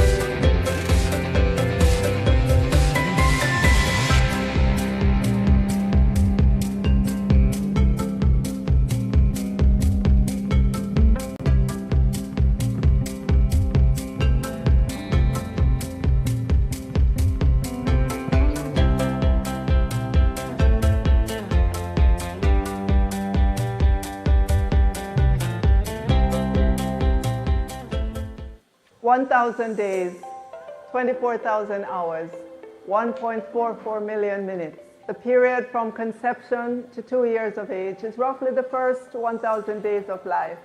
And it is a time when foundations are established for health, growth, and development. However, several child development issues have impacted this foundation, such as malnutrition, poor health, and poverty. Intervention is needed now. Proper nutrition helps to promote brain development, stimulation, and protection. These are the 3 key areas of concentration. Do you really want your child to have violent and traumatic situations early in life?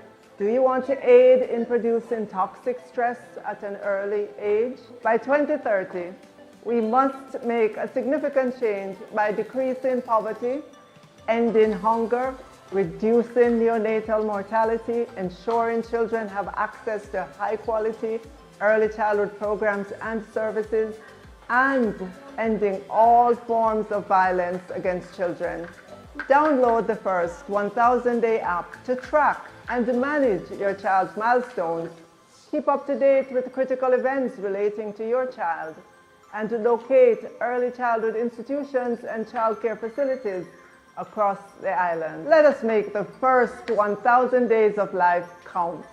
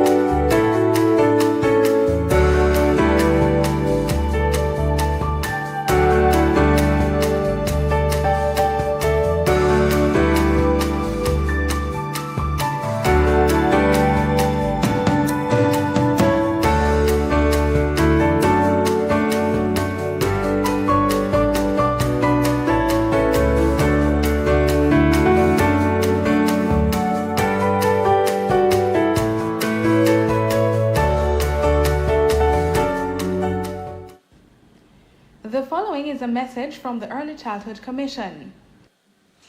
This is Wayne Marshall, and I'm working with the Early Childhood Commission on the new Brain Builders Initiative, where we're focusing on the children, we're focusing on the first 1,000 days of life.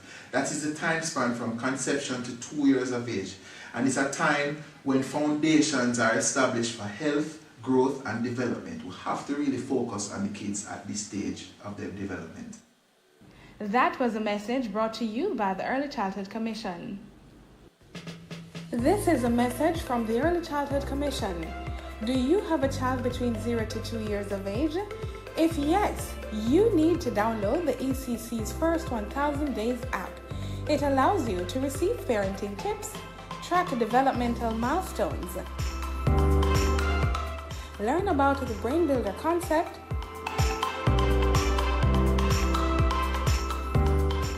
receive relevant articles and research, plus interactive content. The First 1000 Days app, now available for download on the Google Play Store and the Apple App Store. Today's children will become tomorrow's citizens. If we fail to give them the proper foundation for healthy and productive lives, our future will be at risk. Remember, the first 1,000 days of a child's life matter. We must ensure they are loved, protected, stimulated, and have proper nutrition. Download the First 1000 Days app today.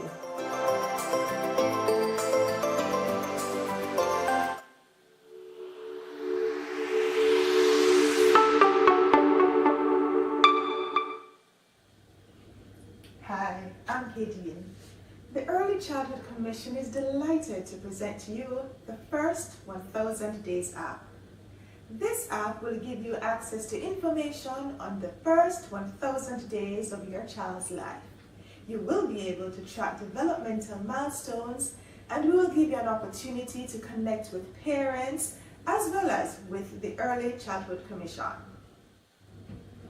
I will now give you 3 simple steps to download the app to your Android device. Step 1. Go to the Google Play Store and search for First 1000 Days. That is 1ST1000 days. Step number 2. Open the app and sign up with an email or your Facebook or Twitter accounts.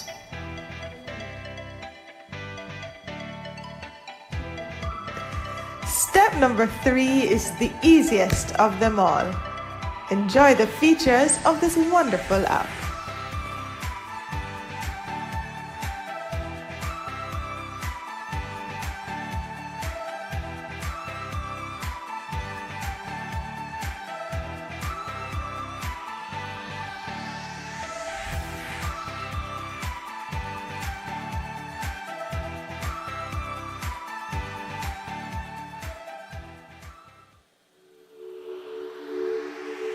That was a message brought to you by the Early Childhood Commission.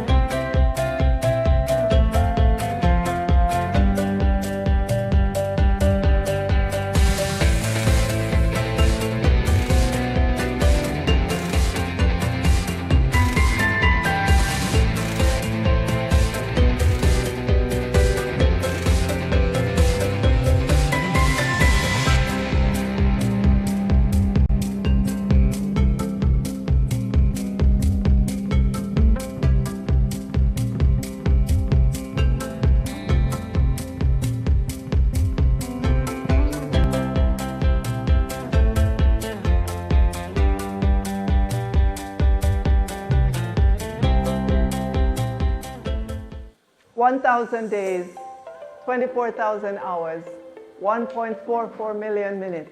The period from conception to 2 years of age is roughly the first 1,000 days of life. And it is a time when foundations are established for health, growth, and development. However, several child development issues have impacted this foundation, such as malnutrition, poor health, and poverty.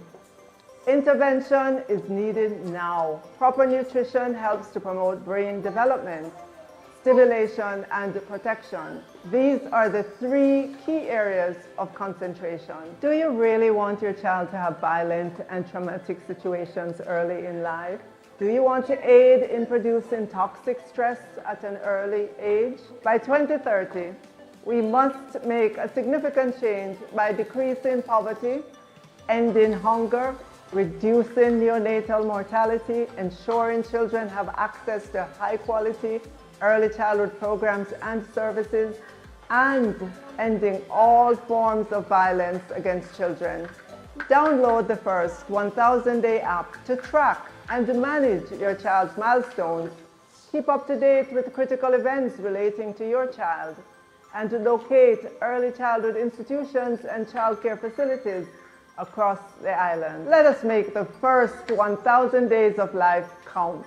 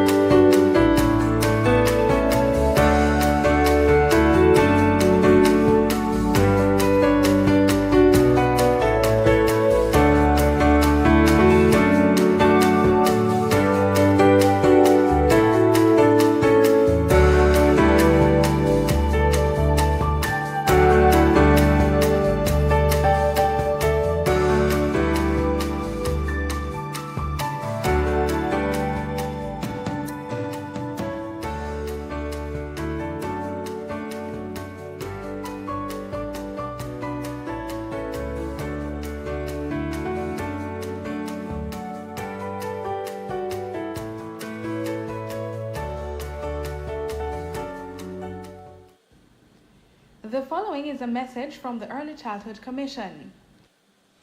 This is Wayne Marshall, and I'm working with the Early Childhood Commission on the new Brain Builders Initiative, where we're focusing on the children, we're focusing on the first 1,000 days of life. That is the time span from conception to 2 years of age. And it's a time when foundations are established for health, growth, and development. We have to really focus on the kids at this stage of their development. That was a message brought to you by the Early Childhood Commission. This is a message from the Early Childhood Commission. Do you have a child between 0 to 2 years of age? If yes, you need to download the ECC's First 1,000 Days app. It allows you to receive parenting tips, track developmental milestones, learn about the Brain Builder concept,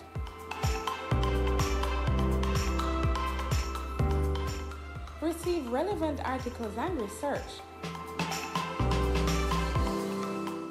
plus interactive content. The First 1,000 Days app, now available for download on the Google Play Store and the Apple App Store. Today's children will become tomorrow's citizens.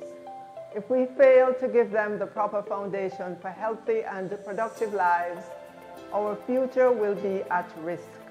Remember, the first 1,000 days of a child's life matter.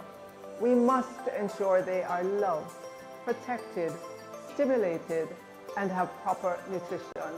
Download the First 1,000 Days app today.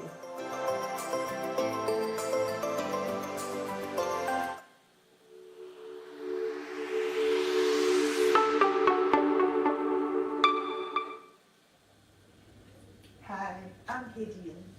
The Early Childhood Commission is delighted to present to you the first 1000 Days app.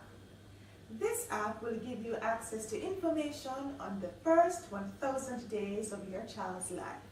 You will be able to track developmental milestones, and we will give you an opportunity to connect with parents as well as with the Early Childhood Commission. I will now give you 3 simple steps to download the app to your Android device. Step 1. Go to the Google Play Store and search for First 1000 Days. That is 1ST 1000 days.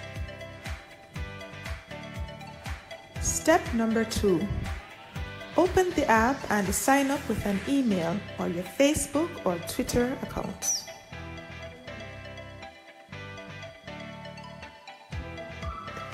Step number 3 is the easiest of them all. Enjoy the features of this wonderful app.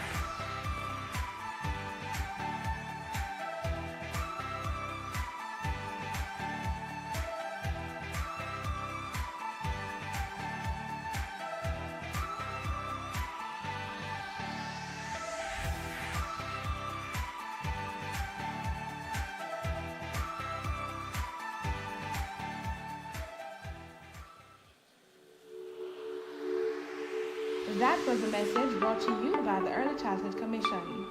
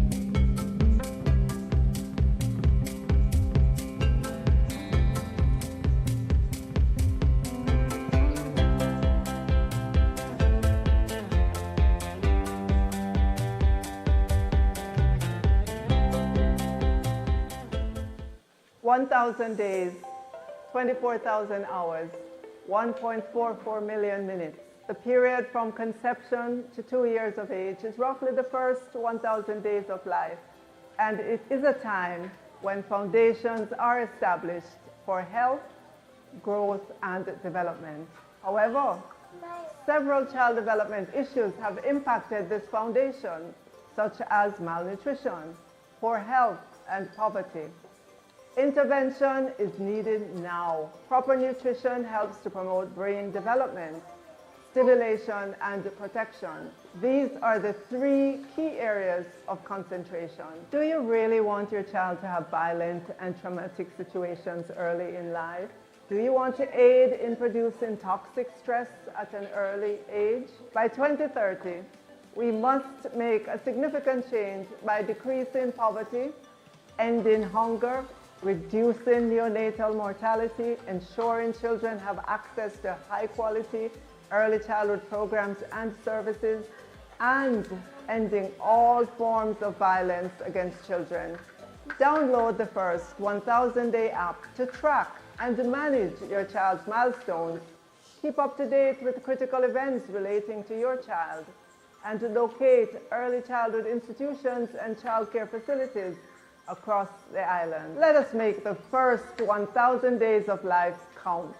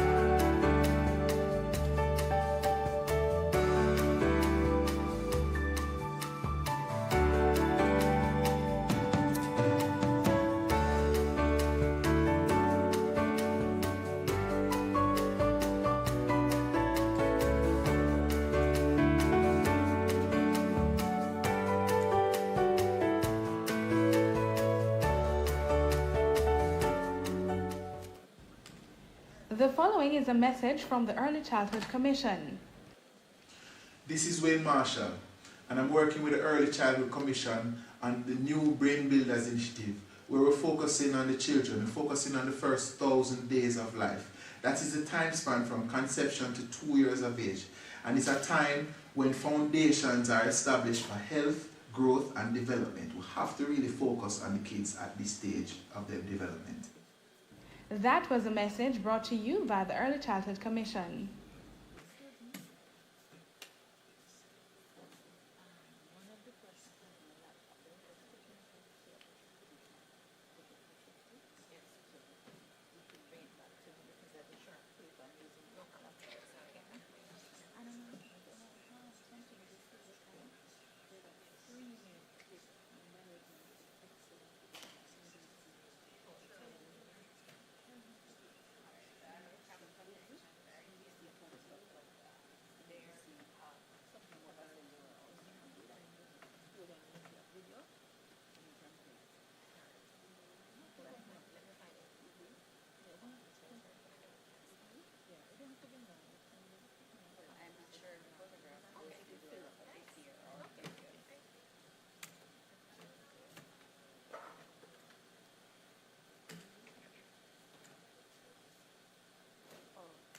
Check it because I know posting are dependent on when we do, but let me give you a call back because yeah,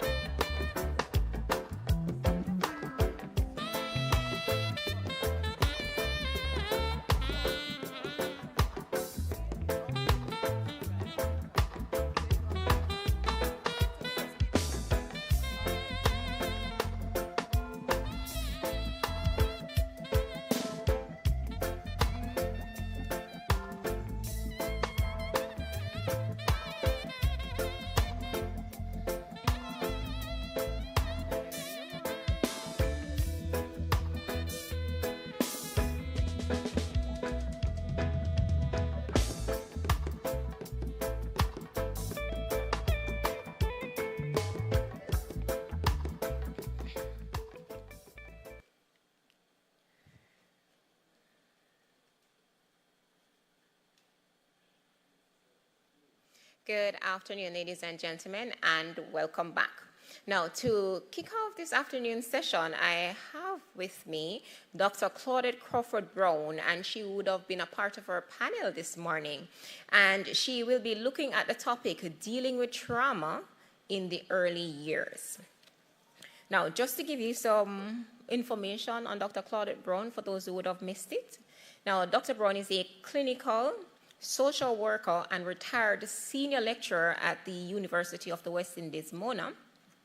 She would have wide-ranging experiences in academia, research, and technical training, experiences in the area of child welfare, specifically linked to children of migration, violence prevention, and play therapy.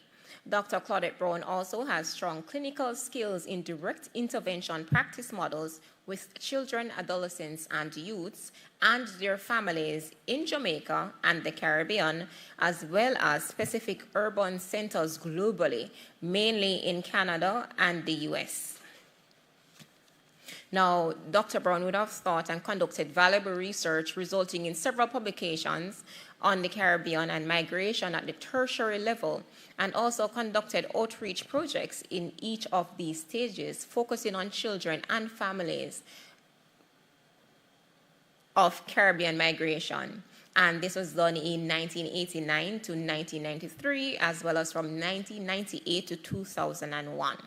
Now, Dr. Brown has had over 4 decades of academic experience in teaching and also training practitioners at the tertiary level and also community level within the UE, the Caribbean's region's most premier tertiary institution.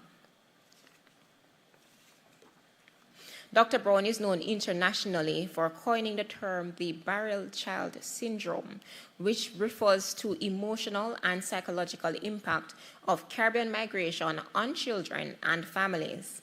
A recent video documentary done by NBC News based in New York, USA, chronicles our work in this area. Now, dealing with trauma in the early years, what does that look like? I turn over to you, Dr. Claudette Brown.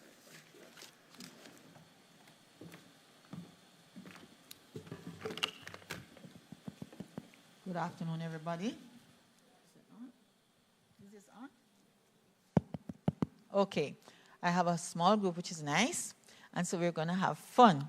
I want to do some activities with you, at least one activity, so you have a little taste of what play therapy involves. And so I'm going to ask people to see if they can source a piece of paper and a pen or pencil.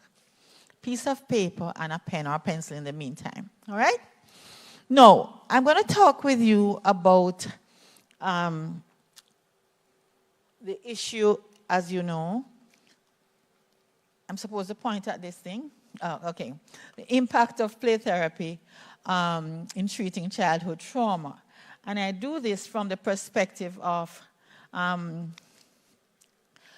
my work when I was thrown from academia into outreach. I taught in the social work program, and as you know, social work is an applied work. You can't teach social work from just books.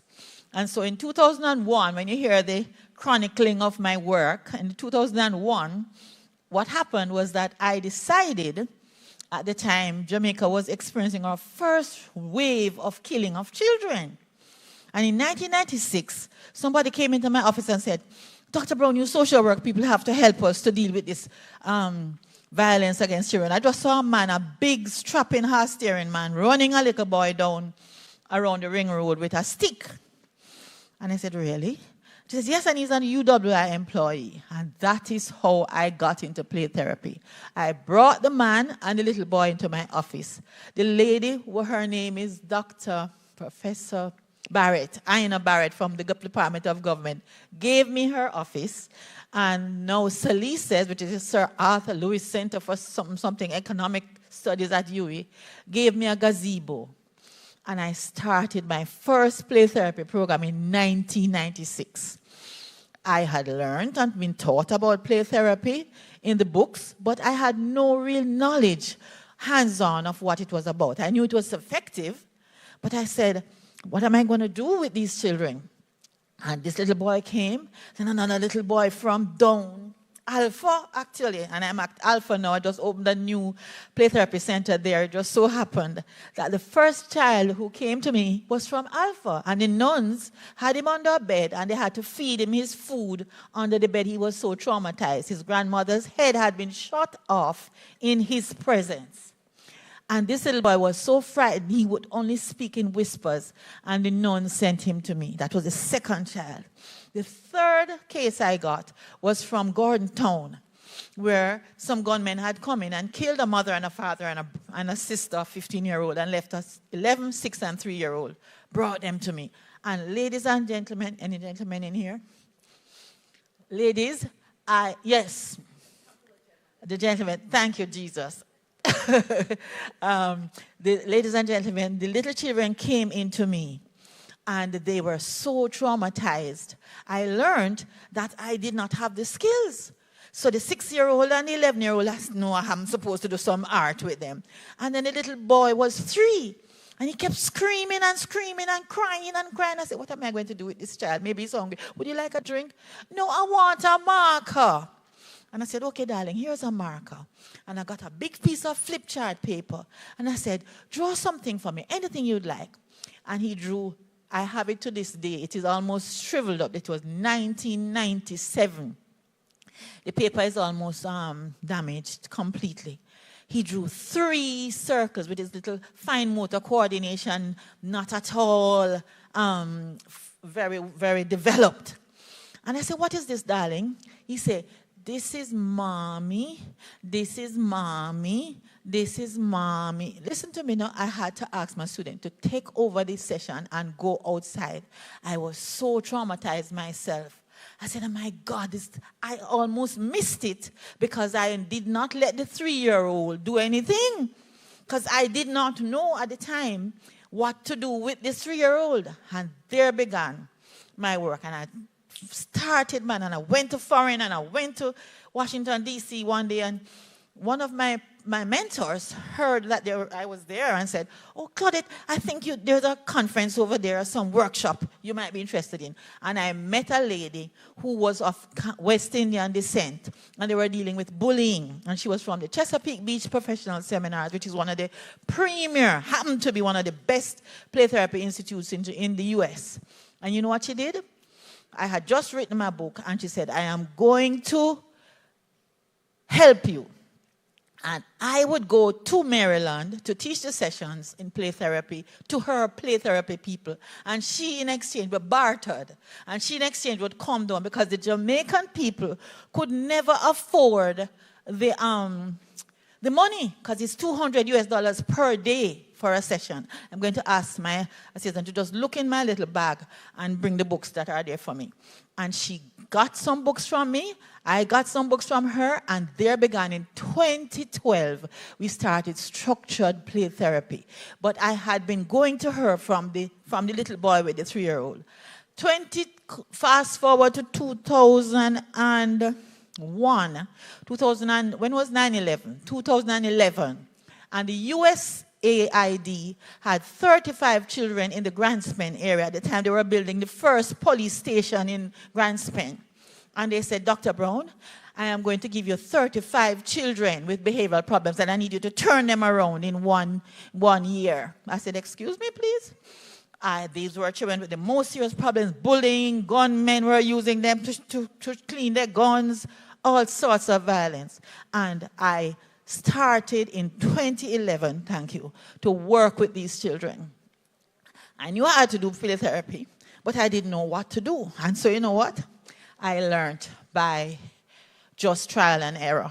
And that is what I did until I got trained in 2000 and about 2005, I started training. So let us look at this topic now. What is play therapy, and what is the impact of using it on dealing with trauma? We've heard a lot about trauma.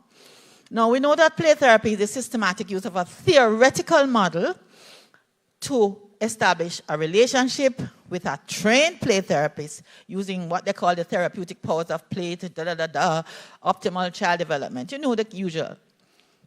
The thing I want to impress upon the people here, or maybe listening to me though, is that there's a difference between play that you use in education and play therapy. And that is what is important, because this morning when I was talking, I heard the Early Childhood Commission people talking about, oh, we use play-based learning. Play-based learning is using almost the same tools that we use in play therapy, but play-based learning for education is a different thing from play therapy. What you use here, and the changes are, or the differences are, we use specialized toys. Now, the specialized toys are another problem. Somebody heard about play therapy and they came to a conference and they called me in Portland and said, Dr. Brown, could you look in that box to see if we have collected enough?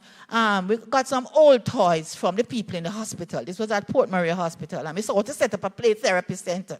And they had the most inappropriate toys, some broke up this and broke up that. Play therapy is not collecting broke up toys.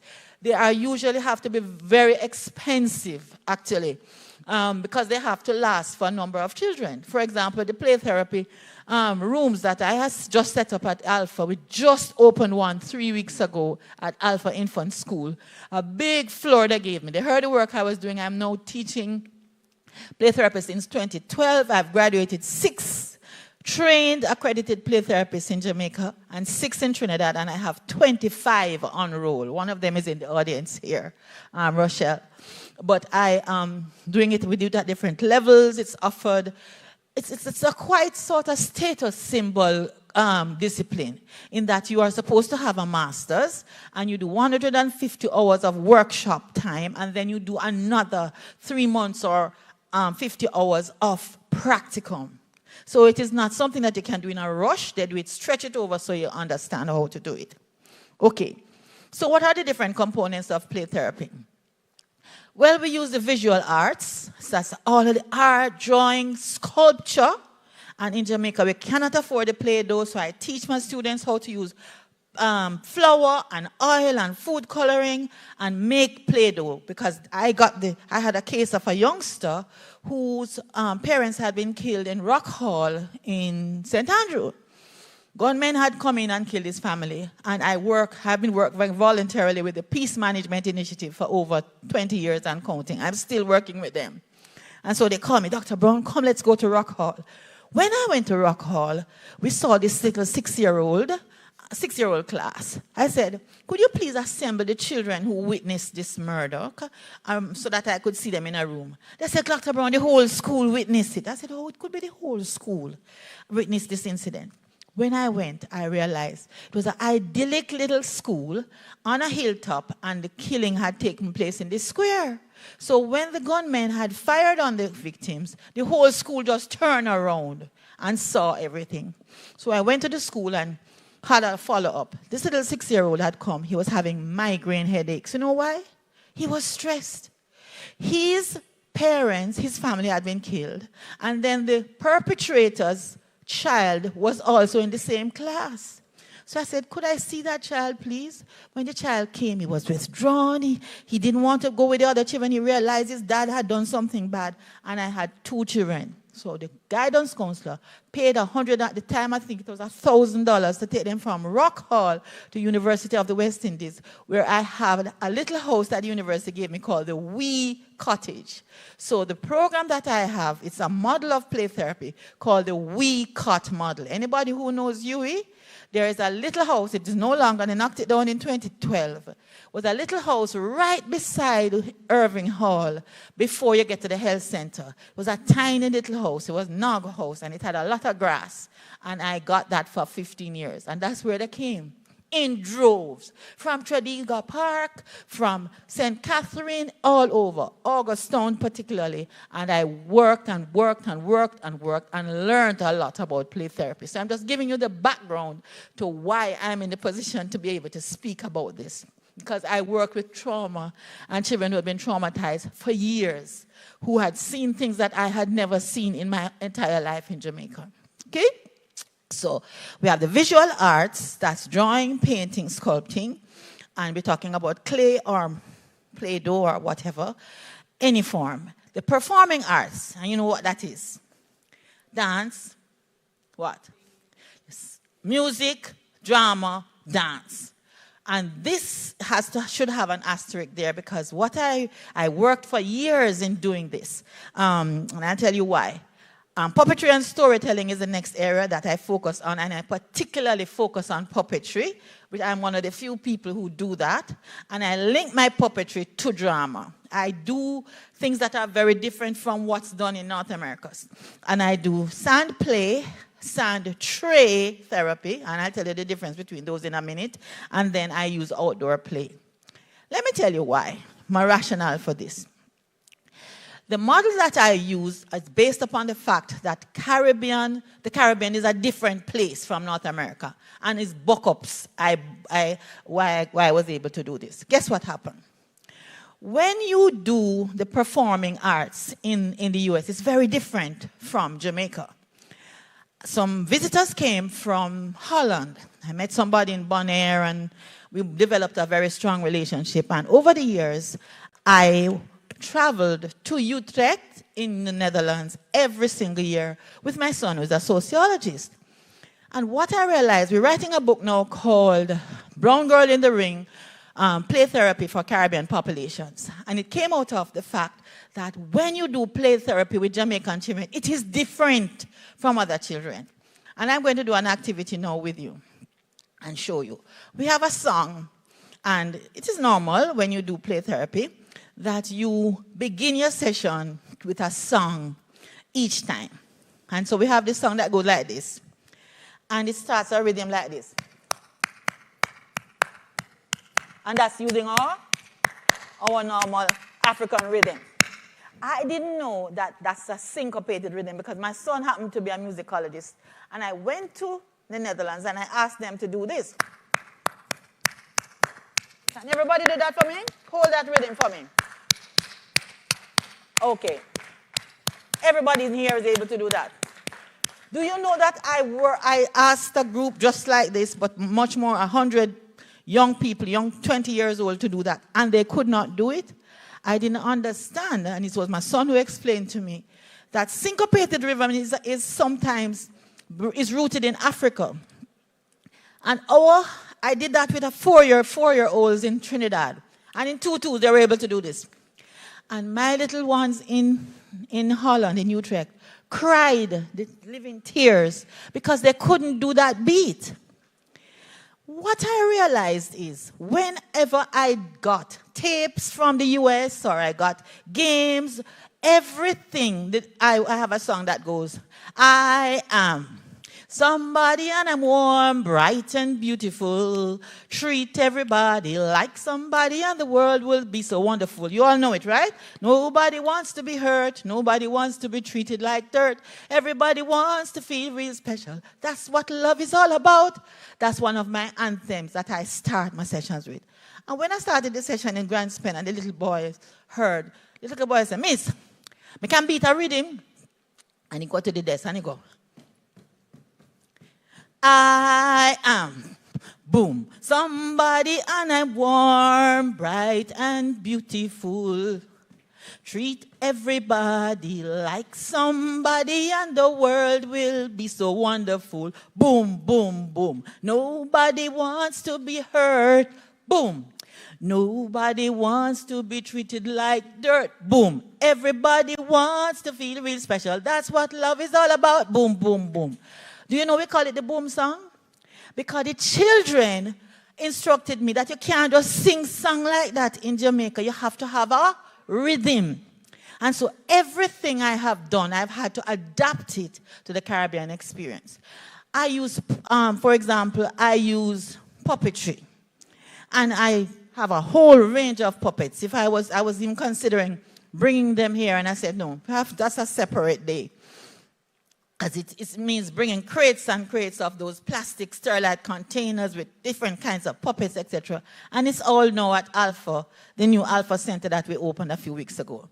What I noticed with the puppets is that they have scripts in the US where they give you scripts to deal with what to say and what the next person say. In the Jamaican and Caribbean context, I teach and I teach role play. And I will pick out 2 children and say, you're a mother, you're a child. Your child has just died, you're the therapist. Tell me what you would do. And my students would just jump in. When I went to teach in the US, I found out that they hired actors to do those kinds of things because it doesn't come naturally to people to do that. When you do puppetry and storytelling in Jamaica, I do that every day. Miss, you mean this? I would tell a story. I have something called Valerie's Garden. Her mommy, she's a mommy, her child died, and she was very grumpy, and the children got her to plant a garden, etc. The children twist it up, and they bring in a bus, and they show the bus killing the child, and because guess what? Their experiences are filled with killing and death and trauma. And that is how I had to get them to change, okay? So these components are what you use, and then whether you're using the theorists would be Adler. They have Adlerian play therapy. That's it, one type. Then you have cognitive behavioral play therapy, another type. You have Gestalt, another type. But all of what those types are, we use these same techniques. So I'm going to start at number 1. And I'm going to ask you to draw a circle for me. And draw a circle. And I would say, ask a child who you're just engaging for the first time to draw a circle. And you're going to draw in that circle for me any experience that you remember from your childhood. You can use the bottom of your water bottle, or you can use, you just draw it freehand. Any experience of your childhood that you remember that made you feel sad. Okay? And I would give the child that to do. And you go on doing that for me while I talk. So, when you're doing those, I'm just going through quickly, those different kinds of things. You trying to empower the child to solve their problems, you're increasing their self-awareness, you're helping them to do reality testing of limits for the children who don't have a lot of emotional regulation. That is your attention deficit disorder children, children who have conduct disorder, children who have depression, etc., etc. You have a whole range of activities and goals that you have for each disorder that they have. So you're trying to help them to connect their thoughts, tolerate feelings. Sometimes the child has been through trauma, in the case of trauma, and they have to use the play therapy to get a catharsis and get out some of the feelings out into the open so that you can work with them.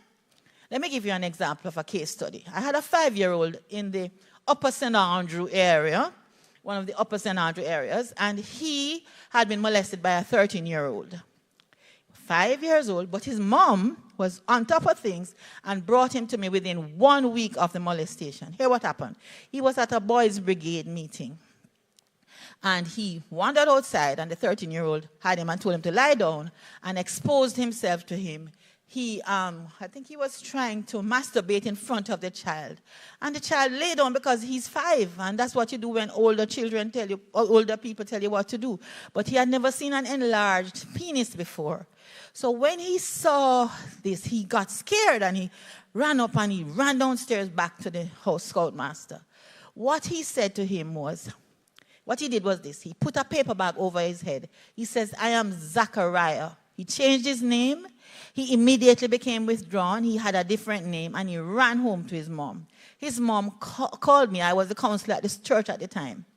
And what I realized, and I taught this within the context of a catharsis, is that there was nobody who I could refer him to, so I saw him. He had a dream, and he said, Mommy, I think Dr. Brown needs to hear this about this dream. I'm not going to tell you, I'm going to tell Dr. Brown. And he drew a picture of a dream he had, and the dream, he said, basically some cigar-shaped objects with like a lash, a whip. And he said that was the penis monster. And he kept dreaming about the penis monster. Now, if you as a guidance counselor have a child who has that experience, he might not even feel comfortable enough to come and talk to you about it.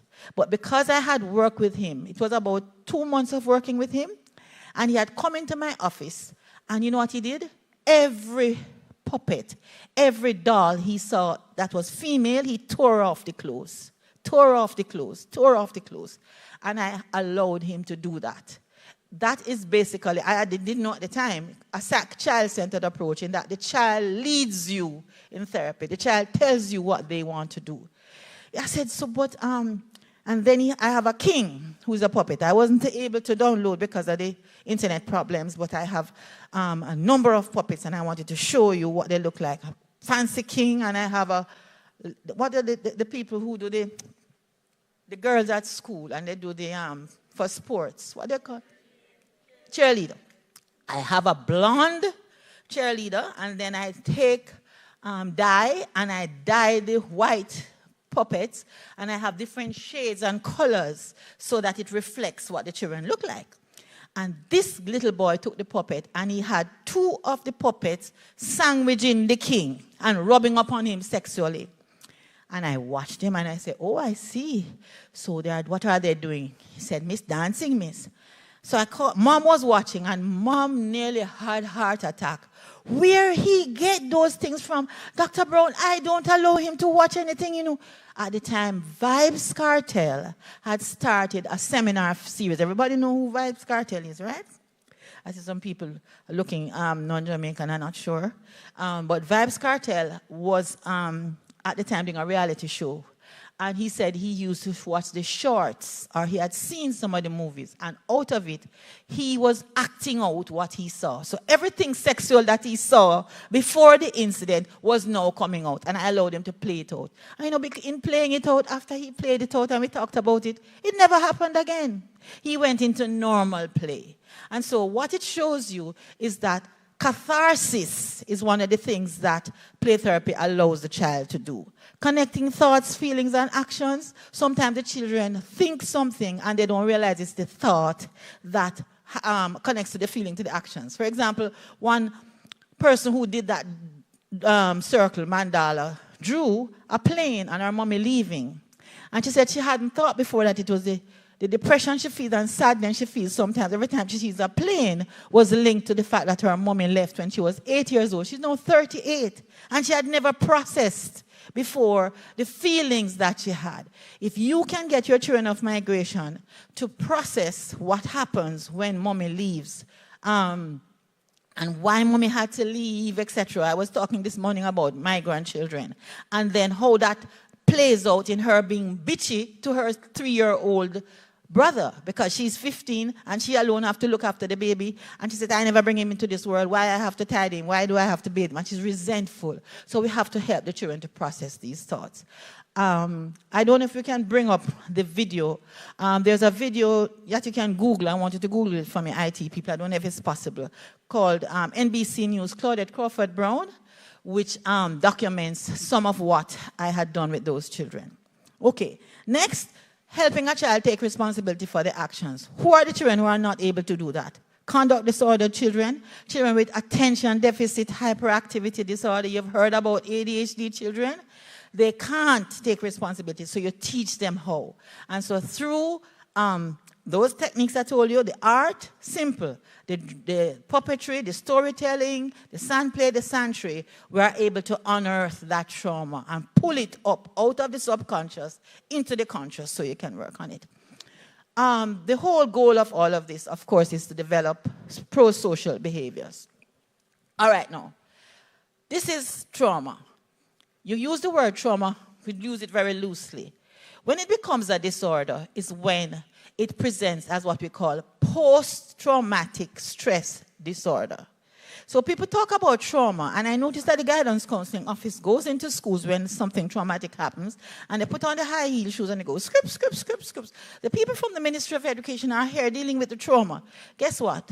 Trauma doesn't just happen like that. Or post-traumatic stress disorder doesn't happen in a day. So when you come the day after the gunman comes in and you go, script, script, script, script, script, script, and you have your little flip charts and you look very important, that is not treating the problem, okay? We have to understand what a disorder looks like. It usually takes some time to get into to the state where it gets into disorder. So I thought what I would do is go through with you some of the symptoms. Somebody at the back, can you just read for me, please? Any volunteer?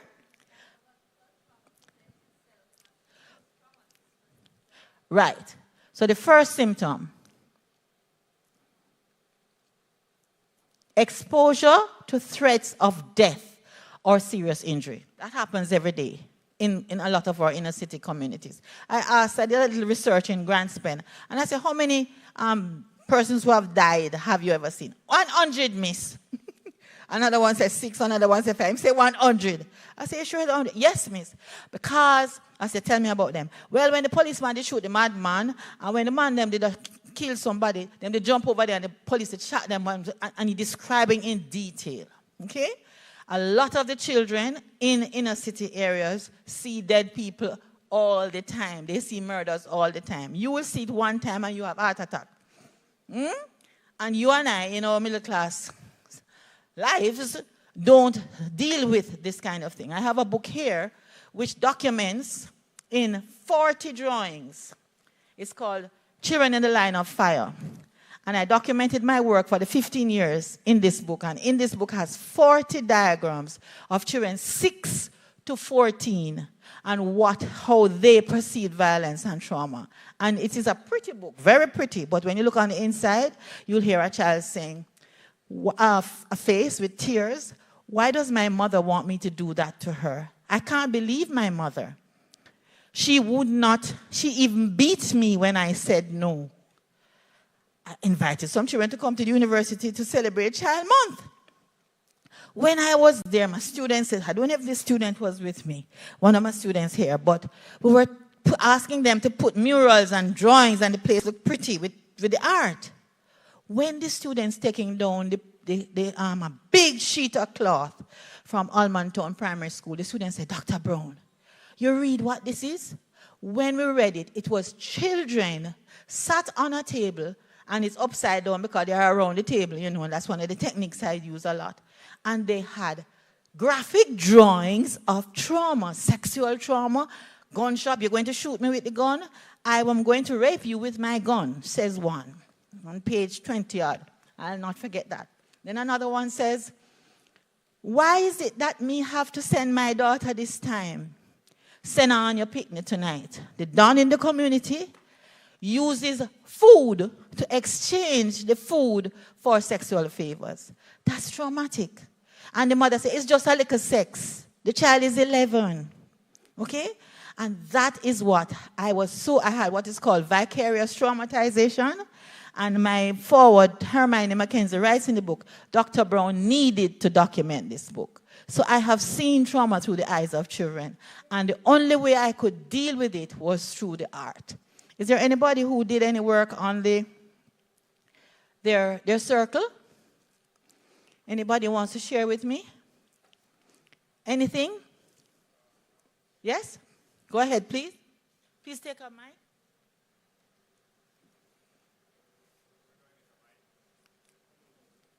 Can you take a mic to him for me? All right. In the meantime, let me just list the other symptoms. Avoidance of people and places and activities. Let me see. I went. Subjection to serious injury. Intense emotional response to fear, helplessness, or horror. Intense distressing thoughts or images that recall the event. Disturbing dreams associated with the event. Flashbacks. Intense distress when reminded. Physiological reactions like sweaty palms, heart racing, etc. when they remember the event. Avoidance of thoughts, feelings, or conversations about the event. Avoidance of places, lack of interest, sense of detachment, inability to experience a full range of emotions. I want to go back to a pessimistic attitude regarding the future. I have some youngsters who call themselves the fatherless crew. You've heard of that. Nah live for nothing, posse. Those are boys in the inner city who will call themselves that as a name. Please go ahead for me. Good afternoon, everyone. So, it might not be particularly traumatic, but it's something that impacted me back then.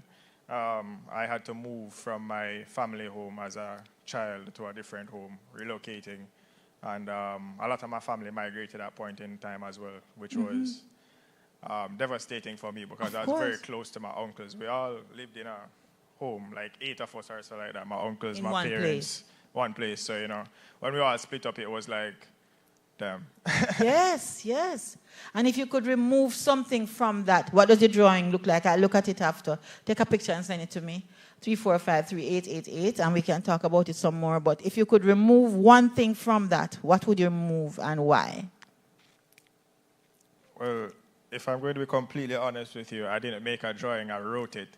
Oh, okay. Well, what you would do with a drawing is you draw it, and you could do it in paper, or you could do it in the sand. Where you, when we do sand tray therapy, I was explaining to you that there's something called sand tray therapy versus sand play. A lot of what the children are doing outside on the veranda is sand play, where you use the texture of the sand to soothe or to make something. That is, I had a little boy from a children's home, and he was supposedly the rudest child in the children's home. And when he came to, we call it the wee cut, I had stolen, between you and me, on the doorpost, stolen some sand from Doctor's Cave Beach. And it was what you are talking about could be done in sand, where you take miniatures from the shelf. You have shelves and shelves and shelves of miniature objects. And you put them in the sand, and you could put your uncle, your cousin, your father in the sand. And then you could have a plane, you might pick out a plane, and you show the plane leaving your home. You understand? So you actually symbolically place these objects in the sand or on your drawing. And that is supposed to symbolize your world or what made you sad. So it's important not to just write it, but for a child it's important to play it out with the objects. So I had stolen, quote unquote, one scandal bag of sand from Doctor's Cave Beach. And I said, Lord, please forgive me, but it is for the children. But it had some little leaves in it. So every week when I went to play therapy, he would sift it. I said, sift it out for me. And do you know that child enjoyed just sifting the sand? Every week he would come and he would sift that sand. That is sand what?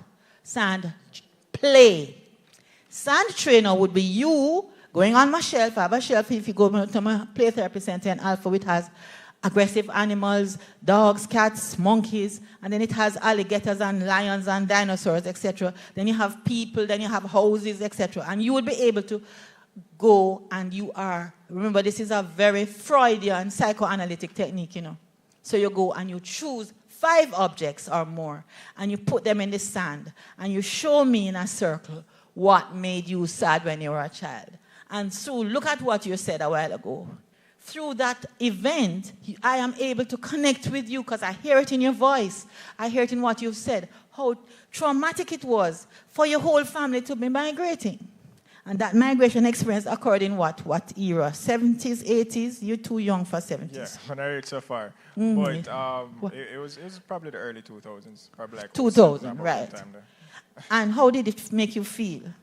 I remember distinctly that the way the house was laid out, there was like a garage in the back, and I was just around there in tears until my uncle came and found me at the time. Yes, yes.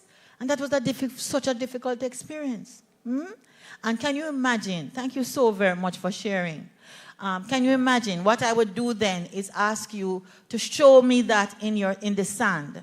You know, and somebody is the uncle, somebody is you, and you would show me where those people are in relation to the other. You might create a foreign where they went to and put all of them who went away over one part and all the people who stayed in Jamaica in another part.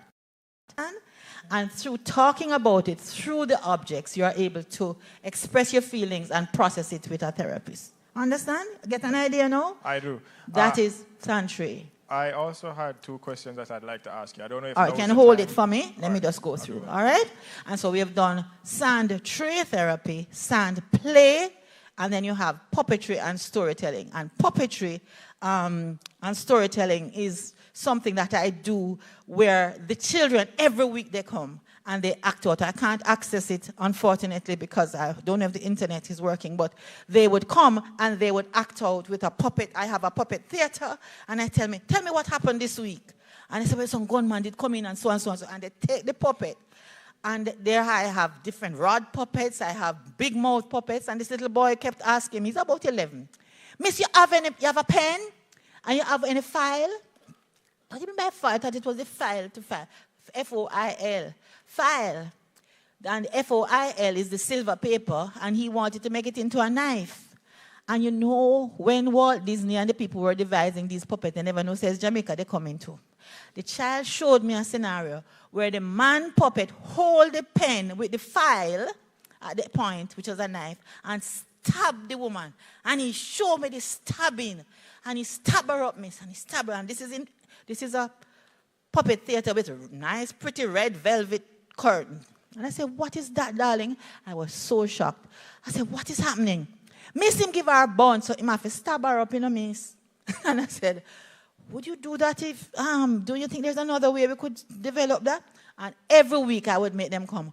What happened in your community that was violent? How could it be dealt with in a non-violent way? And that is how we dealt with the puppets. And so the puppets in Jamaican context with play therapy is very different from what happens with puppetry in other places. When I went to Smith College in Massachusetts and presented this, they were in so much heart attack and shock that the children were so expressive and they had been through so much. Okay? So you get an idea? Puppetry and storytelling. And the performing arts now, they use the dance and they act out everything and the music and everything they do. I'm going to do something very quickly. How much time do I have left, please? Somebody give me an idea? I'm going to divide the group. Time? 5 minutes? Okay. I'm going to divide the group into two, and I'm going to show you an example of what we do with the music. I'm going to use a call and response method that I use every week. And it's from here, back here, you're going to do the rhythm for me. And it is a song that was written by one of my social work music students. And this is why I want to do some work now with the Edna Manley School of Music, because I think there's a place in Jamaica for music therapy. And if we just link the University of the West Indies Psychology Department to Edna Manley, we can have art therapists and music therapists coming out of there. And it goes like this. I want you to repeat after me. We are peace warriors. And you repeat after me, please. Everybody. 1, 2, 3, and we are peace warriors. Fighting for our future. Fighting for our children. Fighting for peace and justice. In Jamaica, this island, in every village, town, and country. We are peace warriors fighting for peace. And everybody has a puppet now, and they go, peace, peace, peace, peace, peace. So you are going to say peace, and you're going to say So we say, we are peace warriors fighting for peace. And peace, peace, peace, peace, peace. All right? Peace, peace, peace, peace, peace. All right? So we go, we are peace warriors fighting for peace. And peace, peace, peace, peace, peace. And they have the puppets and they go, peace, peace, peace, peace, peace, peace. And I go, we are peace warriors. Get down and work for it. Do what you can for it. Say that you care about it. It's your community, school, home, and family. Work as one with everybody. Get down for peace. And peace, and I love the AA part. And I go, peace, if you ever hear them. It's on Facebook. I'll send you the links so you can see it. And they beat on the drum. You would never believe it's a simple thing like that. When they climb up on the table, and they beat the beat. And they boom, boom, chim, boom, chim, chip. And the boys keeping up the rhythm and the girls dancing. You would never believe that's play therapy Jamaican style. So I do a lot of work with the dance hall beat and the rhythms. And we've gone to churches all over Jamaica with it. And you can send the message of peace, but it has to be done over time. It took me almost 2 years to get them to a place where they saw peace as something which was positive. Because before that, they were bullying and thinking that it was good to be a don and bully other children and beat up the children and whatever. I had to use reward systems where I gave out a pencil. So what happened now is the rude children the children who are normal started acting rude. Guess why? Because the children in my program were doing art. And every week they get to do art therapy, so the children would come to the program and behave badly so they could get to come to Dr. Brown program. They stopped calling me Dr. Brown and called me Auntie Nurse. So the program at Alpha is now called Auntie Nurse and the Weak Hot Tales. Because what I have done is created a sort of Mr. Rogers. Anybody in here knows Mr. Rogers? Remember him in US TV? No? Mr. Rogers was somebody who did puppetry and used puppetry to send messages. So what I've done at Alpha, I have a big canvas with a picture of Jamaica in the mountains called The Anti-Nurse and the Weak-Cut Tales. And every Friday, the children in the after-school program who are not disordered come and watch themes about violence prevention, anger management, safety, because the little girl who was strangled and killed in rural areas prompted me to talk about how do you know, never talk to strangers, that kind of thing. And we do that using puppetry. And then the children go into the puppet theater and make up little songs and stories about how to protect yourself. And they'll tell you, Miss, if a gunman come, you have to run in the opposite direction. Another one tell me, Miss, you know for kill a man, I know for kill a man, you know. Miss, you hold him by the neck and you stab him in the kidney and you twist the knife. I said, Lord, give me strength. How does a 6-year-old know that? He learned it in Grand Spain. And so you have to unlearn those things. But the good thing is you start early so that the kids can learn it and unlearn those things before they get to 15. You don't start at 15. The gunmen and the things that are happening don't happen when the child is 16, 17, 18. It starts from 6. You understand? It starts from 3. So you see a little bully. Miss, I love to bully because I feel powerful. That's a 5-year-old. You pick out that child and say, come here, darling, go to Dr. Brown. Come here. And that is how you pick out the children. What you do is early detection and intervention is the key. You cannot start to deal with violence at 18. You must do the play therapy from they are younger. However, you can still use it as a technique. All right? Other issues, sleep disturbance, irritability, lack of concentration, hypervigilance. I had a little case of a little 3-year-old. She was in her daddy's arms when he was killed. And she was 1. She became hypervigilant. Every sound she heard, you know, when the orange juice box burst, she just jumped into the street and she just started to shake. So we had to work with her and she had to play it out. Another little boy, his mommy was killed. He had to act it out, play it out, draw it, show me. He had a little Noah's Ark and he put everybody in there and he put a little gun and little police beside them and he takes them to an island which is called the Freedom Island. Little things like that help him. And I realized that every week he would come, he said, Miss, you have a blue ribbon? And I said, yes. Guess what? His mommy's favorite color was blue. And there was a cat in my office. And he asked me to tie the ribbon. Normally you fix back your play therapy room for him. Me not trouble the cat and the ribbon. You know who that ribbon and the cat is? His mommy. And every time he would kill the taxi driver to take him to play therapy because his mommy was there and he could be in a safe space. Okay? So the tools that we use work on anger management, peer mediation, we have workbooks, we have storybooks, we have activity sheets. I use the heart, I use circles, I use a house, and I use hands. And I use those activity sheets like Color My Heart. Fast forward to Clarendon, 2015. Gunman came in and killed a mother. 2 children come to the school. I am there doing something else. And the guidance comes, Dr. Brown, could you see this children? Their mother was killed. I said, but I can't do that immediately.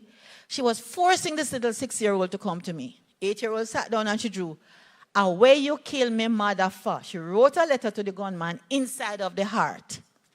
And she said, "Away you kill me mother for." In that case, you don't correct for English. You allow them to just write. And she said, "My mother bathed me. My mother feed me. My mother hug me up when I come home from school. Away you kill me mother for."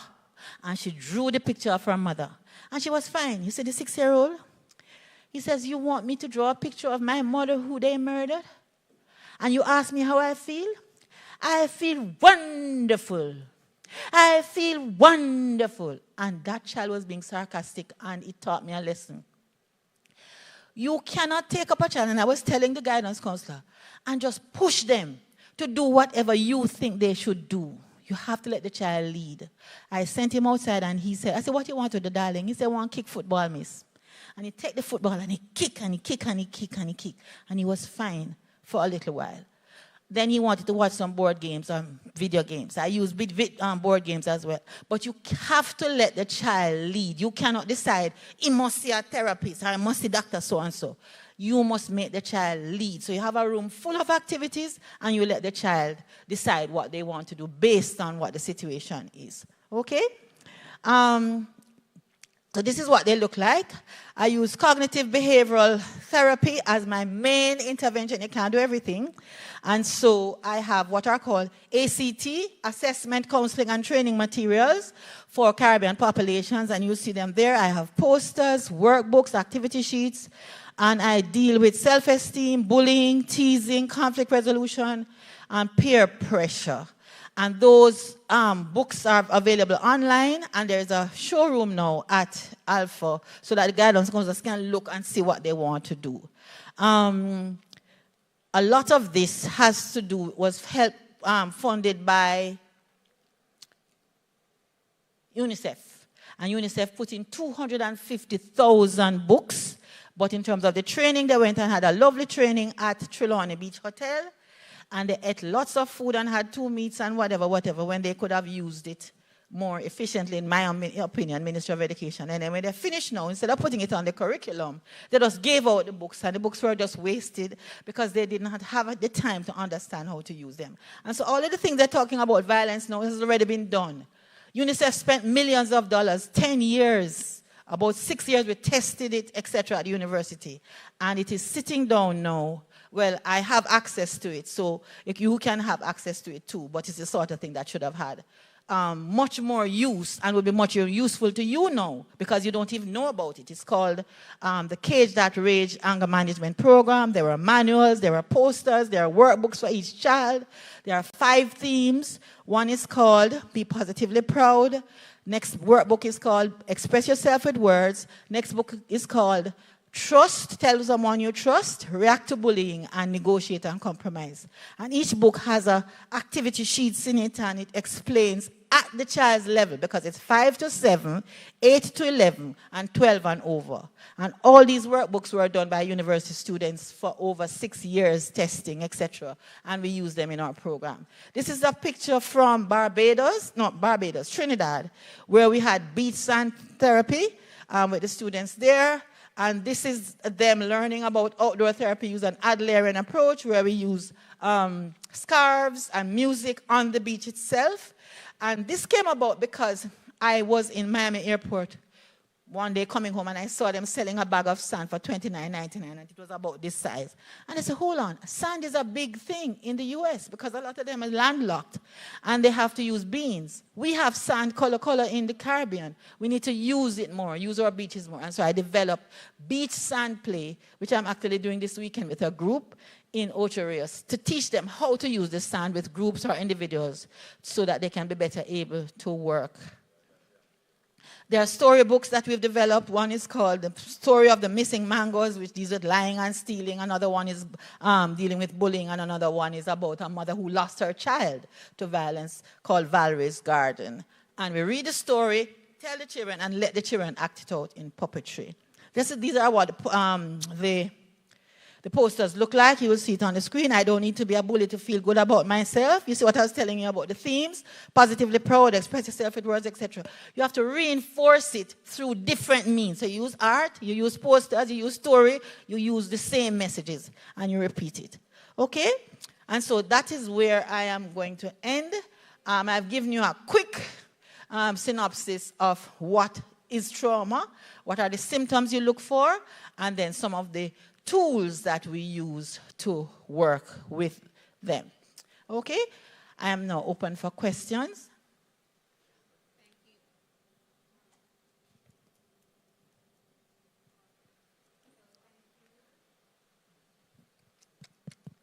You want to use mine? You want to use mine?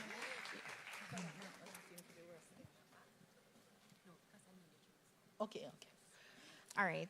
So thank you, Dr. Claudette Crawford Brown. That was more than a mouthful. So we want to tell you thanks for sharing with us. And this is your second presentation for the day. So we really appreciate you being here. Are there any questions? Yes?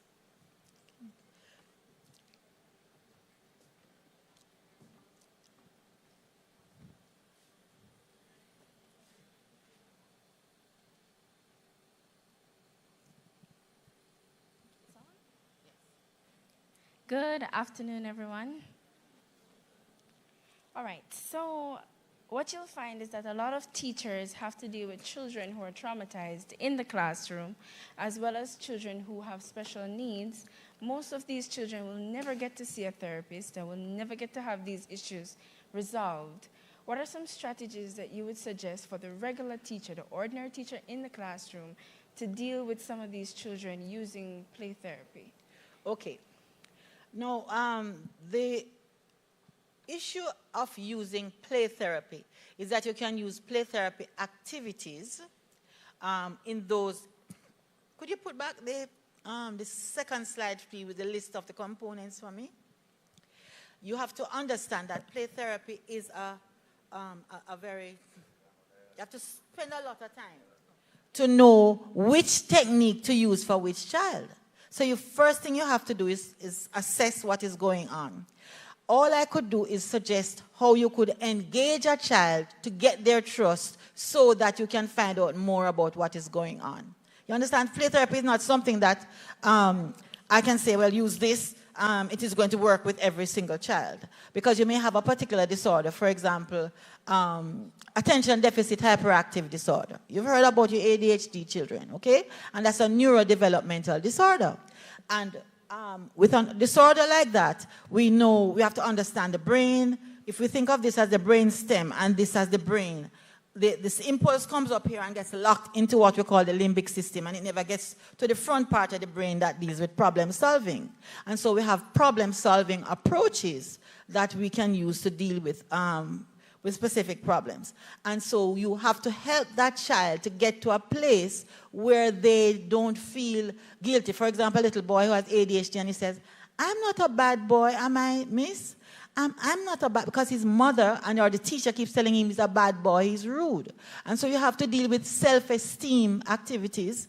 And one self-esteem activity, for example, is Color My Heart, where the child will take a color and he will choose the color, whatever they think the color means. And what does that color mean to you? What is your color would you like? And they choose it. And then they tell you how much of your heart feels. Yes, the three colors. Which one is a sad color? Which one is a happy color? Which one is an angry color? Okay? And they say, how much of your heart, this is for your 8 to 11, how much of your heart feels sad? How much of your heart feels happy? How much of your heart feels angry? And that gives you some indication. There are a whole range of activities involving, for example, the idea of mix weeds, the idea that negative thoughts are like weeds, and we have to keep weeding them out of our garden to make our garden beautiful. And so one of the techniques we use is identifying negative thoughts. And negative thoughts have to do with blaming, shaming. We call it ants. Avoid negative thoughts. Where once you have the thought coming in that I am no good, I am black and ugly because I'm a black mosquito. A little girl, she told me, the children call me black mosquito, miss. That's bullying and teasing. If you see the little girl, beautiful skin. You know that beautiful velvet skin that you see all in those model magazines. You know that she would go on a Paris runaway any day in tutus and make plenty of money. And yet they're calling her a black mosquito. What I had to do was to reverse those thoughts. And what we did then was give her an activity sheet. And those activity sheets said, tell me 5 beautiful things about yourself. You understand? And so it could be an activity you could do for the whole class, but a lot of it needs to be one-to-one. What are some of the talents that you have? What are you good at? And so I had wanted to bring up the Be Positively Proud. The Be Positively Proud workbook spends the whole workbook looking at positive things about themselves. Okay? What are some of the talents that God gives you? And in one of the workbooks, it has a little, like a piece of foil, which is like a mirror. Look at yourself. Tell me something, 5 nice things about yourself. Some children can't even tell you one nice thing about themselves. And you have to get them to a point where they are thinking and behaving positively. And so that song, I am, boom, somebody, and I'm warm, bright, and beautiful. They sing it every day. And guess what, guys? I did some research on it. And this book here documents the success I had. I didn't just do it. I was able to use something called single subject design and track the behavior of the children. Where you have a baseline and you see how many fights the child had, then you start the play therapy and you see if it increases. So a lot of the work is individual.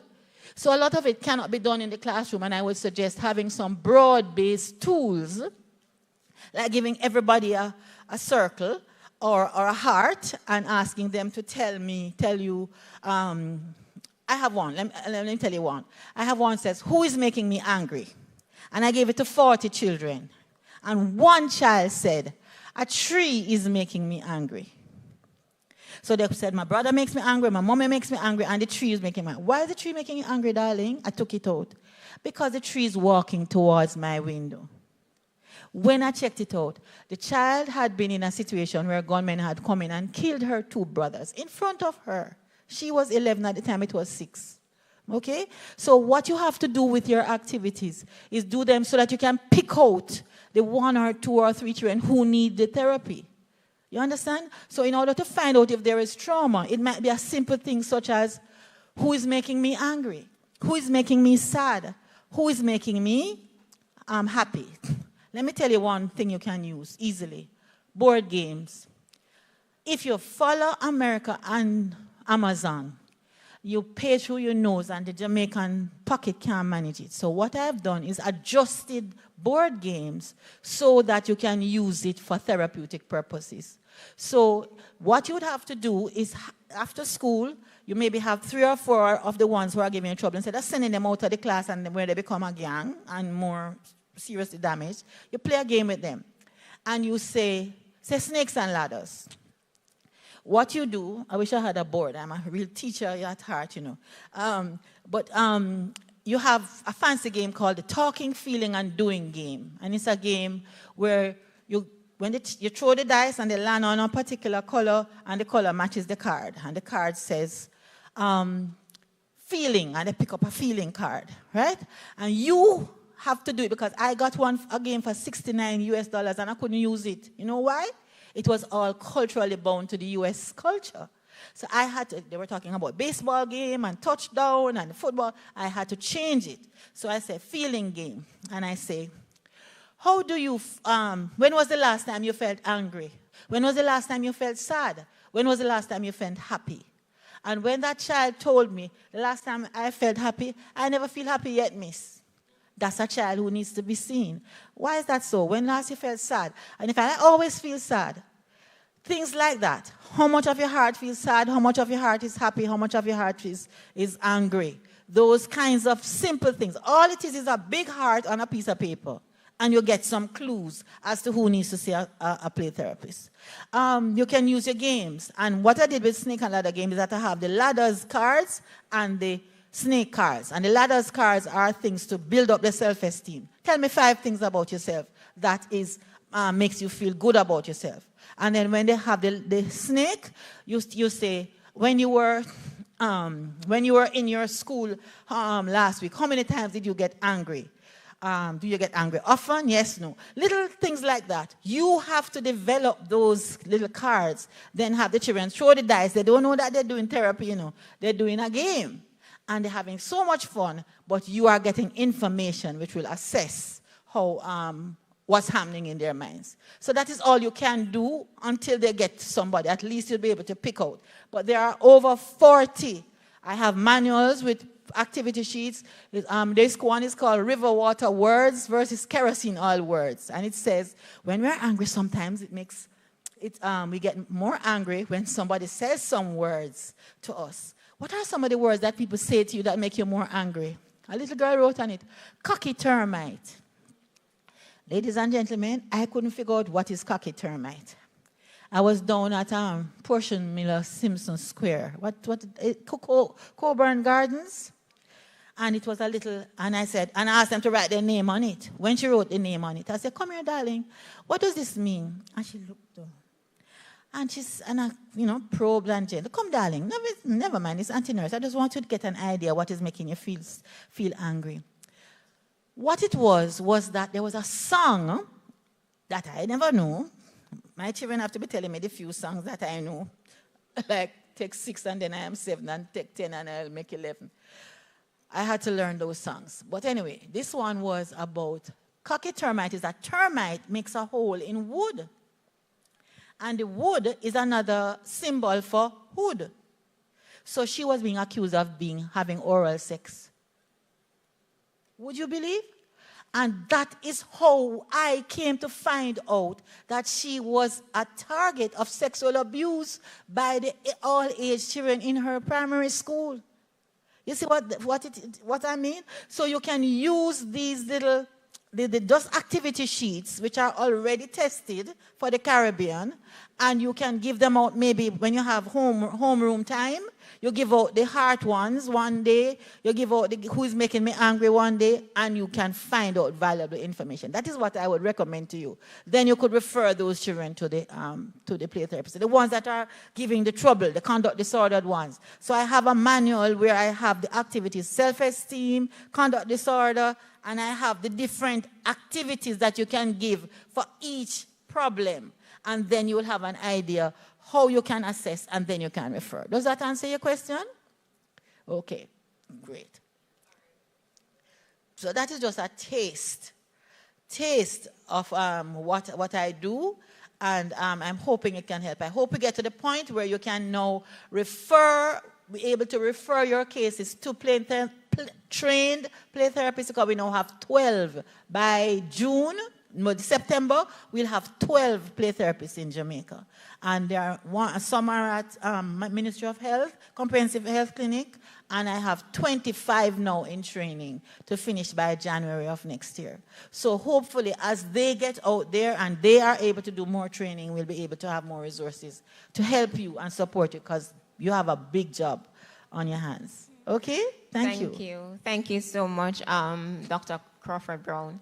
We are unfortunately out of time, but you said that was just a taste, and trust me, I thought we got the full meal. Did we? Yes. So we really, really appreciate that, and for you taking the time to be with us this afternoon, well, for the entire day. So thank you so much. All right, we have a next session coming up. And our presenter is here. So while we hello Dr. Brown to transition, I have a gift. I have lots of gifts today, and I'm feeling really nice. And for the first group in the room, do you know yourselves? No, technical team, this is not for you. Who was the first set of persons in the room? I know you have to ask if I know you. You never know it's you. All right, so I have 3 young ladies here from St. Agnes Infant. It's from the same area. Oh, okay, all right. It's okay. We have something for the 3 ladies here.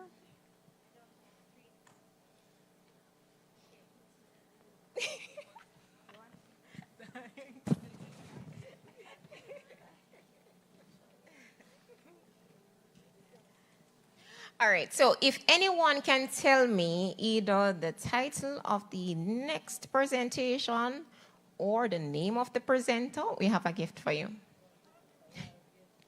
No, sir, not you in the back, sir. No, Miss Golding, not you.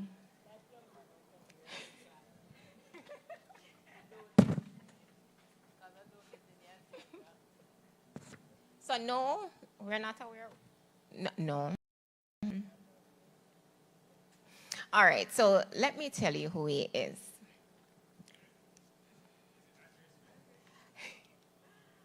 Yes, it is. Yes, it is. All right, so the next presenter is Mr. Andre Smith. And Mr. Smith was here with us on Tuesday, and he is back again today because he's going to teach us how to flip our money. It's literally called the Flip Boss.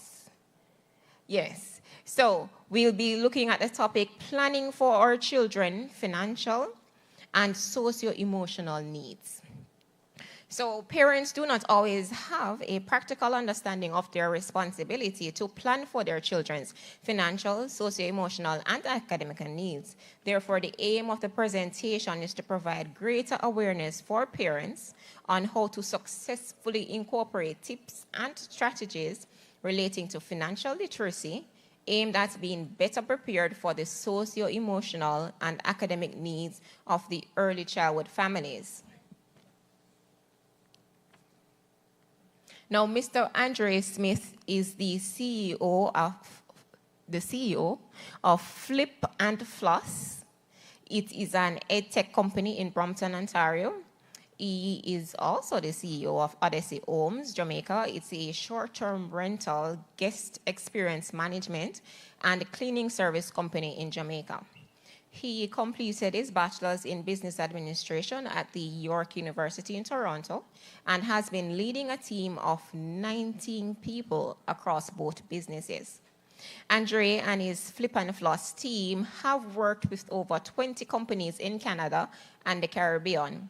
Given his strong leadership capabilities, he was invited to participate in intensive leadership training where he was lectured by successful business leaders such as Wes Hall, Michael Leachin, and Prem Watsa.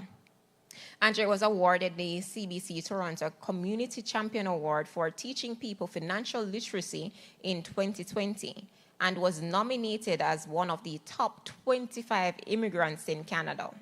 He also developed the first ever financial literacy program for inmates in the Greater Toronto area. We are not only talking about money, we are changing lives.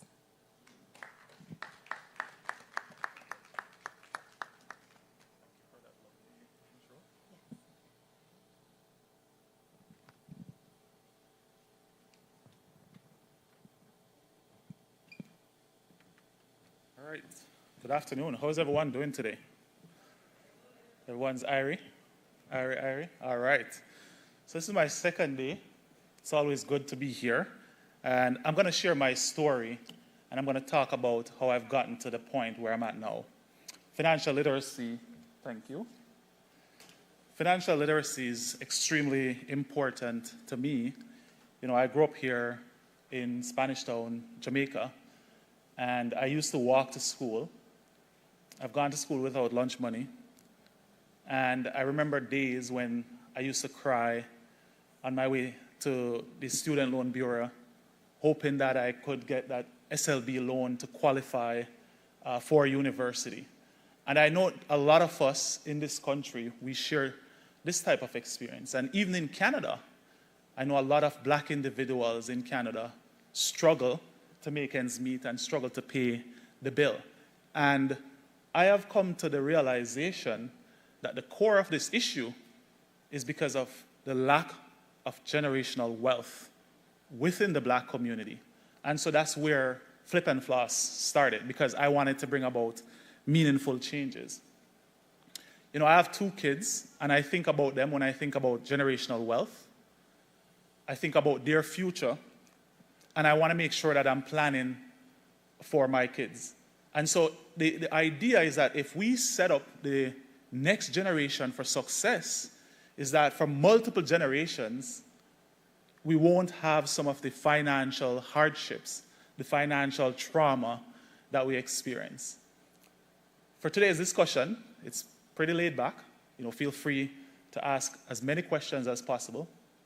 I know money can be a difficult topic, but what I'm going to be sharing with you today is how I moved from nothing to building a portfolio that's worth almost 300 million Jamaican dollars. A youth from the ghetto in Spanish Town, right? And this is just the beginning. And I want each and every one of us, regardless of where we are in our financial situation, to understand this, that it is possible, that once we have the right knowledge and resources, anything is possible. So the topic here is planning for our children's financial, socio-emotional, and academic needs. Let me ask a question. How many people here are currently investing either in stocks, real estate, or something to that effect? Let me see a show of hand. So only 2 people, 3. No, be honest. It's okay. If you're not investing, that's fine. Let me see a show of hands, how many people here grew up hearing about investing? Like your parents say, I want you to invest, or I'm investing. Where will we get the money from? Exactly. Let me see a show of hands, how many people grew up hearing that? Only one person, two.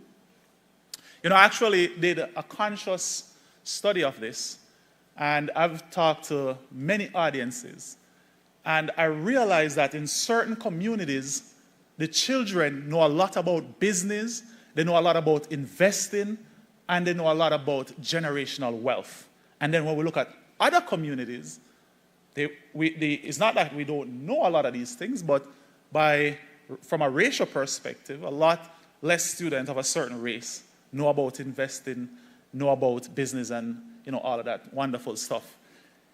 And I'm going to talk about some interesting things here, because in Jamaica and other countries, we hear that, okay, education is the only way out of poverty, right? We hear that savings is the answer. Save, save, save, save. That is what they teach us, right? And we see a reality where a person is good at being a mechanic, but we live in a society that says if you don't have a degree or a master's or a PhD, you can't make it. So how can we shift that thinking? And this is one of the things that I love about the work that I do, is because we approach learning through innovation. So I thank the moderator for the lovely introduction. I'm also the author of this book called Living Purposefully Beyond the Walls of the Ghetto. And it shares my story, from the streets of Spanish Town to being in Canada, to be building a company called Flip and Floss, which is an edtech company. We use simulation because that's how I heard the previous speaker talk about using games to teach kids. That's how kids are learning. It's through gamification, right? So here's some numbers here. I spoke about the first one earlier. How did I get to this point? I'm going to ask a tough question, and it's something that has been a part of our culture for so long. Look at this question here. And by a raise of hand, I want to see how many people have heard something similar to this before. How many times have you heard that we have to struggle to make it? We have to work hard. We have to make a lot of sacrifice. We have to give up a lot. How many times have we heard that? If you want good, you know have to run. A lot. Yeah, I see everybody reacting. I hear it all the time. Now look at this question at the bottom. All right, let's read this whole thing. We have spent decades struggling, yet we are still at the bottom of the wealth spectrum. How can that be true? Does that make sense? What is wrong? Crab in a barrel? Yeah, that's a part of the reason. Definitely, there's no joke about that. And that is why I'm going to talk about collective economics, because we have to get rid of that crab in a barrel mentality. But there's another part to the puzzle. How many times have you heard people say, make your money work for you? How much time, going through the education system, you hear your parents or a teacher or a principal or whatever say, you know what, we're going to teach you to make your money work for you. How many people here take a class before where they actually teach you how to spend and manage the money after you make it? See, the statistics speaks for itself. And so if we truly want to build generational wealth and set up our children for success, we have to learn about how money works. And I shared with the previous group recently that cash is trash, and everybody thought I was crazy. I saw the reaction, and they're like, what does he mean cash is trash, right? We grew up in a society where cash is everything. I'm scared, to walk around with a lot of cash, regardless of where I'm at, Jamaica, Canada. I mean, Canada is almost a cashless society. Like, you can do almost any transaction without cash. Right? But growing up in Jamaica, when I see somebody with a big stack of cash, I'm like, yeah, man, the person there loaded, them rich. Them have money. But I've come to understand that rich people don't necessarily like a whole heap of cash. They have a whole heap of asset. You drive around. I've done my survey. When I ask who owned the business in Kingston, who owned the one there, who owned the one there, the owners are few, and they're usually the same. That's where the money is. It's in business. And I look at the reality. I look at my grandmother. My grandmother used to have a shop. And her understanding of the shop is just, you buy some things, you sell them, and you make a profit. My grandmother didn't know about scaling a business. I know about scaling a business. I took what my grandmother taught me, and I think about how can I not only sell a product, but to build a multi-billion-dollar company.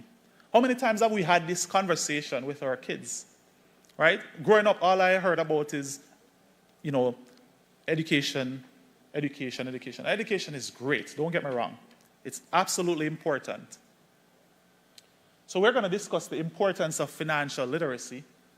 We're going to examine some aspects of our culture that needs to shift, right? And that's even how I came up with the name Flip and Floss. You flip the money and then you floss, right? Flip and Floss is actually an acronym that stands for Financial Literacy and Investor Program and Future Leaders Obtaining Sufficient Skills.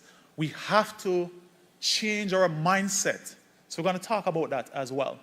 And we're going to talk about the importance of generational wealth. Generational wealth is really important for me. I like to say to myself that if I die today, my kids will be millionaires by tomorrow. Because I think about their future. I don't think about myself. Generational wealth has nothing to do with me. The only thing that it has to do with me, it is that it's my responsibility, it is my obligation, and it is my duty to make sure that I protect their future. And the best way to protect their future is through investments. I always hear people make this joke, and they say, if every black person in the US were to get life insurance, we'd probably see a lot less black people dying because the insurance company would be paying out too much money, right? And then we're going to talk about collective economics. I heard crab in a barrel came from over that side. We're going to talk about collective economics. Anyone ever heard about Tulsa, Oklahoma? Or Black Wall Street? No? Yeah? What do you know about Black Wall Street? You know of it? Okay. All right. Somebody else say yes? Yeah. Exactly. Lots of black owners with their own business. And if you as a black person wanted to go and start a business, it is so easy for you to do it. So how can we get back to that model? So this slide actually, as you see, the heading says, importance of financial literacy. But the points that follow, it talks about the issues of lack of, not being financially literate.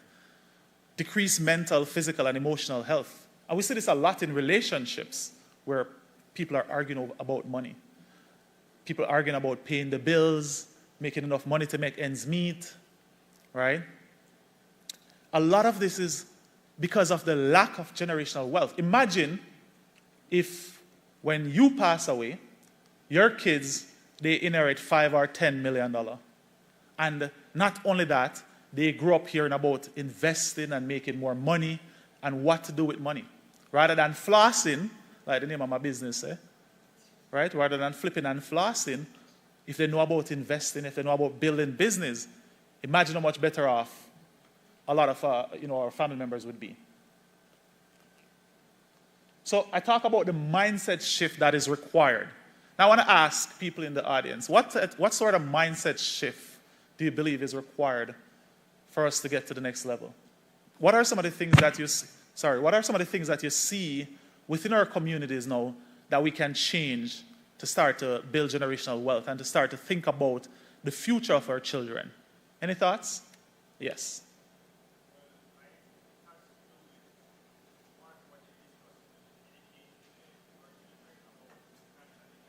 Right.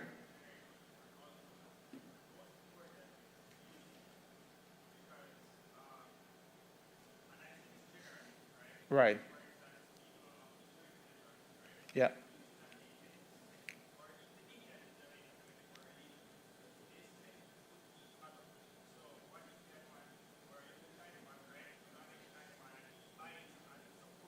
Yeah.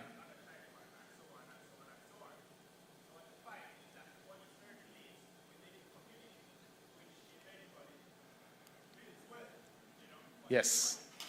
Yes.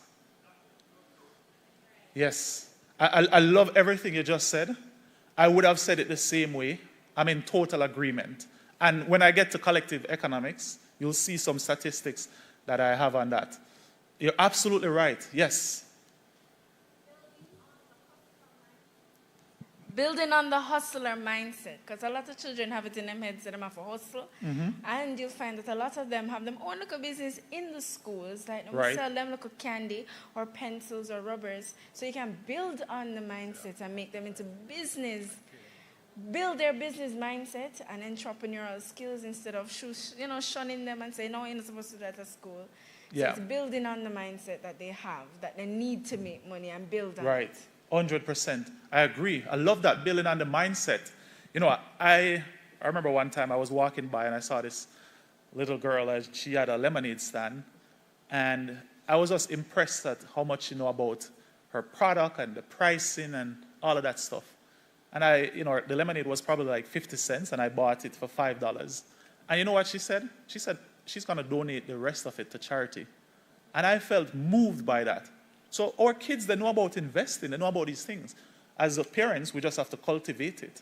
And we need to take an open-minded approach towards learning. I remember I had a mentee in Toronto, and his mother was insistent on him doing certain things in school.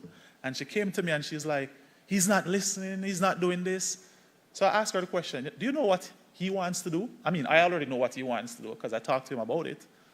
And I said, do you know what he wants to do? She said, yeah, man, I know, but I know that I want him to do. And I said, give it a shot.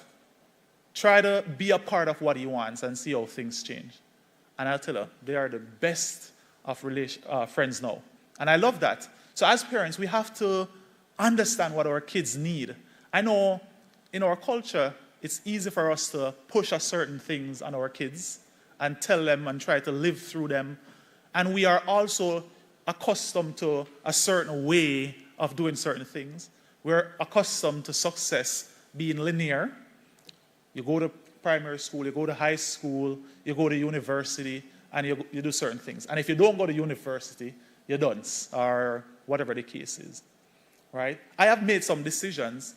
I've been in spaces where everyone around me has a master's degree or a PhD, and I decided to stop at an undergraduate degree. That doesn't necessarily mean that, I'm not bright or I'm dunce or whatever. It's just that I personally choose to pursue entrepreneurship. I've gotten accepted to master's program. I've gotten accepted to do my CPA. Actually, I was doing my CPA, and quite frankly, I got bored because I'm more interested in solving complex problems. I'm more interested in making a difference around the world. That's what inspires and that's what motivates me. So it's important for us to understand what motivates our kids. Well, let's talk about the great shift that is required.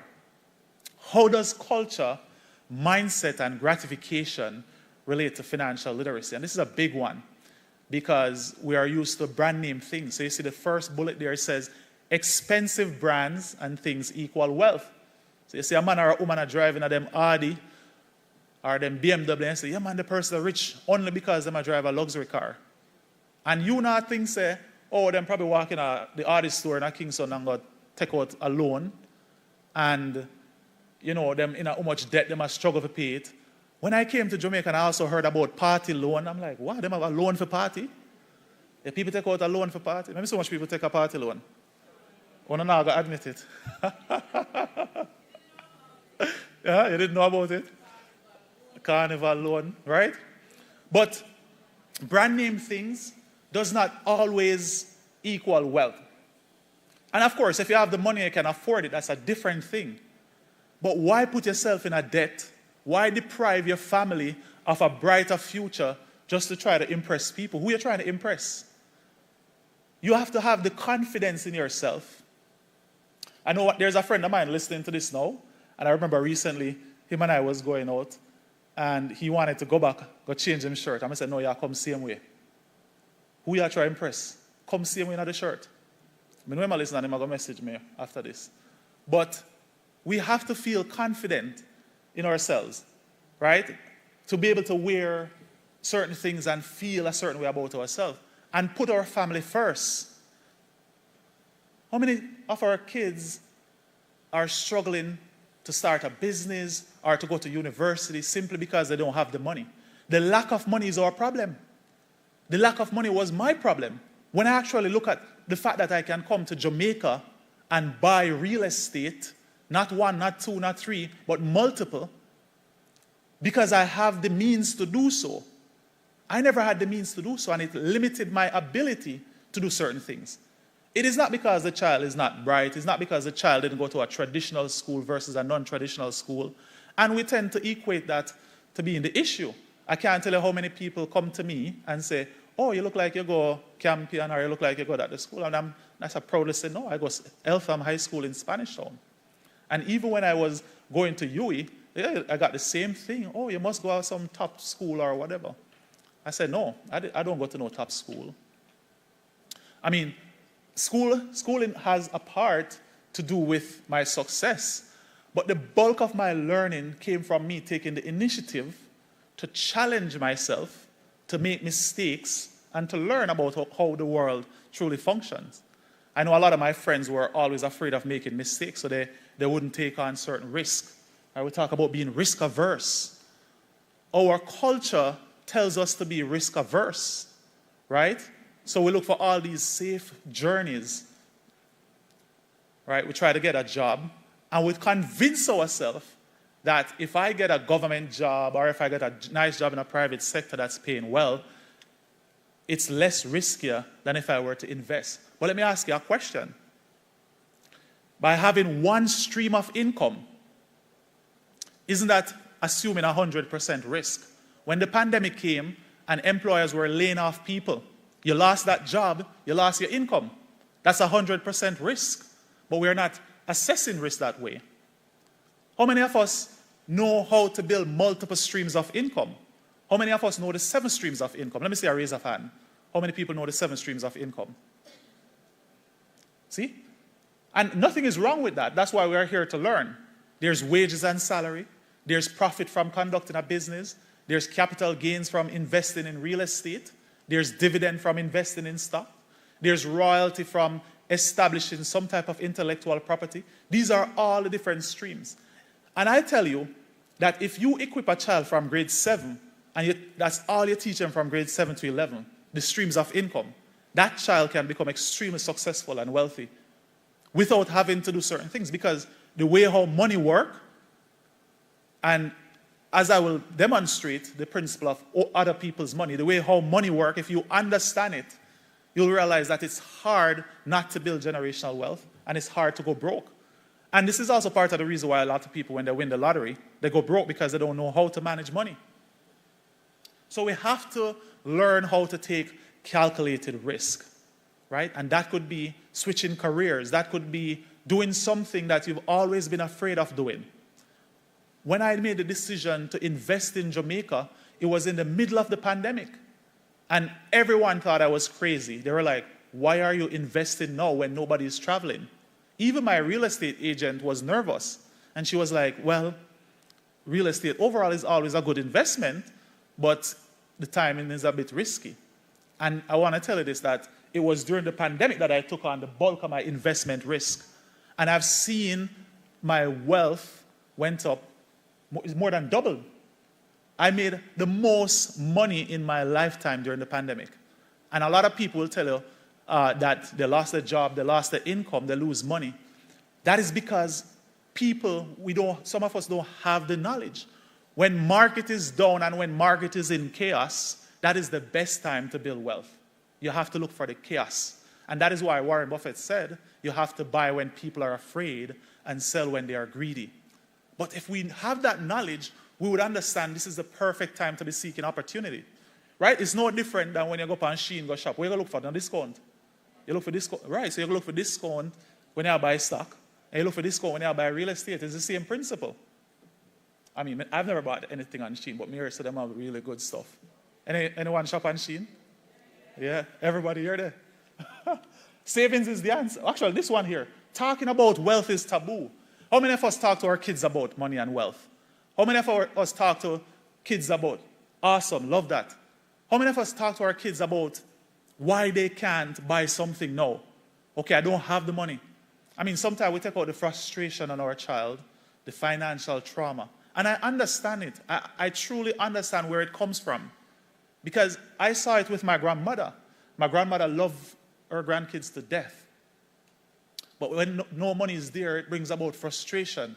And sometimes we take out that frustration on our children. But if we are able to set up each generation for success, it minimizes the possibility of taking out those financial traumas on our kids. And that is why it's so important for us to start thinking about the future generation. So we have to talk about wealth, talk about how money works, talk about how to increase your investment, talk about savings, banking system. I see some issues here in banking where people put their money into the bank account and they lose it. And I'm not saying that is because of the lack of knowledge. I also see issues here with banking in terms of service and fees and whatnot. And I promise you that if more Jamaicans know about financial literacy and demand far greater service, we'll see improvement. It is our responsibility to do these things. And that is why we have to make people financially literate. And when I talk about financial literacy, I want to make it clear that I'm not saying anyone is illiterate. I'm just talking specifically about how money works and how to increase wealth. Here's another one. Savings is the answer. Let me see how many people have money saved up now. Where did I get it from? I love it. Let me see how many people have money saved up now.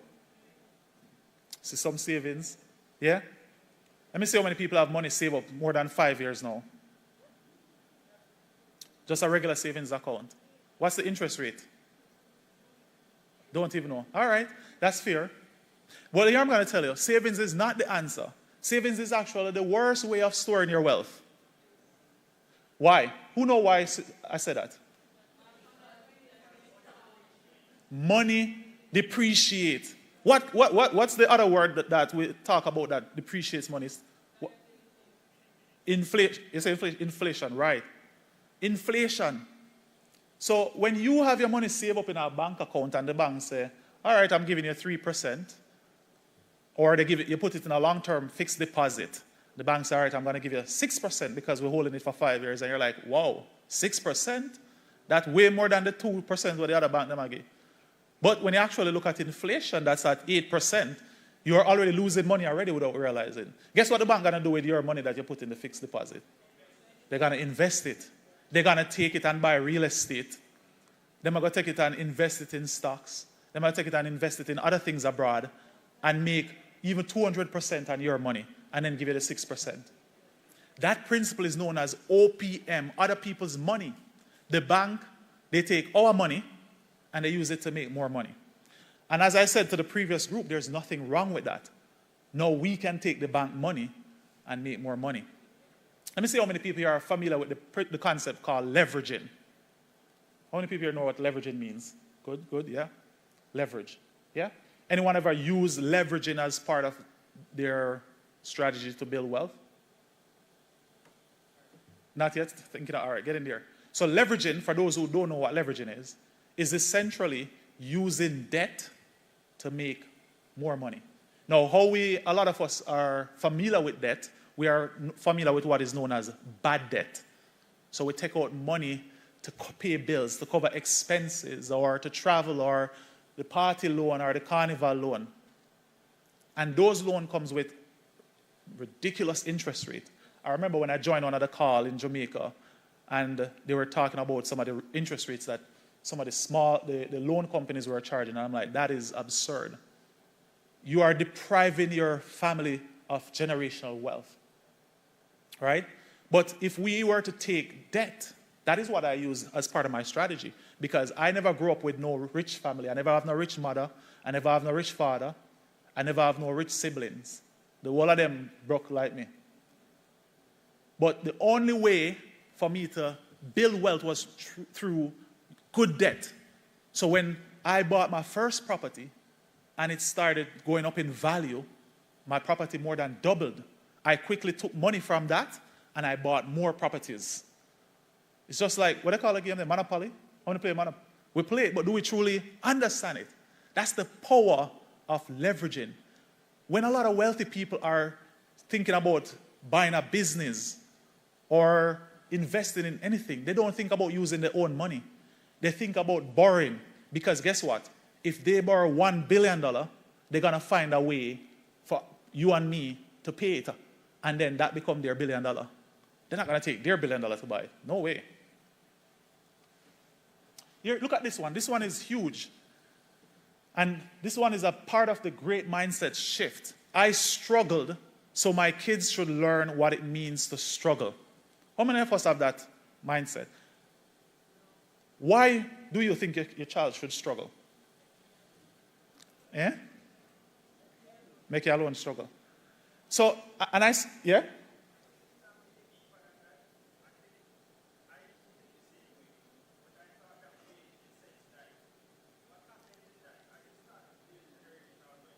Right.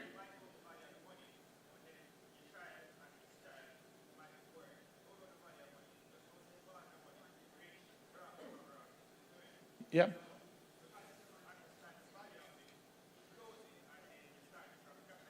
Right. Yeah.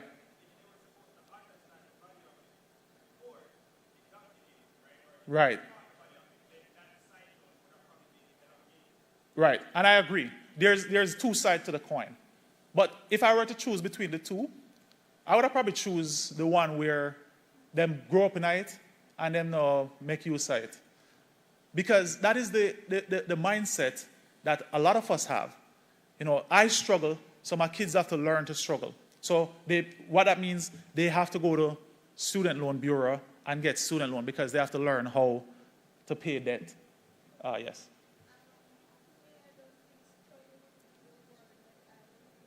Mm-hmm. Yes, absolutely. Yes. Yes. I fully agree with that. Teaching them responsibility. We should be giving our kids access. When we talk about access, we talk about access to people, access to best practices, access to information. We should be teaching them how to become responsible, right? We should be teaching them about how the world works, how to solve complex issues. We shouldn't be telling them, oh, you need to struggle, right? Or you have to go to school without lunch money so that you can know, say, how hungry feel and them stuff there. I would never teach my kids that under any circumstances. Education is the only way out of poverty. I remember, good intention, right? This was what I was told, that education is the only way out of poverty. And the reason why I put this on this presentation slide is because I grew up here in Jamaica, and I've seen it in many instances where we have talented people, and because that person is not a good test taker, because they can't sit down and take a test and get straight A's, they are excluded from certain aspects of society, right? Some people are good test takers. Somebody being able to memorize what are the 5 steps of and what is the definition of doesn't necessarily mean that that person can think more critically than somebody who can't go in and remember the 5 steps. Critical thinking is what helps people to solve complex issues, right? And I've seen people, I always use this example of my friend. His highest education is high school. He lives in Toronto. And this guy is the one who got me in business. And I also saw where he built a company from scratch that is making about 500,000 Canadian dollars per year, right? And his highest level of education, like I said, is high school. Because he started with entrepreneurship from about 16. And he started by himself. And he was learning and evolving and growing his business. So we have to understand our children, what motivates them and what drives them. That is not the only way. The world has changed so much. They have platforms on the internet called Fiverr, where somebody can just log on and just start make money from anywhere in the country, in the world. It's much easier now for us to make money than it used to be, right? And of course, education is still important. It was important for me. It was an important part of how I got to where I needed to be. I remember my job with the government, working with the government in Canada. One of the requirements was that I need a degree. So of course it has helped me, right? You are too small to know about this and that. We talk about picnic must be seen and not be heard, or these conversations are too big for kids. No. We have to engage them early in the conversations. So generational wealth, acquiring assets, best practices, access and passing from one generation to the other. Buying things like life insurance. You can get a premium for a small premium on insurance, especially when you do it early. You know, I already started getting life insurance on my kids. Because guess what? Anyone here familiar with Rockefeller? Rockefeller, good. You heard about the story. Life insurance on every family member, which means that for generation, money will be passing from one generation to the other. And Rockefeller is a wealthy American. That's what the wealthy people do. They think about the generation to come. And so we have to start thinking about our siblings, our cousins. I mean, that will require us restoring relationship and approaching certain things from a non-trauma perspective. Generational wealth is not about you. It is about the next generation, right? So it is important that we start to set goals, be patient, and be resilient, overcoming the hard times. I'll tell you, being an entrepreneur is really difficult. I tell people all the time that as an entrepreneur, every single day you're faced with problems. Your days are about solving problems.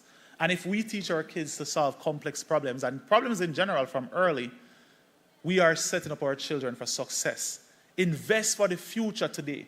Even if you're savings now, you're saving now, your objective should be to save, to invest. And that can be in stocks, that can be in real estate, that can be in bonds, that can be in gold. There are so many things that you can invest in. Even if you're putting a taxi on the road, I see a lot of people say, yo, I'm going to put one taxi on the road. That is good, it's a start. But why stop at one taxi? Why not have 100 taxis right across Jamaica? You're going to start a shop on the corner. Why not make the shop bigger, ultimately, or have 50 shops all over? You have to think bigger, right? Invest in yourself and for your children. And when I talk about investing, I'm talking about knowledge, right? Do research about what is financial literacy. How can I invest? Go to the bank, ask questions. Take the time to learn the knowledge behind how money works. That is important. That's where it all starts. It starts with knowledge. When I started investing, I started with $90. And what inspired me the most is that my white coworker told me at that time that his 2 kids, their university is already paid for. And they were, I think 5 and 3. And their university is already paid for. And I remember my experience that on my way to the Student Loan Bureau, I was crying because this was my 5th attempt to try to convince them to give me a loan. Whereas my white coworker has his kids, their university is paid for. And this is why a lot of white children get this jump start, because their family thinks about generational wealth. And don't get me wrong, there are black families that are thinking about generational wealth. So the shift is happening. And it needs to happen here in Jamaica as well. That we start thinking ahead, start setting up our children for success. Save and invest for their future. Maintain a positive outlook. And this speaks to the point over there about the crab in a barrel mentality. You say, yo, we not support so-and-so, we not do this, right? We prefer to go and support certain other establishment rather than supporting our own people. Every time you spend money elsewhere, you take away the opportunity from your own community. If we allow our own communities to be better and stronger, we would have a much better life and a much better experience for the people that we care about. Right? Look at these statistics. According to the University of Georgia, money circulates 1 time within the African American community. So that means that when an African American individual receives their paycheck, it circulates once. It comes in and it goes to another community. More than 6 times in the Latino community. That means when the Latino person earns, they probably go buy some food at a Latino restaurant, they buy Latino clothes, they buy Latino things, and it circulates about 6 times before it leaves that community. 9 times in the Asian community. Look at this one at the bottom. An unlimited amount of times within the white community. All right, if you actually look at the white population, it is smallest compared to all the other population, yet still they control the bulk of the wealth. I mean, there are other reasons why that is, but another part of it is because the money circulates within the community, right? So when you actually get your paycheck and you start supporting all of these big brands online, these name brand things because you want to look flashy and because you want people to think you have money, you are taking away wealth from your community and you are putting it in the hands of other people in other communities. When you actually look at it, I've done my research. There are certain individuals, there are few individuals at the top who control the vast majority of the big brands that we want to wear, right? How about you go to the dressmaker down the road and you say, I see this dress from a particular company. Can you build something similar? Imagine if everyone in the community went to that dressmaker to build everything. Imagine how much further that person would be. But we go online and we glorify spending on all of these other businesses because everybody else will do it or it's the in thing. We are depriving our communities of generational wealth. And as the man said over there, crab in a barrel mentality we fight against. And, I was listening to this podcast, and this just goes to show how we were cultured to think poorly about wealth.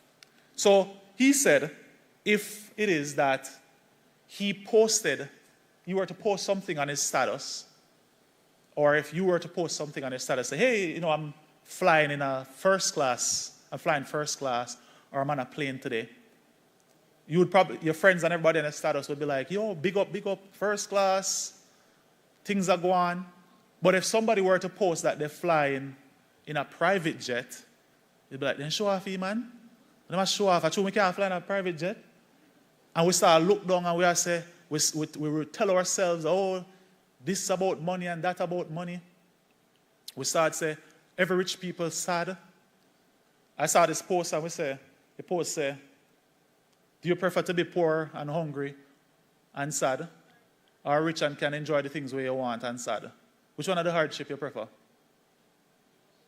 I mean, in life, everything comes with hardship. Some rich people sad, some poor people sad. Some rich people happy, some poor people happy. I don't think that money is the reason behind happiness or sadness. I mean, when you start making more money, it comes with different types of problems. And for some people, it's stressful. But there are people who make money because they are purpose-driven. They do what they love. They give back to charity. I mean, I don't think anybody in this room would know that I came here into Kingston and I spent an entire day buying gas and groceries for people. You want some?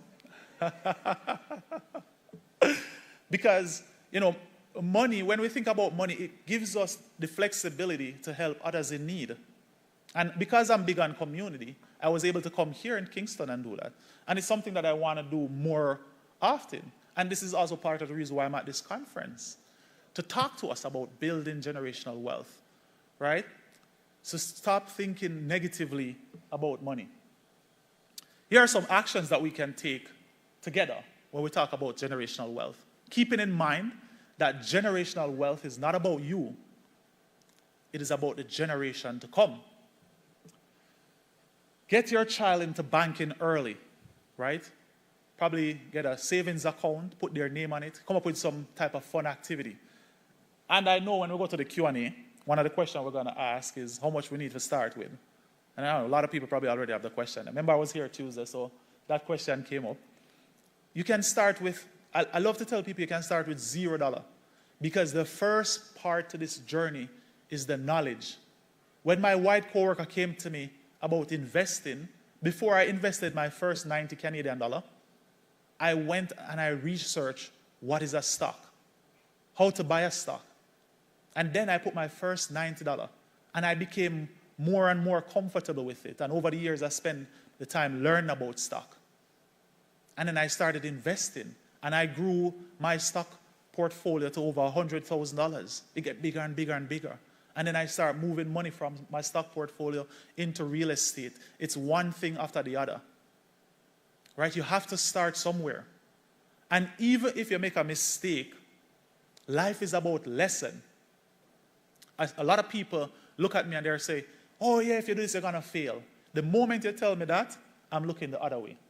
However, if you come to me and say, these are some lessons that I've learned by doing this, I'm more inclined to listen to you than if you tell me that failure is the reason why you're not moving forward.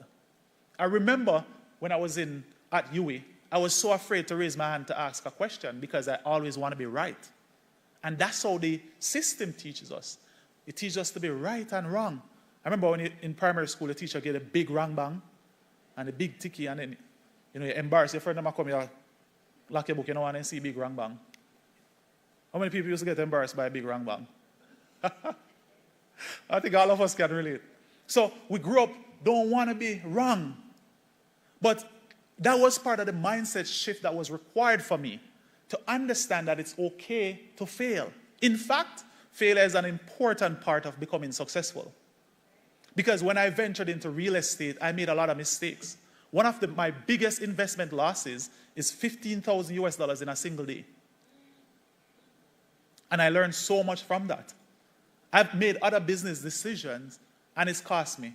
I'm not glorifying the losses, but the lessons that come, the overall gain is much better and much bigger. Right? I learned so much about people. I learned so much about myself.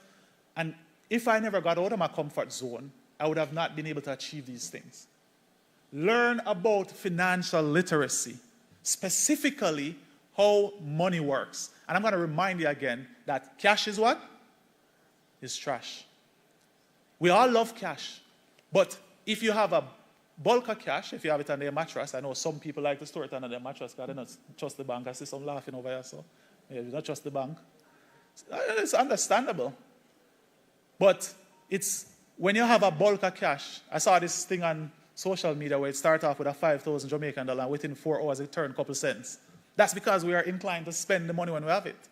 But if you're putting your money in stocks and real estate and it's growing, imagine if you have a property where you want to sell, you can't just get up and go down your road and say, sir, may I give you a piece of my property for hold until I get the money. It's harder. So when you put your money in things that it's harder to just grab it and spend, you're more inclined to keep it. And probably within 2 to 3 days, I'm not bother want to spend the money there again. So that's why. The other reason is the inflation, as we talk about, right? So less cash, more investing. So learn about money, learn about how to use debt to make more money, right? The only time we think about debt, as I said, is to cover expenses and bills we owe people, or when we think about getting student loan. What about mortgages, right? Multiple mortgages. And manage it wisely. Of course, you don't want to get too much debt because then you create a cash flow problem, meaning you don't have enough money to pay your monthly bills. So you don't want to get too much, but you want to think about how you can do something, use borrowed money, and get somebody to pay it back, right? But you have to learn how money works. I don't know how many of us know the story with Michael Leachin, but it was borrowed money that he used to make the bulk of his money when he was starting out. He borrowed money and invested, and it paid off. Engage our children in difficult conversations. I talk to my son about money all the time. I have a daughter, but she's only 3 months. She's not able to talk about money as yet. But my son, I talk to him about money. I talk to him about stocks. I show him the different notes. And I tell him, explain what I'm doing. And I rationalize things. The other day, I was walking in the mall, and he saw this scooter, and it was $159, $159.99. Them love to do that for tricky, to make it look cheaper. Marketing, exactly. So he wanted a scooter. I didn't say no. I ended up buying the scooter. But what I said to him, I said, and he didn't want to leave the store. But what I did to make him leave the store, I said, Nathan, what's your favorite color? He said yellow. I said, oh, well, there was no yellow scooter there, thankfully. So I said, oh, there's another store down there with a yellow scooter, and that's Walmart, but I know Walmart would have been cheaper. So I went to Walmart, and it turned out to be $50. And then I explained to him, I said, Nathan, the one at the other store was more expensive for the same thing. This one is $50, so that's why we came to this store to find a cheaper one. Whether or not he comprehends it, I still take the time to explain it. And so those are some of the conversations we have to engage our kids in from early so that they know how to rationalize these decisions. Help them to, actually, let me go back to the one above there. take a non-trauma approach to their learning and development. I remember when I used to get beaten for saying 2 times table. And I became a robot. 2 1s, 2 2s, 4. I build a rhythm out of it, eh? But how many of us actually take the time to explain to the kids what they're doing? Why you need to know it 2 times? How can you apply it to life?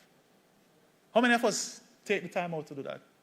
We have to explain the why behind what we're teaching our kids. They can't just become robots and they're just memorizing and jotting it down for a test. They have to understand why so that they can start thinking critically.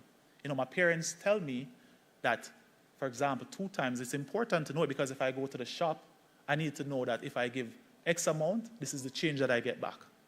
Or if I do this, this is this, right? And stop beating the kids if they don't know. Take the time, it's patience. You know, some of the things that I do with my own kids, I never know that I would reach the point of doing this because I didn't grow up with that type of experience. But sitting down and reading stories with my son, and he'll bring the book to me and he'll say, Daddy, I want to read this story. And I read it in English, I read it in Patois, and we find different ways of bonding. It creates a lasting relationship, right? So take a non-trauma approach. If the child don't understand it, if you're getting frustrated because they're not understanding, take a break. I will tell you, I know as adults, our lives are stressful. We have to deal with a whole heap of things. So take a break. Say, you know what? We're going to come back to this later on when you know you're in a better mood, right? Or find a way that they love, because I heard the previous speaker was talking about playing games with the kids to learn. A lot of kids love game. The Jamaican culture, we love sing and we love dance. Sing and dance with them. Me can't dance, so I'm not going to take the route there. Help them to understand that success is not linear. It is not linear. You know, it's not high school, then university, then marry, then buy a property, or whatever the case is. I mean, that works for a lot of people, but it's not going to look the same for everyone. You have some people who, they take a break from university for however long, and they do far better. In fact, when I actually look at a lot of my classmates who are at the master's and PhD level and just pursuing that linear path to success, I am doing far better than a lot of them. And I'm not saying that to belittle anyone. I'm just saying that it doesn't have to always be linear. Follow your natural talent. Follow what inspires you. You know, for me, life is about being able to make a difference in people's lives. I'll tell you, one of the best experiences I've ever had was that when I actually went to Crossroad and I was helping people. I felt so much joy doing that I've never felt in my life, right? Because I had the ability to do that for people. So find what you love and do it. It could be, you know, I was in a classroom the other day, and the student, the middle school, she said, how am I going to make money because I'm just a designer, I need to get a job? I say, designers actually can make a lot of money. And I tell her about a story where there was this person who's a designer, this person can draw, and she was trying to offer dog walking services in a park in the US. And nobody wanted to take her service because she was going randomly to people and offering her service, and people find that creepy. So a consultant gave her this advice. The consultant said, what do you love to do? She said, I love to draw. The consultant said, here's what you're going to do. I want you to sit in the park, and as quickly as possible, I want you to draw people with their dog and write an I love you or a special note on it, and then walk up and give it to them along with your contact number on it. And immediately after that, the business went booming because she was using her talent, right? So try to see how you can use your God-given talent. And ask for help when you don't know. That can be from a trusted friend or a financial institution. Building a resilient child, it's important that we keep our children motivated and inspired. And in order for us to do that, we have to find out what they love. We have to have this bond with them, right? Because that is how we're truly going to help them to grow. Feed their curiosity. Talk up to them about big things and complex things. You know, when my son, there's this park, it's called the Fantasy Fair. And this is one of the special bonding that I have with my son. Almost every Sunday, he said, Daddy, I want to go to the fancy playground. He calls the fantasy fair the fancy playground. I know exactly what he's talking. I would say, all right, maybe we can't go this week, but let's go this week. And I take him to the fancy playground. And I go on the rides with him. I spend time with him. I bond with him. And I remember the very first trip to the fancy playground. He's like, look, Daddy, a triceratops. I said, a triceratops? I was like, what? I mean, I never know anything about dinosaur. And when I literally, I have a picture. I take every moment with my son, I try to take a picture of it. And I remember walking over to the dinosaur and see triceratops. This is my 4-year-old son telling me about triceratops. And then we went around, and he was able to point out and tell me all the dinosaurs that they had there. Right? So we have to feed their curiosity. Positive reflections on the future.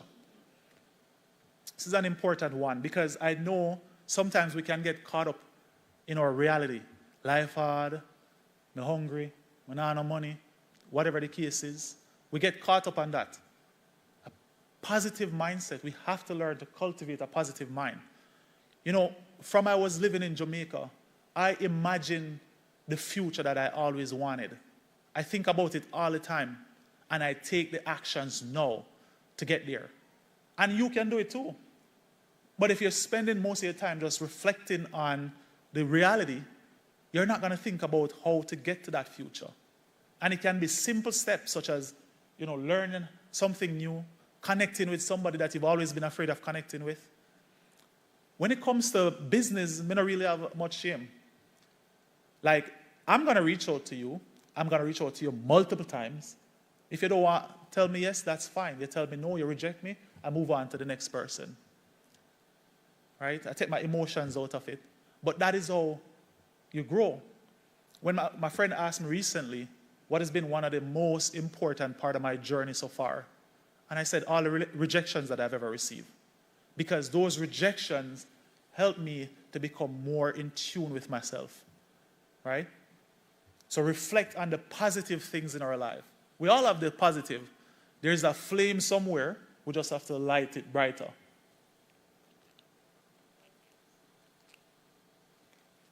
I think the platform is tired of me talking now. Don't want to move. So we've been having some impacts. As mentioned earlier, we're working with inmates in Canada, right? You know, I know it's easy for a lot of people to be like, you know what, oh, it's inmates, they're a criminal or whatever. But we have to think that these people are going to come back or may come back in society at some point.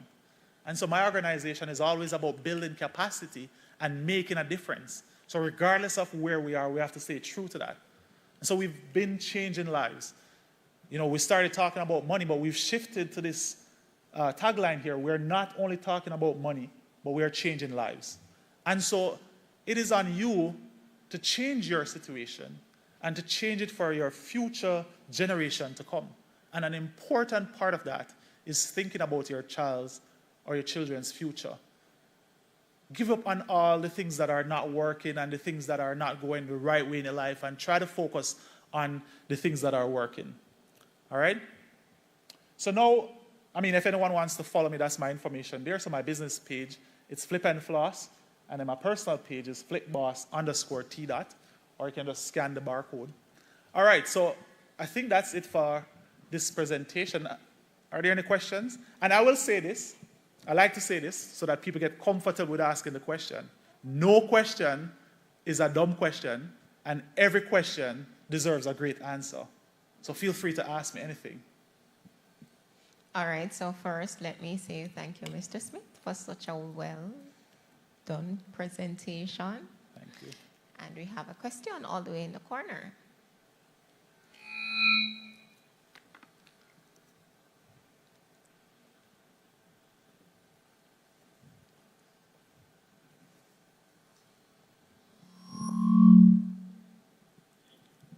Thank you. Such a very motivational speech. Thank you. And just to add a bit of thanks too, and to say to the practitioners and parents who are here that Mr. Andre Smith, when he was invited all the way from Canada, didn't hesitate one bit and came to share with us free of cost. Isn't that awesome? awesome indeed, and we really appreciate it. But the point I'd like to make, or question, is that I've had friends who have said to me, men in Jamaica, for the most part, might not be very good with fatherhood. And a lot of them were not actually groomed or trained to be good fathers. Mm-hmm. And someone was saying to me that for him being a father now, he has had to be reading and teaching himself how to be a good father. What was it that motivated you, inspired you to be a good father? That's one. The other thing is, I'm thinking that for you to have evolved in the way you did, it must have been a changed mindset, quite likely based on your experiences. What is it that changed your mindset? That's a great question. I think a lot of it had to do with a change in environment, if I'm to be frank. It's definitely a change in environment. And when I talk about change of environment, it was moving from my community, because before I left Jamaica, I had moved to Kingston, and I started seeing different types of relationships. I saw parents with their kids and certain things. But then it was also the change in mindset, just like you said. And a lot of that came from reading. But what actually inspired me the most, I went to University of Toronto, Mississauga on a student exchange from UWI. And on that trip, I saw a Rasta man and his son, Jamaican Rasta man. And just the way how, and him speak, the Rasta talk patois, and just by how amazing he was with his son, I been up on the bus and I literally had to wipe away the tears. I'm like, wow. Like, this man in a different world, and look how he is with his son. And that was a big point of reflection for me. And I had to change my mindset, just like you said. I had to learn to be patient. I had to give up everything that I was taught about what it takes to be a man. That man have to be rough and tough. Man have to do this.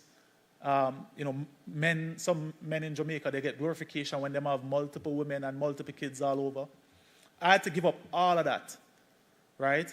And I had to start thinking to myself that being a man is taking responsibility and being there for my kids, being able to cry. A big part of the problem, I was at a school talking recently, so I just completed another tour in Jamaica recently at a couple high schools talking about financial literacy.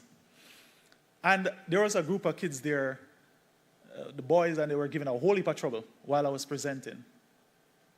And I literally turned to them and said, I bet your attention on our seek. And I start pick on them, because them that pick on me. And, I said a couple things to them, and after about 5 minutes, they became the most disciplined. I never take the normal approach and say, oh, we're not cruff, we're not this and that, we're not. Because the norm is for us to attack men and tell them workless, tell them a cruff. Right. So society has to play a part in helping men to become this type of men that we want to see. I understand that you feel a way there. Help the man express his emotion. Because the natural reaction for us as men, especially in our household, some of us is like, we want to be seen as rough and tough and the provider and want to overcome. So in our culture, we weren't raised to be in tune with the softer side. So society has to help us to be in tune with that softer side. It's because I embrace that. But then, like I said, the environment had a big part of it, because in Canada, you see a lot more parent, even if it's not both parents, you'll see more dads with their kids out in the park. Whenever I go to the park, I see a lot of dads with their kids. And so that really solidified things for me. But an important part of it was unlearning a lot of the things that I knew to be correct. Thanks for the question. Yes. Any other question?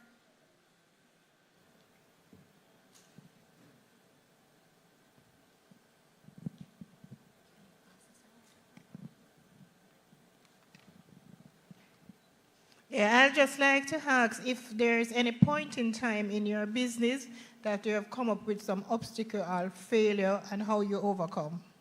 Yeah, great question. That pretty much happened every single day. I think the biggest one that I came across was when I just started out. You know, I was working with this organization. That was the only organization I was working with at the time. And the relationship had ended. So that was the only contract I had in my business. And then after that, I started getting a lot of rejection. I was reaching out to other organizations to partner, and I was getting a whole heap of rejection. And I literally come to one conclusion in that moment is that the business is going to die. How I've been able to get over a lot of my business challenges, regardless of the challenge. So I focus on my why. And there's this book that I read. It's called Start With Your Why by Simon Sinek. And so that allowed me to figure out why I'm doing this. And the bigger cause behind this movement is to make a difference in my community. Once you're driven by purpose, it is very easy to overcome challenges. And so because I went back to that purpose that brought me to teaching financial literacy in the first place, it helped me to overcome. And I know that sounds all fancy and a big, nice, abstract way of saying it, but it's true. The other part of it is understanding that the rejections were not about me, right? Perhaps I don't meet what they're looking for. It doesn't mean that someone else won't meet what I won't meet what somebody else is looking for. And other challenges that I've experienced is money, not having enough money to do what I want to do, right? That's always a big factor for a lot of people. What I did in that situation, I started to learn about all the people who were in my situation and how they got there. And I looked at their story. I looked at some of the decisions they made. And I started to follow some of those decisions, right? So really, it comes down to identifying the problem and figuring out a possible solution. But those were that moment, I would say, was one of the biggest challenges when everything went down. I had no contract, all rejections, and I had to overcome that to move the business forward.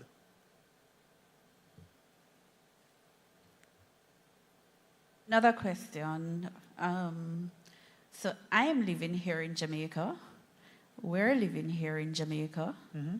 Men, women might not have a shift in culture or migration, really. Right. What's your recommendation to us living in this space, in this community, or various communities, in terms of generating wealth? And I know you have said some, but in a nutshell, and in terms of being better parent in planning generational wealth, considering the space in which we operate. Mm-hmm. I love that you asked that question because I saw my response, and I'm going to get into the details, embrace change and technology. And why I said that is because I saw this video of a Jamaican woman, and she said, she don't want an AI out here because of the mark of the beast. And I know a lot of us, we respond to change how we understand certain things in our culture.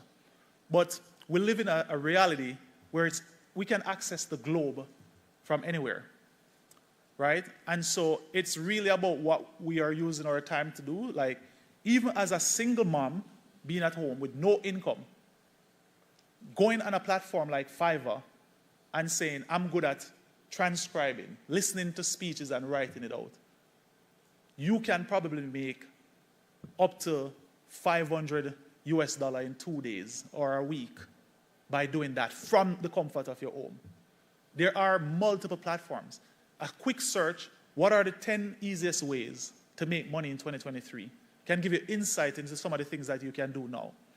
But also using social media in a way that can help you, right? Because there's a lot of information online that we can access to, encourage ourselves, to empower, to change our mindset, right?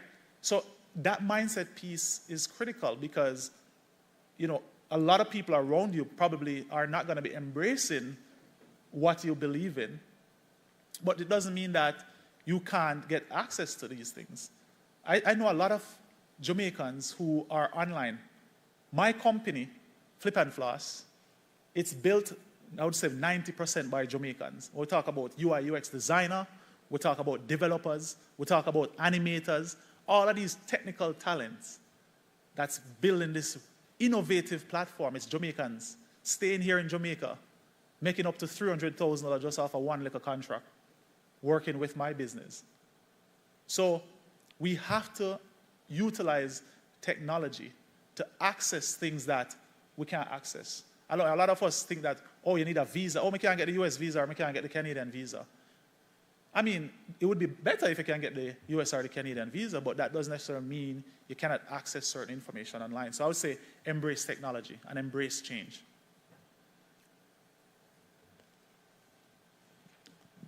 All right, so thank you, Mr. Smith, for that. Before I take the final question, I have a question. Has anyone here experienced banking when you were in primary school? Okay. Do we still do that in schools? We have our children coming in and say that they're supposed to, and there's a bank account for them, and you as mommy have, okay. Okay. I don't know where all that money went, that for me personally, but I hope that the schools that do practice this, that the child actually sees that, we know that we're discouraging the whole saving thing, but they can take that little savings. I mean, savings is where you start. Yes, so they can take that little savings and, by the time they reach high school, they can decide what they're going to do with that money. All right, one final question.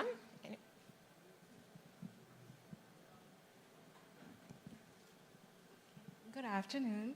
Good afternoon. So I know you mentioned that you can start investing with a small amount, but how do you know what's a good investment or what to invest in? For example, if I have $100,000, do I open an equity account, buy a few stocks, bonds, or do I put it in a credit union, let it grow a little interest because it's a little more than the bank? How do you know? What's some...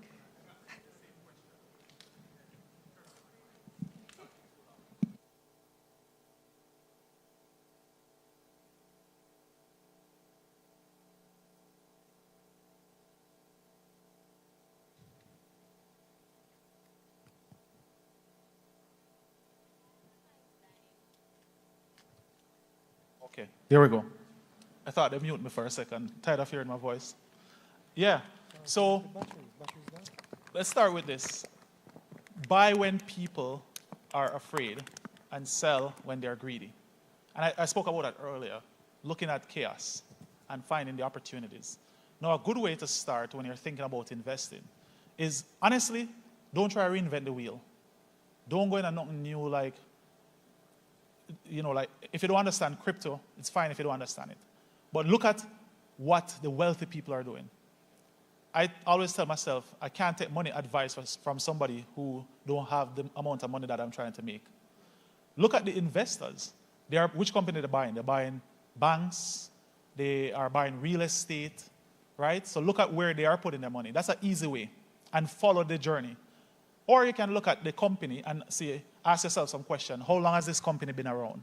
Will it be going away anytime soon? Does it have a product or a service that people are going to be buying into for a long period of time? Is it profitable? Is it making money? Right? And if you answer yes to all those questions, that would be a good place to start. Or you can think about the opportunity that it brings. So if you want to be a more riskier investor and you saw a new company that came out that's offering AI as a service that's going to revolutionize the classroom in Jamaica, and you see that on the market and you're like, wow, thinking about Jamaica, there's no AI in the classroom, there's no education technology.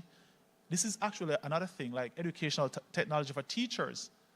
When I spoke at the school the other day, the amount of technology that the teacher has, it makes their life so much easier. Imagine if a company come here and can make teachers' life easier across Jamaica. Would that be something to invest in? Of course, every teacher is going to say yes. So you look at a company like that that offers something promising, you say, all right, that might be a good investment. I mean, regardless of the investment, you're taking a risk. If you want to go on the safer side, you look at a company that's been around forever, and the chance of it going away is slim. And you say, all right, that's where I'm going to start. But it's still going to go up in value. Is that helpful?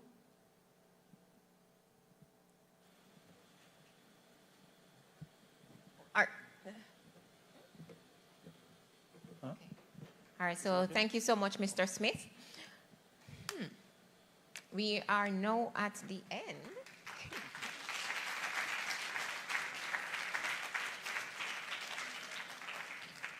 Of another wonderful presentation.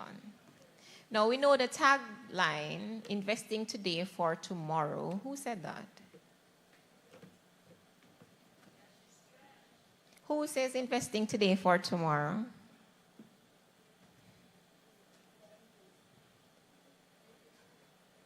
So it is the ECC tagline, investing today for tomorrow. And what we realize is that it goes so much more than education, because generational wealth is not for today. It's for the next generation. All right? At this time, we're going to take a break. And our next presentation starts at 4 p.m. Yes. We have the Alibethian crew, Kay, you know, they would have missed the gift earlier this morning. But no worry, we gave your parents a gift, so thank you for sending her to represent you. All right, question, because we are very generous today, you know. Yeah. Anyone wants to give me their takeaway from this presentation?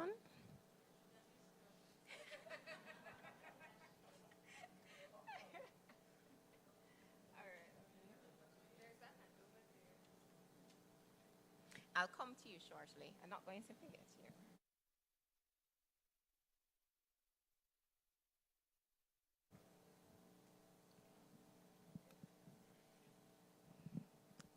Good afternoon, everyone, even though I'm late. Afternoon, everyone. My takeaway is investing today for tomorrow. It's what you catch. All right.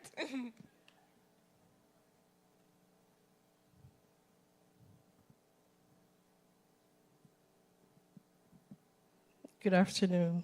My takeaway is building a resilient child means keeping your child motivated, feeding their curiosity, positive reflections on the future. Thank you.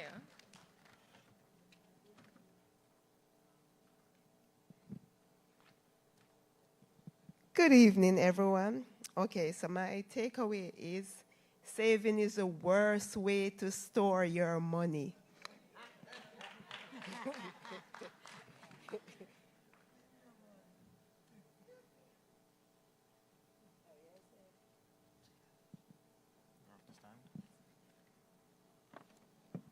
Good afternoon again, everyone. My takeaway is that in order for us to develop generational wealth, we need to all educate ourselves about money and finances, and also to educate the next generation, for they shall be here after us.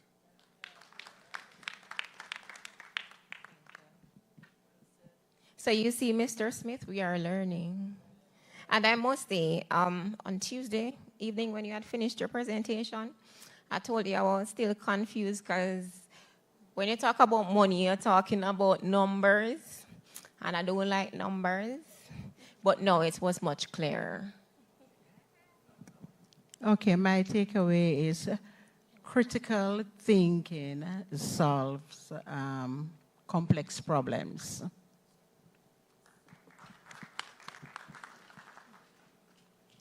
All right, so that's it. So I asking you all if you could just stay with us. We're not yet finished. So stay with us. But at this time, you are free to just... She's not here? You are free to just stretch your legs a bit in the room, and we will get started in 2 minutes.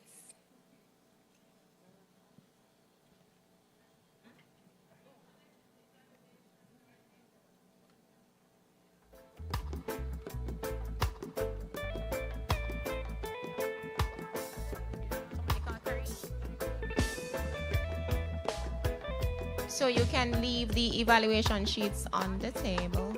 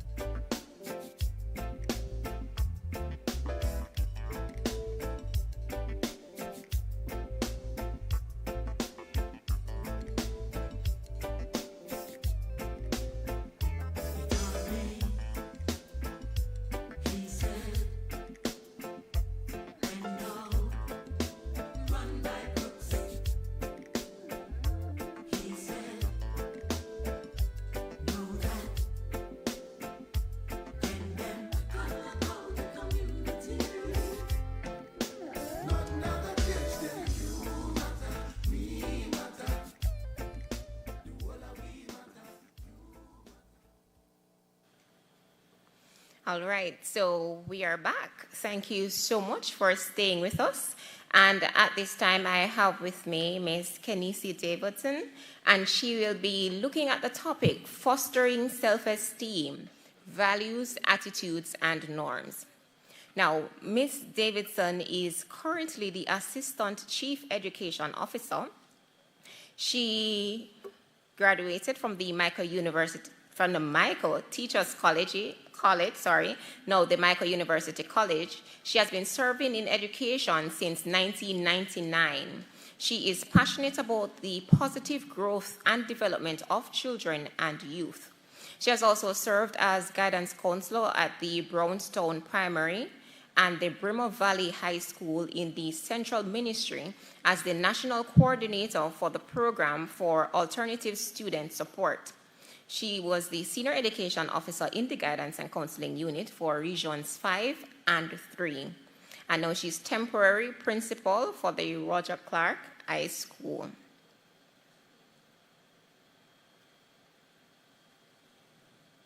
So, fostering self-esteem, values, attitudes, and norm. When parents pay attention to their children, you allow the child to learn simple things on their own. When they try these things and do these things, they get a chance to grow their self-esteem. And at this time, I turn over to Ms. Davidson.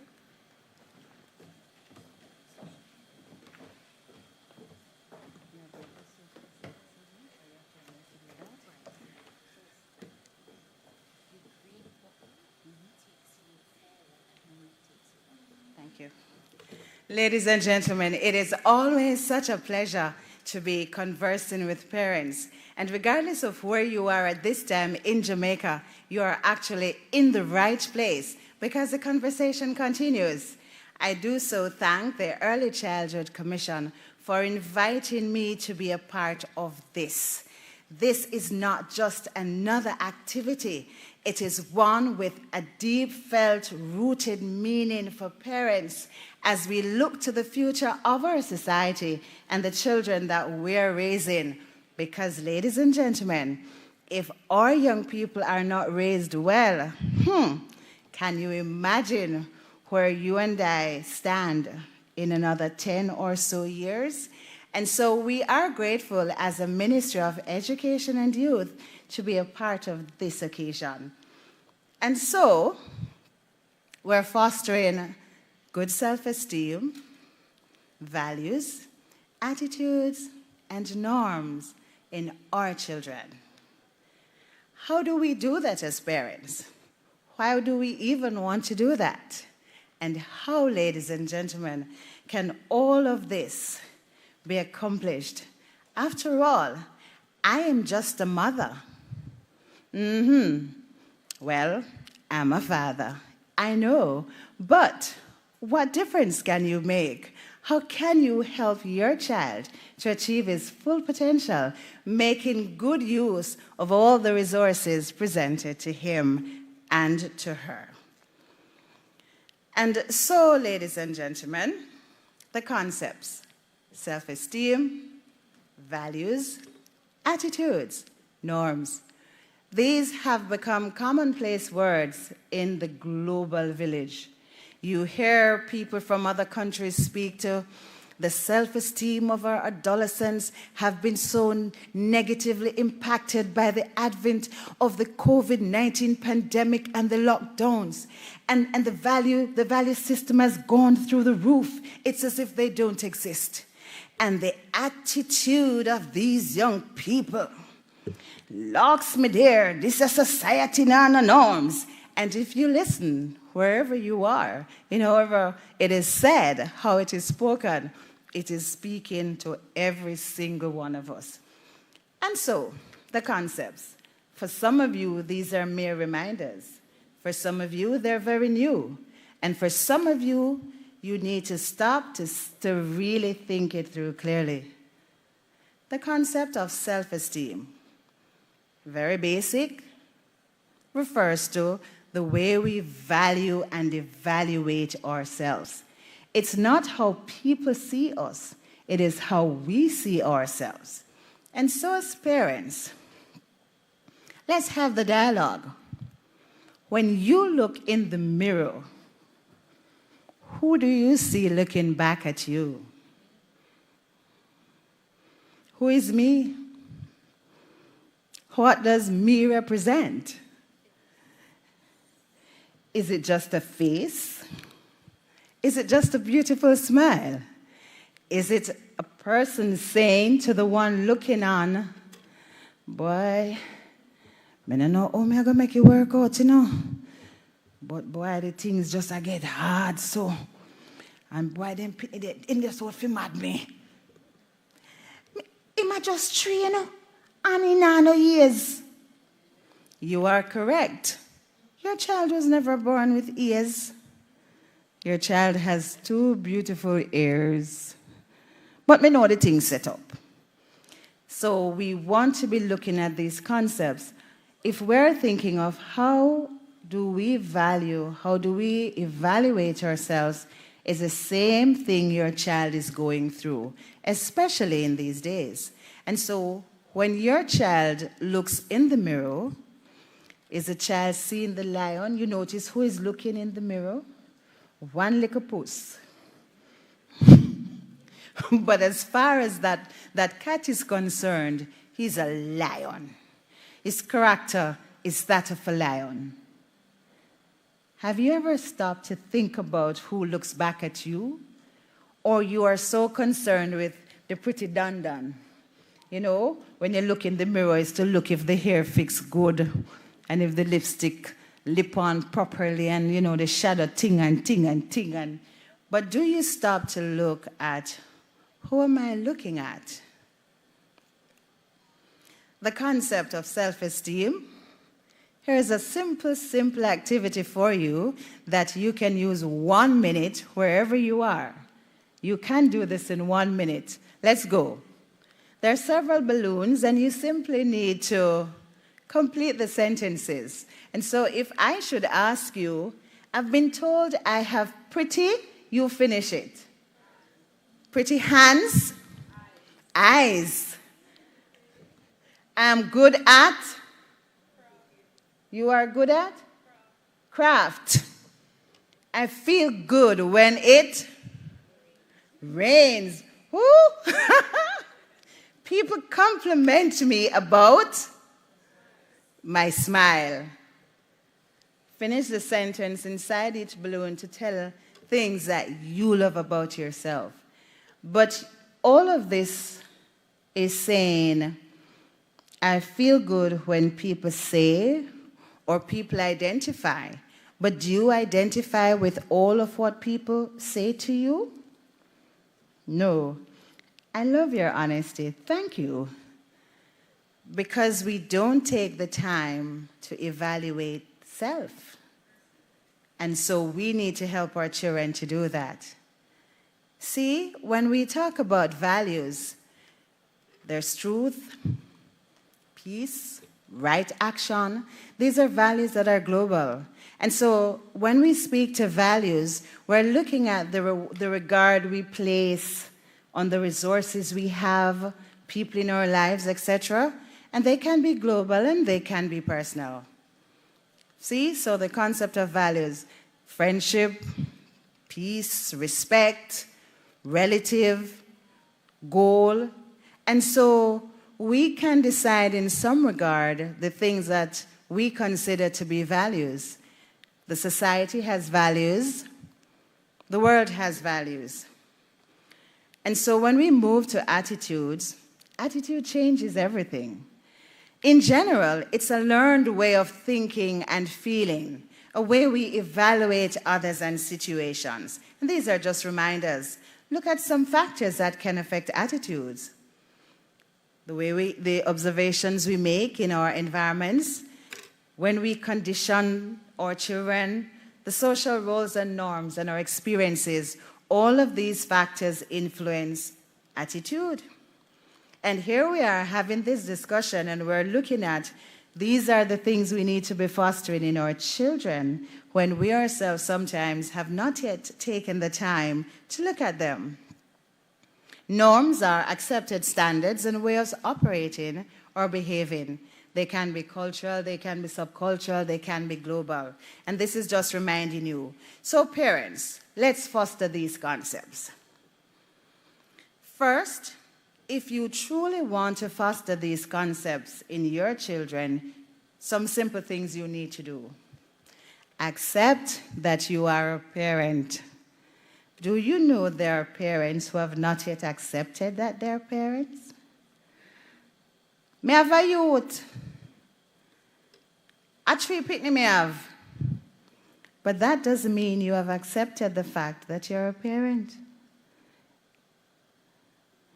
So if you are going to be fostering, we start with us. First of all, we need to stop. But you know, I have an awesome responsibility in this world. I am a parent. You need to be willing to be the parent your child needs. Me and my daughter are a good friend. Okay. So at what time are you the parent? Well, me and my boy just rule a certain way. Okay, so at what point do you become the parent? There is nothing wrong in having good, positive, strong relationships with your children, but you must be the parent the child needs. You need to take responsibility for your children's growth, development, and well-being.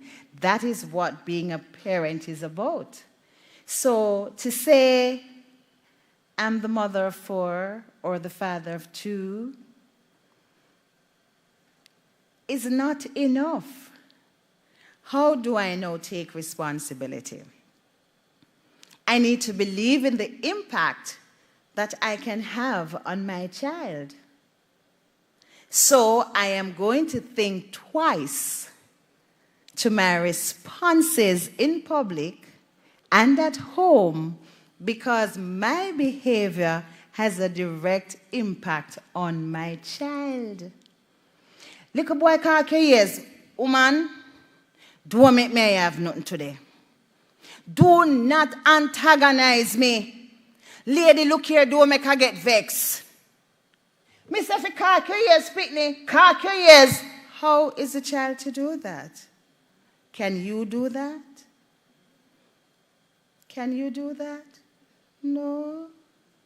Teacher, a long time you have fool on me, boy. Everything you do is a problem to you. Me come up here today because it stopped today. You know how hard me work? A 3 job me one have just to make sure so they all right because I don't know where them father they. And every Jesus time he come here late, you tell him, say, if he send, come call me. Send, come call me for. When me come to you, if you come talk about him, where I come to school late, how the work go? He come to school late, yes. And when me can't come to school late, after me left for morning time, me not tell her to come to school early. You make the woman just send call me so. What is the message you're sending to the child? Our behavior impacts the lives of our children. How we manage our stresses. Tell your child how to manage his stresses. How we speak to our friends and how we speak about people. How we speak about the laws of the land. How we speak about the schools. How we speak about education. Tell our children how to do the same. How we treat what is important sends a clear message to the child. It's okay to be late. And because your child is growing and developing, it becomes a natural part of who he or she is. But you don't want that if you're fostering good self-esteem, because it is so good to be early, to get it first, because sometimes when you miss the first section of it, you feel lost. It doesn't matter how much you hear after that, you're still trying to get the gist of it. Your determination and commitment impacts your child or your children, and you have to, as parents, believe that. And so, when you behave in a civilized manner, you're saying to your child, things can be different, and you can achieve. And because you're angry, nobody needs to hear about colors of materials, because there are so many other ways of making it better. We have to stop and be deliberate in our actions as parents. We have to model realistic, appropriate behavior. And so when we go to church, okay, pastors, don't take me to task, but when we go to church and we're singing, "Oh Lord my God, when I in awesome wonder consider all," and then they sing, and you go to Jabez and you sing, "I'm drinking from my saucer, 'cause my cup has overflowed." And then you get up now and you say, "Boy, brethren, nothing not going for me." Then which saucer you drink from? Which cup has overflowed? Your children look at all of these things. And when you go home and you go on your expensive talk piece and you say, "No, missus, you never miss a thing." No, sir. Pastor preached from Psalm 1. Everybody know Psalm 1. We know that from we are picnic. Blessed is the man. A recitation. No, missus. My sister Mary sing today. You know, say she always a sing, because we did a visitor. Now me there and sing on a Brooklyn tab. You know the new song? There's something about wagon, more than enough. Yes, me there. No, me there. Tonight, me not go back tonight. No, Sam, me what sitting there, dancing dynamite. No, me not go. All right. Okay, children, wake up. We have to have prayer meeting in the mornings, because God has been good to us. And we must learn to be kind and loving and true and peaceful and all of those things. Tell me what is going through the minds of your children. I can't wait to go big if you come out of the place, yeah. Hypocrisy. And sometimes we speak it so very well, and our children learn how to model. As parents, we must model the realistic, appropriate behaviors. If we want to tell them about serving, then we have to show them how to serve. And we can't be complaining that we have been called to serve, and then we're telling them, we must learn to serve. Or when a certain family member comes, they have to give up them room, give up everything for that they want. And when you hear that another one is coming, so when I go there this weekend, it's not a good time for you to come.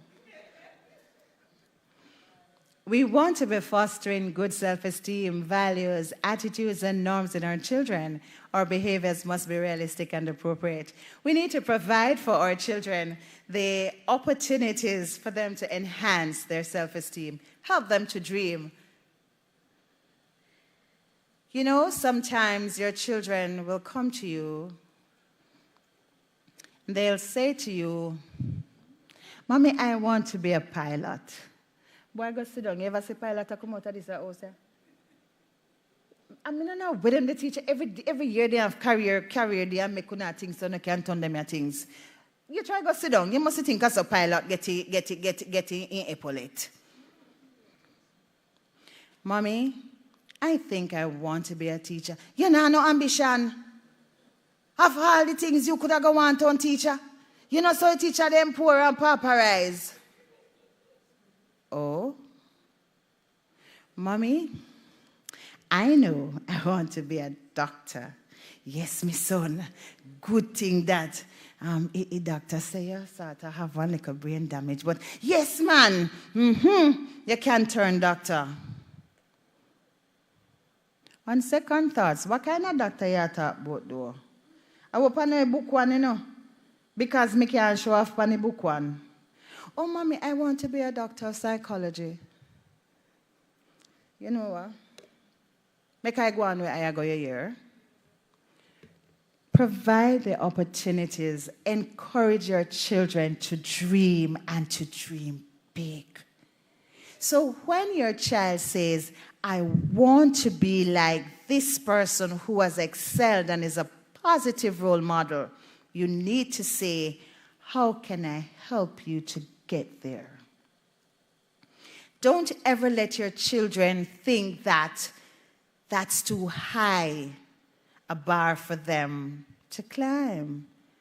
Don't ever let them believe the hill is too high, because then you already have determined that their self-esteem stays here. And there's no need to put value on dreaming and dreaming big. How many of us sitting here are from very poor backgrounds? Some of us don't know father, don't know mother. And for some of us who know father, they would pass through to see what they could collect from their mothers. But God helped us to dream big. And we found people along the way who believed in us. But oh, it makes so much of a difference when a parent believes in his child and helps his child to dream big. Engage your children in deliberate ways. If you want to foster all these concepts we're talking about, you need to engage them in deliberate ways. Make the time. And you say to your children, I have an appointment with you this evening, or on a Monday, or on a Friday. This time is our time. Because I know you're growing up, you have your friends, you have school, we have church, I have work, but this is our time. And you decide if it is a concert you're having together, if you're reading through things together, if you're speaking about history together, but make it deliberate. Because then you're saying to your child, I value you. This is how much you mean to me. You're saying to your child, I am so proud to have you in my life, that I am making this time for you. When our spouses and our relatives make time for us, we feel good. Yes. And so help your children as they develop their self-confidence and their self-worth Because when mommy makes time for me and daddy makes time for me, I am special, I'm important. So the regular run of the mill every day, sitting together, having dinner, fine. But then you make the time and you have deliberate conversations. Make the time to participate in their educational experiences. You should never be so busy that you're having open day, and I really did want to come, But, okay, mommy, not a problem. And then teacher asks, you have not been getting the notices from schools? No, my daughter don't take those home. Why you not taking? But mom, every time I give her, you can't come, so I just stop carrying them home. Because children can get frustrated too.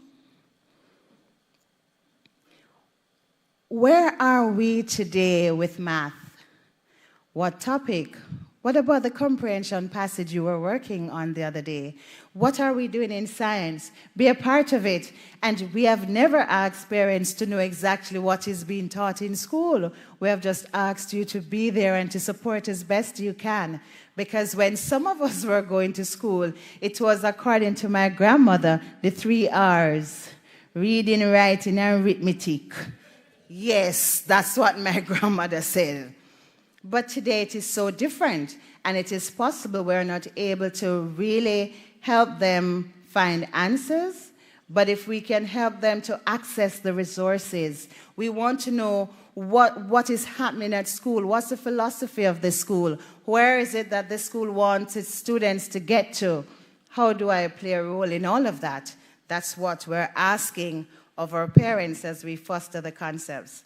This is a simple song, The Power of the Dream, that I encourage you to listen to on your own time. The Power of the Dream. It is just a very powerful song. It begins with a dream, an idea that comes to life. You access the resources for it to come to life and allow your child to shine, because that's what good self-esteem will cause.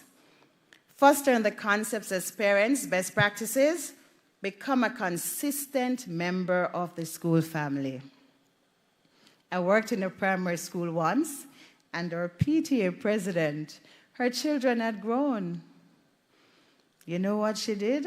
She moved her grandchild from school X to that school so she could remain a part of the PTA. She was there almost every day.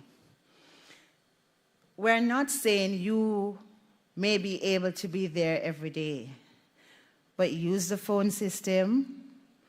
Talk to your children's teachers. Find out what is happening. How can I help? Go there unannounced. Don't just, sometimes you see, we just drop them off at the school gate. Bye, hon, see you later. And we're gone. We have no idea what happens on the inside. It's a drop-off and pick-up. Like when you go to Knutsford with the packages, and you drop off and you pick up? Yes. But we're saying, for you to foster these concepts, you have to model. Don't just drop off and pick up. For just about everything in life, there are manuals, guidelines, and blueprints. The most valuable resources in life is people. And people start out as children. For this priceless treasure, there is no blueprint in the name of parenting. But today we have discovered an unmatched treasure, a treasure that can make the difference in the lives of children near or far, a treasure that can foster an appreciation for self-esteem, values, attitudes, and norms in children. That treasure, my friend, is you. Thank you.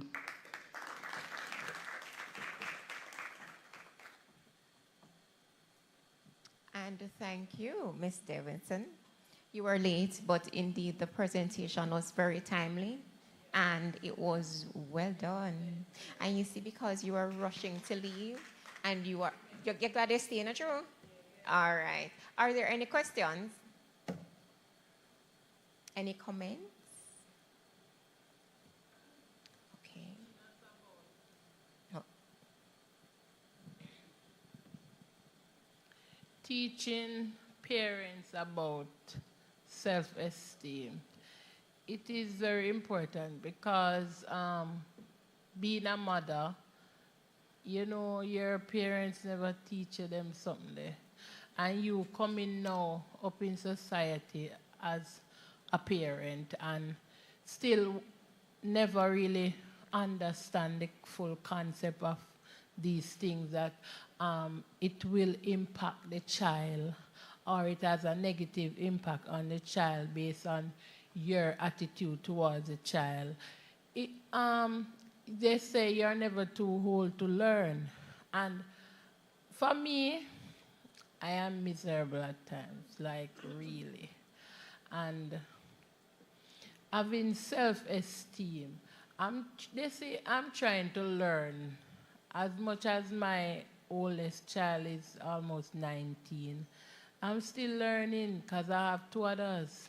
And the things that I have passed on to the bigger one, I might be able to catch the smaller ones coming up. You understand? So yes, it is not too old to learn and acknowledge that you have made the mistake then.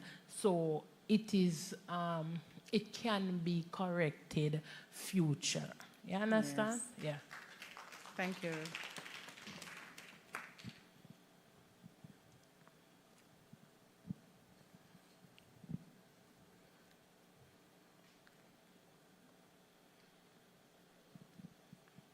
Thank you so much. I really am so happy I stayed back for this presentation. Thank you. You know, what you said, there are so many powerful points. You know, how quick we are to know what people say about us, but how well have we evaluated ourselves and believe and affirm ourselves. The point about spending time with our children, you know, it is just so ironic that when we have a partner, we know exactly what it is to spend time with them, and we also look forward to that special time, you know, and just to know that our children are actually little human beings that we should really pay keen attention to.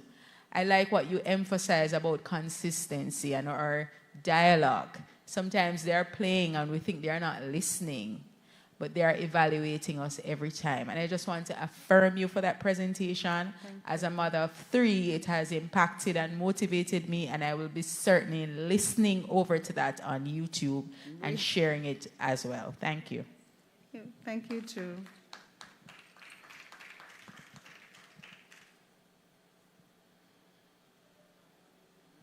It is easier to grow strong children than to repair broken men. Now, I love that phrase from Frederick Douglass because we have to start here. And we are starting with our children. We are investing today for tomorrow. So thank you so much again, Ms. Davidson. Yes. You would have asked the question, when we look in the mirror, what do we see? And you know, for those who are close to me, I have this thing where, don't call me Marga, please. I am fat. And I will go around and searching for the smallest person in the room and say, me fatter than she. But then we realize that over time, it's our concept and how we work with that, right? So what are we putting into our children? Are we building them to be the product of society that we want to see, in a society that we would want to live in? So thank you so much, ladies and gentlemen, for being with us this afternoon. We have one final gift that we want to give away.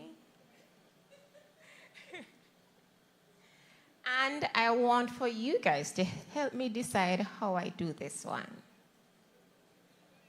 So it's a easy gift. So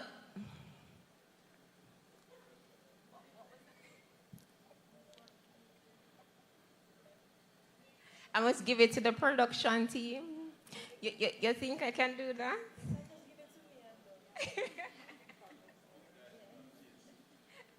Oh, that's a good one. Do you have a child? No? Are there any fathers here? Okay. Oh, yeah. So The first father. Yes. The Ministry of Health and Wellness hosted its Northeast Regional Mental Health Conference today.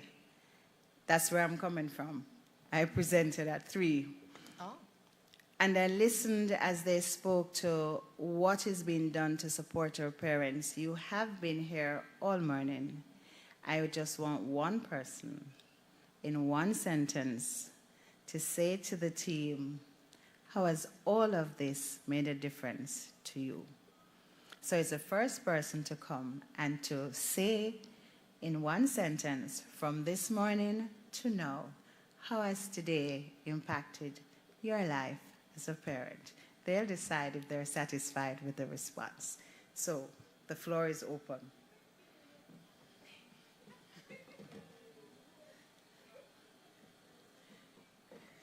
These people don't like free gifts. You see? You don't see what is happening. You don't see what is happening. Yeah, Listen to what they're saying. Yeah. I like it. I like it. I love it. So she was actually pre-selected. All right. That is just so beautiful. You see what they did? They all said she spoke and they liked what she did, so give it to her. Yes. All right, so thank you so much for that. And at this time, just want to remind you, we are transforming education through the resilient educator. So thank you so much for being with us from Monday until now. And we are at the end of day 4. So hope to see you tomorrow morning at our closing ceremony. Thank you so much.